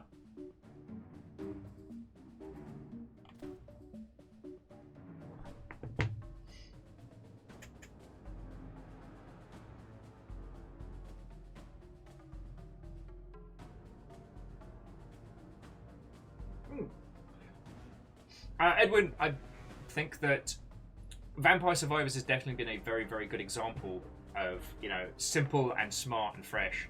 Now, the thing that I keep pondering is how could a studio of much larger size have been able to deliver something of a similar experience? Inside that barrack, there was... Alright.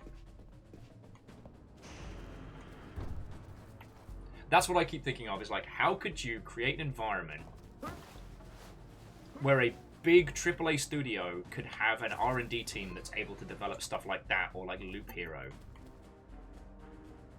Because if we look at Ubisoft's design philosophies, like the homogenization of how they create stuff is eventually going to bite them on the butt.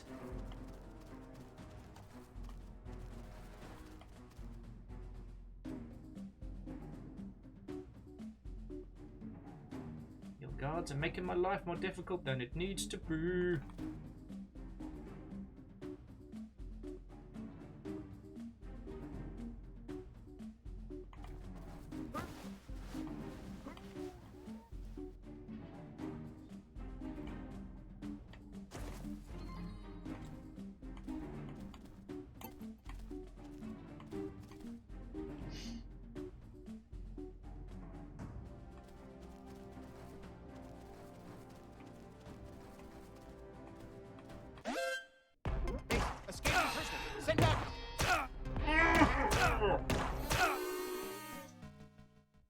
It's this conga line of murder that keeps popping up.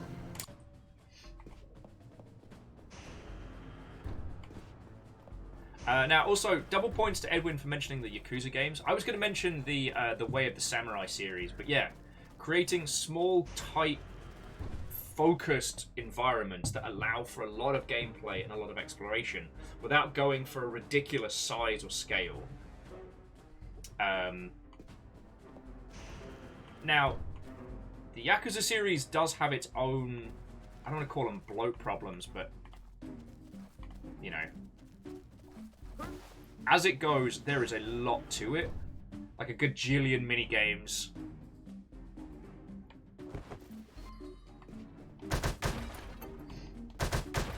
The amount of I know. Just make sure there are no knocked out guards inside. Yeah, which I've...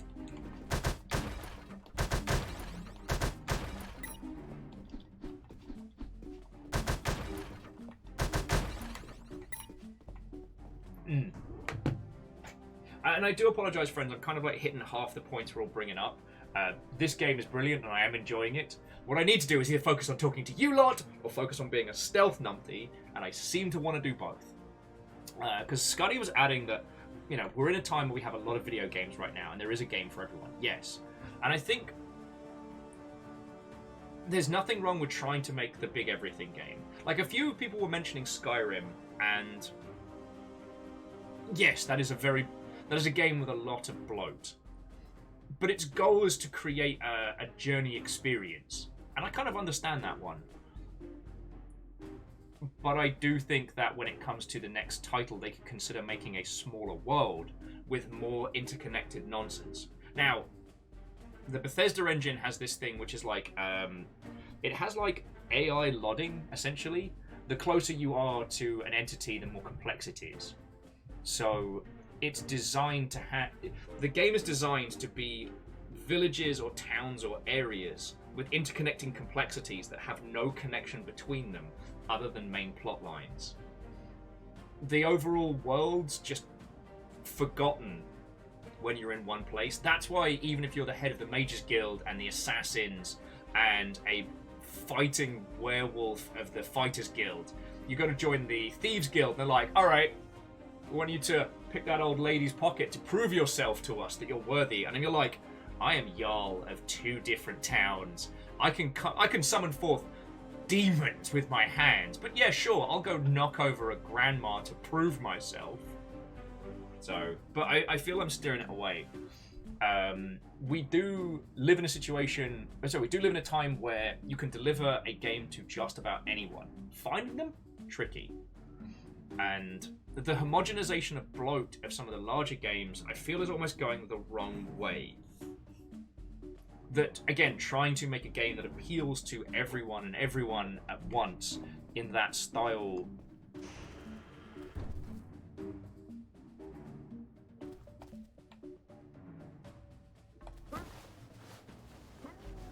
is incredibly tricky, you know? Alright, I'm just going to wait for the runners to go past, then I'm going to go back, save again, and keep doing this. So with the bloat of Skyrim, that feels less like a concept of design and more a, look, the engine already does it, let's just turn it up to 11 and let's make our lives easier.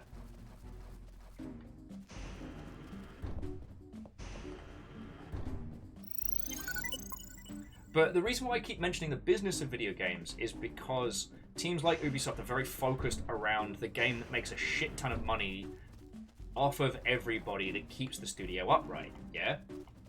Because Volcanic Scardias, the game appeals to everyone, pleases no one, that's true, but it sells a shit ton of copies, and that's what they're aiming for.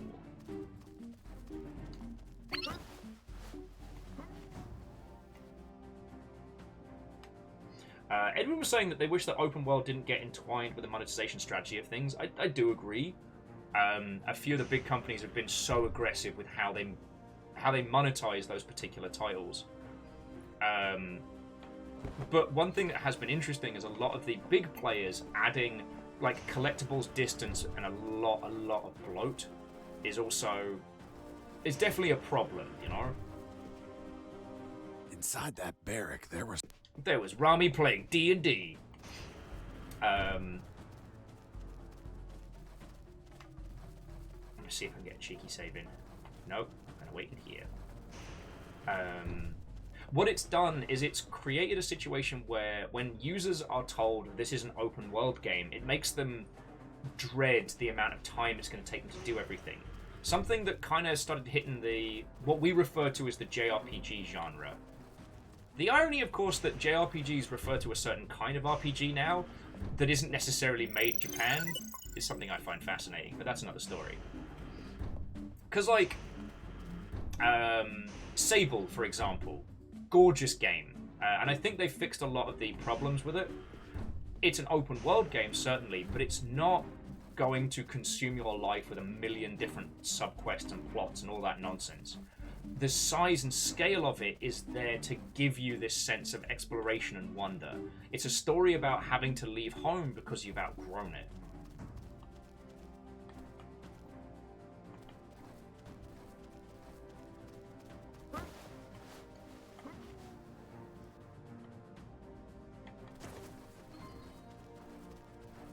And so,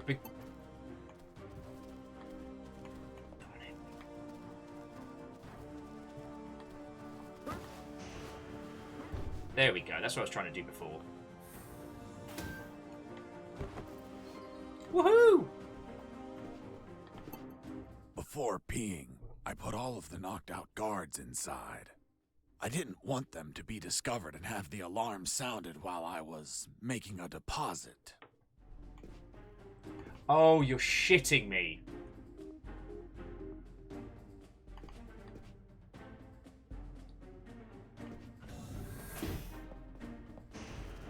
There's a guard over this way who I've not put indoors.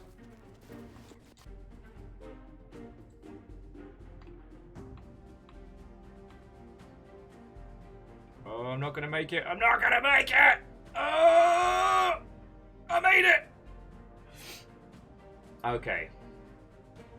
Yeah, see, Edwin, when the team behind Dying Light 2 said that it'll take about 400 hours to do everything, I bet they genuinely thought that was a good thing. They were like, yo, look how much game you get for your money. And instead of everyone being like, yay, 400 hours, everyone was like, oh, fuck, 400 hours? Like, shit!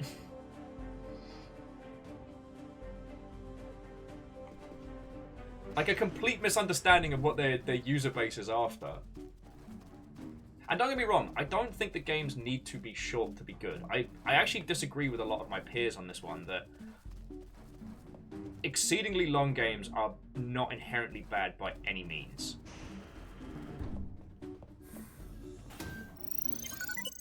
Ah, there we go.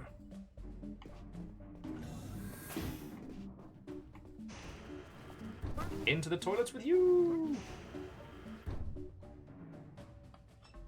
But there's an arrogance of saying that your users will definitely want to play your game for 400 hours, rather than looking at it and being like, all right, if users want this, they can. Yeah, Edwin, first time every time. Totally. Totally. Back of the net. Exactly like I intended.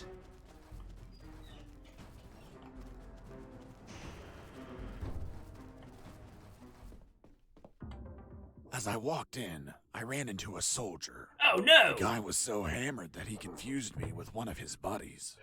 Hey, Mike. You want a drink? No thank you. I don't drink when I escape. Hold on. You're not Mike. No, I'm Fox. Jesse Fox. You're the prisoner?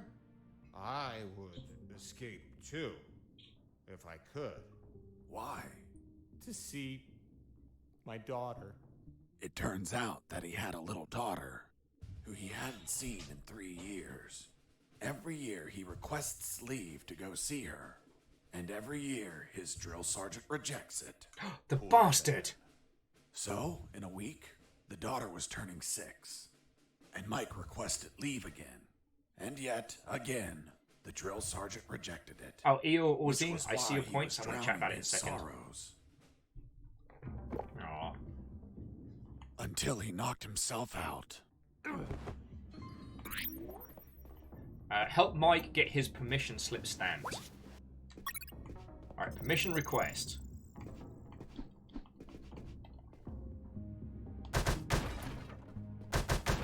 Hey, I don't make the rules. Bed's gotta go.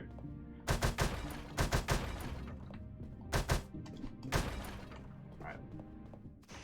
I'm just gonna go back, quickly get a save on. Okay, so, Ozine was saying the portal was a nice, short, sweet experience and didn't overstay its welcome, but the design allowed for that. Yes. That definitely comes into understanding the kind of title you want to make. Portal's touted as being like the gold standard for puzzle games for good reason. You're always learning new things. You're always experiencing new stuff. The narrative carries you through and there's no wasted energy, which in a puzzle game is fucking great. You know, not everyone wants a bloated mess like The Witness. Will said, sour and bitter. I ran into a guard as I went in. Knew it. He was urinating. Please don't tell me you pissed that guard off while he was urinating. I couldn't. Someone beat me to it. What the hell are you doing, scumbag? Sir, I'm peeing, sir. Did you wash your hands? No, sir. I'll wash them when I'm done, sir. Are you touching your dick with your dirty hands? How can you be such a pig? Hands are washed before, not after peeing. Sir, yes, sir. Why did you stop peeing, scumbag? Sir, I ran out of pee, sir. What a pussy! Who do you think you are, a fucking Sybil? A soldier continues peeing even if his balls are empty. Pee Now is get stored the in hell out of here! balls. Sir, yes, sir. Sergeant, there's someone behind you. Fuck, soldier, did I tell you to look behind me? No, sir. Then why the hell are you looking behind me? Here, you don't look, listen, or speak unless I tell you to do it. Understood? Sir, yes, sir. That damn drill sergeant acted tough with his men, but he ended up crying like a baby with me.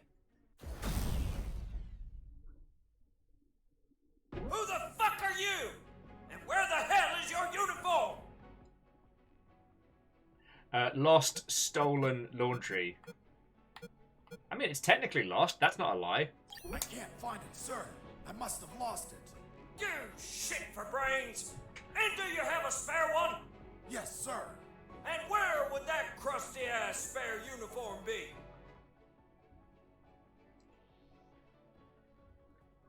Also lost, sir. I can't find it, sir. I must have lost it. You shit for brains. And do you have a spare one? Yes, sir. And where would that crusty-ass spare uniform be? Okay, so we lost the spare of the spare. That one's in the laundry. In the laundry, sir. And what in the hell is your uniform doing in the laundry? Hello, big girl. It was dirty, sir. Are you kidding me? Since when do clothes have to be clean? Oh, you In are Texas, gross. we put it in the laundry when it stands on its own, sir. Fuck!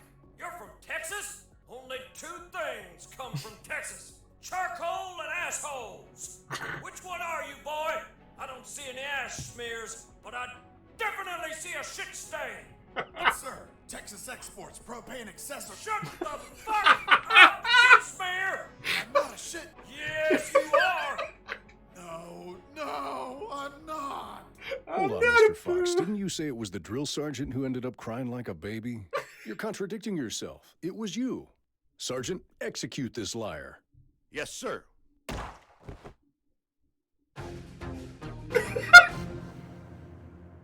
Wow! Okay, friendos, as we've hit 6:30, I need to bring our adventures to a close. But just the line of, no, we also export propane and propane, etc. Frickin' yo. Alright. Friends, I think we're going to have to do another day on this. This is too good. This is too good to leave. There are two things that come from Minnesota. Min and soda. And I don't see any bubbles. What does that even mean? So, what's a min? Do I look like a scientist? Yeah, I can't believe we've come back to the return of insult fighting. Oh, and next time we'll definitely get I don't know where this hand gesture's coming from. Next time we'll definitely look at doing some of the other content creator voice packs. I've kind of been picking on Rami because he's the person I know, but like, feckin' yo.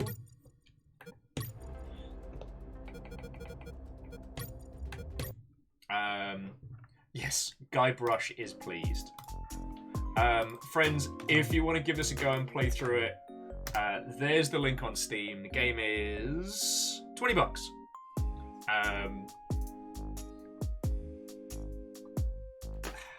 What a feckin' gem of a game. Okay, and before we bring our conversation to a close, like, what's the last genuinely funny game you all can think of? Jeanette, your timing is impeccable as we are bringing our adventures to a close, but a good evening to yourself. I did want to just touch quickly on what Eo was saying, like the Outer Wilds being an open world RPG and how they nailed it. They absolutely did. And I think it's a weird thing because in AAA development, there's a philosophy called designing for the 10%, where if you are looking to implement a feature, you shouldn't look at implementing something that will only be played by 10% of the user base. And yet, the focus on, like, you know, collectibles and weirdly time-grindy achievements on top of a title feels strange. My personal philosophy is that achievements should come in two flavors. Ones that celebrate the title or promote you to explore bits you might have missed.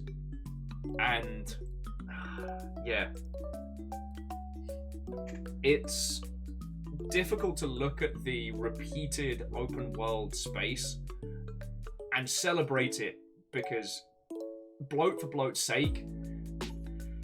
Why does Altair need to collect pigeon feathers? Why? What does that have to do with being a master assassin? Actually, pigeon feathers I think was Ezio. But like, you know, Playboy Italian assassin from Venice is collecting bits of dead birds because of reasons. You know? Those collectibles aren't a celebration. Oh yeah, so yeah, feathers for Ezio, flags for Altair. And I thought the feathers would be used in a way to make people go to certain parts of the map and explore, but really, they're just spread out higgledy-piggledy. Because all of the key points are also vantage points, so the game is already making you look at this gorgeous environment. It's already making you explore historical landmarks. So what do the pigeon feathers do? I'm going to look at my notes and fuck and all. the Outer Wilds had so much to explore and discover. And I still love the fact that even when we played through it and then came back for the DLC, there was things in the main game we had missed. In a good way, you know? As Jidnet, we're actually bringing our adventures to a close, but we were talking about open world games and the bloat in them. So friendos, tomorrow, kicking off from a later time, we'll be playing Monster Hunter Rise with Fiona and Ems and Kyle. It's going to be lovely. If you want to continue chatting about open world titles, I love this conversation. Yeah. And the thing is, like, a CMC, Outer Wilds and Subnautica could have added pointless collectibles. They could have added, like, you know, bloat achievements and things like that. And they didn't. And I respect that. Because the thing is, what we were talking about earlier about how games are becoming easier to develop, it's not the most complicated thing to add an obligatory collectible and spread them across the land and make that part of the 100% completion. So it's nice to see when devs, I guess, choose not, you know? Oh, and Jinnet, I'm glad you had fun with it. I'm really glad you had fun. So, I'm going to be bringing our adventures to a close, friendos. I'll be rolling credits in just a second. But again, UnMetal is entirely worth your time. So, feckin' we.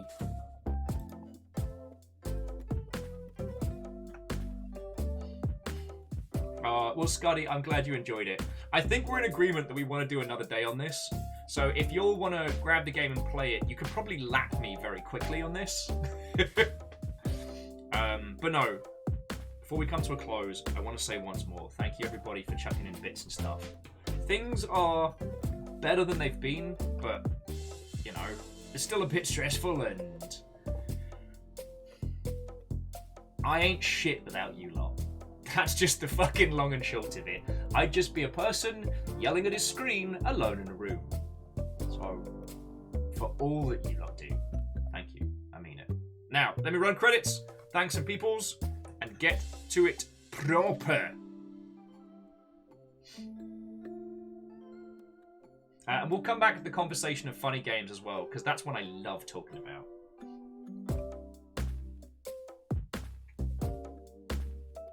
Okay, so once again, friends, bits and donations are the biggest thing that keep our little operation going. So to Bacon Avenger, Volcanic Scardy, Crux, Lizzie Tipau, Favor 6, Fearless Sun, Eraman, J-Post, Woolcrad, Vanderbeast, the League of Spooky Ghost Anonymous Cheerers, and Kindball, all of you, thank you so much. Alright, it's what keeps us going.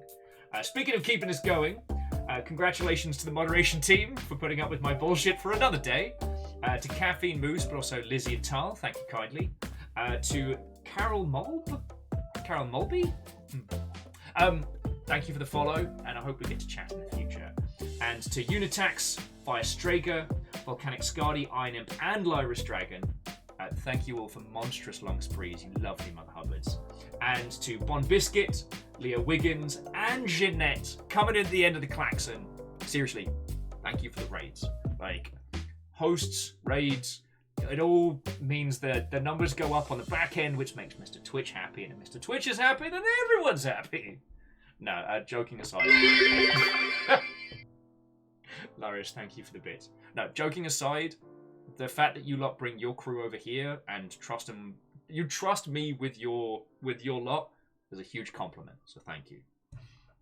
Speaking of audiences and lots, let's see for whomst I can pass you lot to.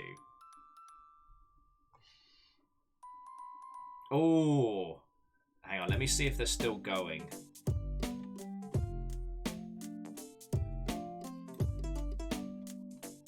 Stringer Please, our very own Laura, is currently playing Max Gentleman, the Sexy Gentleman game, over on PA. Sorry, Sexy Business, I should say. So let's go say hi. Laura's thoroughly entertaining. And I don't know if has been streaming on her, on their own volition, but they've been doing a whole bunch on the PA channel, and they're really feckin' funny. So if you haven't met them, I'm very happy to pass you over there. Right. I'm going to go help with DAG training.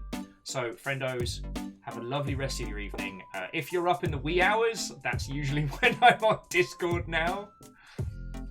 Have a lovely rest of your night, friends. I mean it. And I'll see you tomorrow for some Monster Hunter. Alright? Hey. Let's ride.